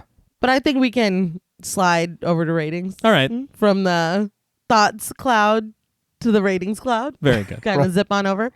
I think we already kind of covered it. There are a few things that, either I have not fully figured out for myself yet, or I would have liked a little bit more of, or in the case of the biker, maybe went a little too far. Yeah. For me, it was just the moment that we were at. If something like that had happened earlier in the film, I probably wouldn't even care. but I'm like, no, it's coming right now. Like, don't break this tension with some bullshit. Like, don't do that. But no, overall, this is really phenomenal. I could even see the more time that I have with this film, the more times that I watch it, I could even see my score going up because it went up from the first time I saw it. Mm-hmm. It's a treat. It's really, really, it's an incredible watch. And if you haven't seen it and you listened to the whole plot, I would still say to go watch it. I mean, it's a whole experience. But all that to say, on a scale from 1 to 10, jettisoned jean jackets. That's great. Thank you. I am giving Nope 9 out of 10 jettisoned jean jackets. I liked this the first time I saw it. I can honestly say that I love it now. And I think that will only grow the longer I get to know this film. But I will now open up the floor to you. I think I can agree with that. I think the more I watch it, maybe the more I'll like it. Mm-hmm. Not saying that I don't now, but again, this isn't normally a movie that I don't want to keep watching it over and over and having to pay attention. But this movie kind of makes you want to. Yeah. Mm-hmm. It kind of is there like, oh, you're going to want to see this, or you're going to want to pay attention because later this is going to come back, or this is important now. Or it might not seem important now, but later it's very important. Mm-hmm. So a lot of it for me, it was a better experience watching it and paying attention to everything, and then us kind of talking about it and going through it. Again, I like you said, babe, I don't think we need to go through everything again. Anything I kind of got was just kind of nitpicky. Like I said, the mantis, dude on the bike. I mean, He's not letting it go. No, because he didn't belong there. Yeah. But I mean, it is a good movie, and the Western throws it up for me, and that helps everything for me. I enjoyed. I Throws thought it up. Well, I thought it was funny. I do wish that the horses were credited. That we kind of got their names. Their handler was credited. He's a senior horse wrangler, Bobby Lovegren. He's worked on War Horse and Seabiscuit. Oh, wow. And from the article that I read, he is very respected and he does take care of his animals. Mm-hmm. So that was at least good to hear. But yeah, the movie was good. If you haven't seen it, I'd recommend seeing it. And again, I would have liked a more, I don't want to say menacing reveal for Jean Jacket, but maybe something a little more I can tell what it is. Okay. You know what I mean? Because it is big and it is a spectacle and it is terrifying because it's big. But at the same time, it kind of does look like you're linen out on the dryer Not linen. line. I'm just, it is just blowing in the wind. I think it's kind of beautiful. No, it is. But again, am I hearing all of how beautiful this looks? Like, again, like a peacock? Or am I really going to be like, oh my God, that thing's fixing to fucking eat me? You know what I mean? Like, it is scary because it's big. Mm-hmm. But that doesn't necessarily mean, to me, it looks frightening. It just kind of looks like, I want to say a cuttlefish, but it was. Yes. I mean, it was. That's accurate. Yeah. So for me, on a scale from 1 to 10, jettisoned jean jackets, I'm going to give Nope a 7.5. More I watch it, the more I'm sure I'll like it more and more.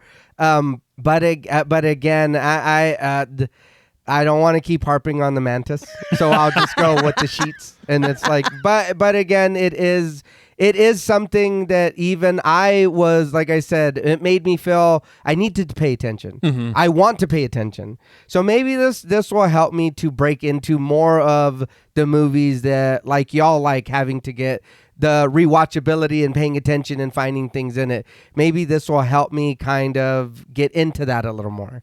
So, I mean, for me, I like it. And like I said, I feel like anybody hasn't seen it, go give it a chance. Fantastic movie, cast, everything in this is great. No, I agree. I really just quickly positive side, as you just said, the cast, music, the score. I feel like the visual effects and the editing accompanied with the amazing cinematography, Jordan Peele's direction, his idea, the script, the story, the characters, especially Jupe. Yeah. Just brilliant work. The social commentary of the film industry. Yeah. The idea with society and how our obsession with spectacles kind of gets just, I mean, it's just amazing work. Yeah. Negative side would just be repeating everything that I said previously. And the mantis. I didn't mind the mantis. I appreciated Dr. Mantis Toboggan making an appearance. I think that the more I watch this film, the more my score seems to ascend. Okay. It was the first time I watched it, I probably thought around an 8. The more I dig into it, the more I appreciate it.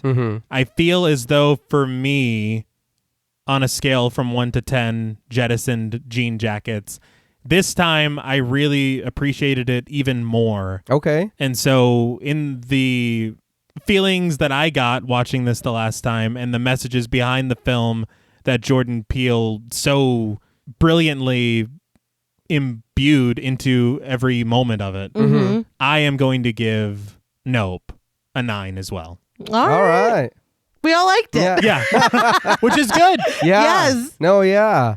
And like I said, this isn't usually something that I want to keep watching movies, but watching this a second time, I was like, oh shit. Oh no, like I said, the movie makes you want to pay attention. Yes. To where, like, I like a lot of turn your brain off things, but this one, you do want to see what they're doing, listen to the dialogue, pay attention to every little thing. Like you said, the poster on the wall or whatever's happening. The movie makes you want to do that. Not in a bad way, but a good way. Yeah. It's engrossing. Is that, like, you want to keep watching this. I'd say we can all agree.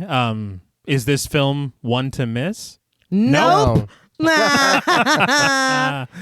the title. That's the title of the film. I'm very tired. Let's get out of here. Well, that's all from us at Podmortem. What would you rate Nope, and what should we watch next? Let us know on Twitter at the Podmortem. Be sure to follow us on Instagram and like us on Facebook. Be sure to follow each of us on Twitter at Blood and Smoke, at RealStreeter84, and at TravisMWH. Thank you to Original Cinematic for sponsoring this week's episode.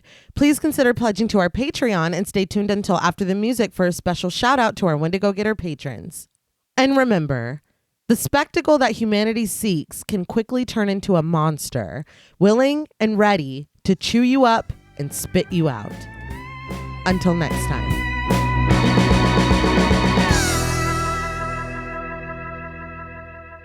Thank you for staying tuned for a special thank you to our Wendigo Getter patrons. Woo! Yeah! Yeah! We're getting it. Yeah. A special thank you to Chris Ontiveros, Kristen Lofton, Megan Martinez, Kimberly Bass, Sophie Hodson, Anthony Jerome M., Jordan Nash, Kent Morton, Lala Thomas, Travis Anissa Hunter, Miguel Myers ATX, Jennifer Perez, Allison O'Neill, Carissa, TJ and Angie Bronson, Spooky Mom, Andy Teague, Applin Ontiveros, Karima Rhodes, Antonio Huerta, Kimberly Kleindienst, Will Brown, Sydney Smith, Osvaldo Soto, Bobby Holmes, Donna Eason, JD Rezak, Molly Gerhard, Armand Spasto, Aaron Aguirre, Eggy, William Barry, Brittany Ramatar, Charity Oxner, Amanda Six, Mandy Rainwater, Eden, Jordan Roberts, Dylan, Melissa Sierra, Holly Bryan, Jordan Blevins, Liz Heath, Spencer Montavo, Pancake the Panda, John Ramos, Michael Nuding, Alexis Roberts, Dan Laveau, Itzy M, Gary Horton, Alicia Olivier, Kate Lamp, Carlos and Sydney, Jessica Hunter, Helena Rutter, Alan Johnston, Mariah, Livy Fun, Mandy M, Scott Troutman Wise, Towton Watson, Mozzie Bear, Brittany G, Dave Burke, Adrian Stakes, Nick Spill, Emma Hagel Kissinger, Valerie G, Emiliana, Brian Glass, CB, Maya Noches, Taylor Santana, Will Lewison, Angelique, Smelly Poo Poo Head, Beth Bauer, Cookie, Esperanza J, Jason Kyle OKC, Joshua Rumley, Danielle Peralta, Brandon, Nicholas Carter, Sawyer Reese Farr, Dr. Diva Loves Horror, Girl That's Scary, Cassandra, Andrea Simmons, Ashley Higuera, William and Xxena Rush, Ryan Brom, Megan Ochoa, Laura Lassiter, Natalie De Guzman, Eileen O, Marissa E, Sydney, Henry F, Megan M, Christy Beck, Nancy and Andy, Amanda Lopez, Andy Terrell, Jason Hanovan, Emel Tafoya, Abigail Spitzer, Katie K, Erica Morin, Cameron S, Nicole Stewart, Tris Wynn, K.87, Mariah Jensen, Carrie A, Lonnie Lono, Powell, Kayla E, Maggie H, Fernando Dominguez, Murder Stina, No Thanks Tom Hanks, Kevin McGonigal, Kristen Marcy, Ori 81 Boricua, Look Like That One Girl, Bog Boy, Montez ShamWow, Felnez 63, Alita Pui, Probably My Jugs, Kate Thackeray, Josh Blackwell, Wade Peck, Charlie V, A Lizard, Bryant Watson, Luke Ashley, and Jay Rich. Thank you all so much. Yes, thank you. Thank you. That is amazing. It really is. And it's plain to see that each and every one of you are good miracles. Hey, all right. That's adorable. Yeah, we love you. And true. Yeah. Yes. That's also true. We definitely do. Until next time.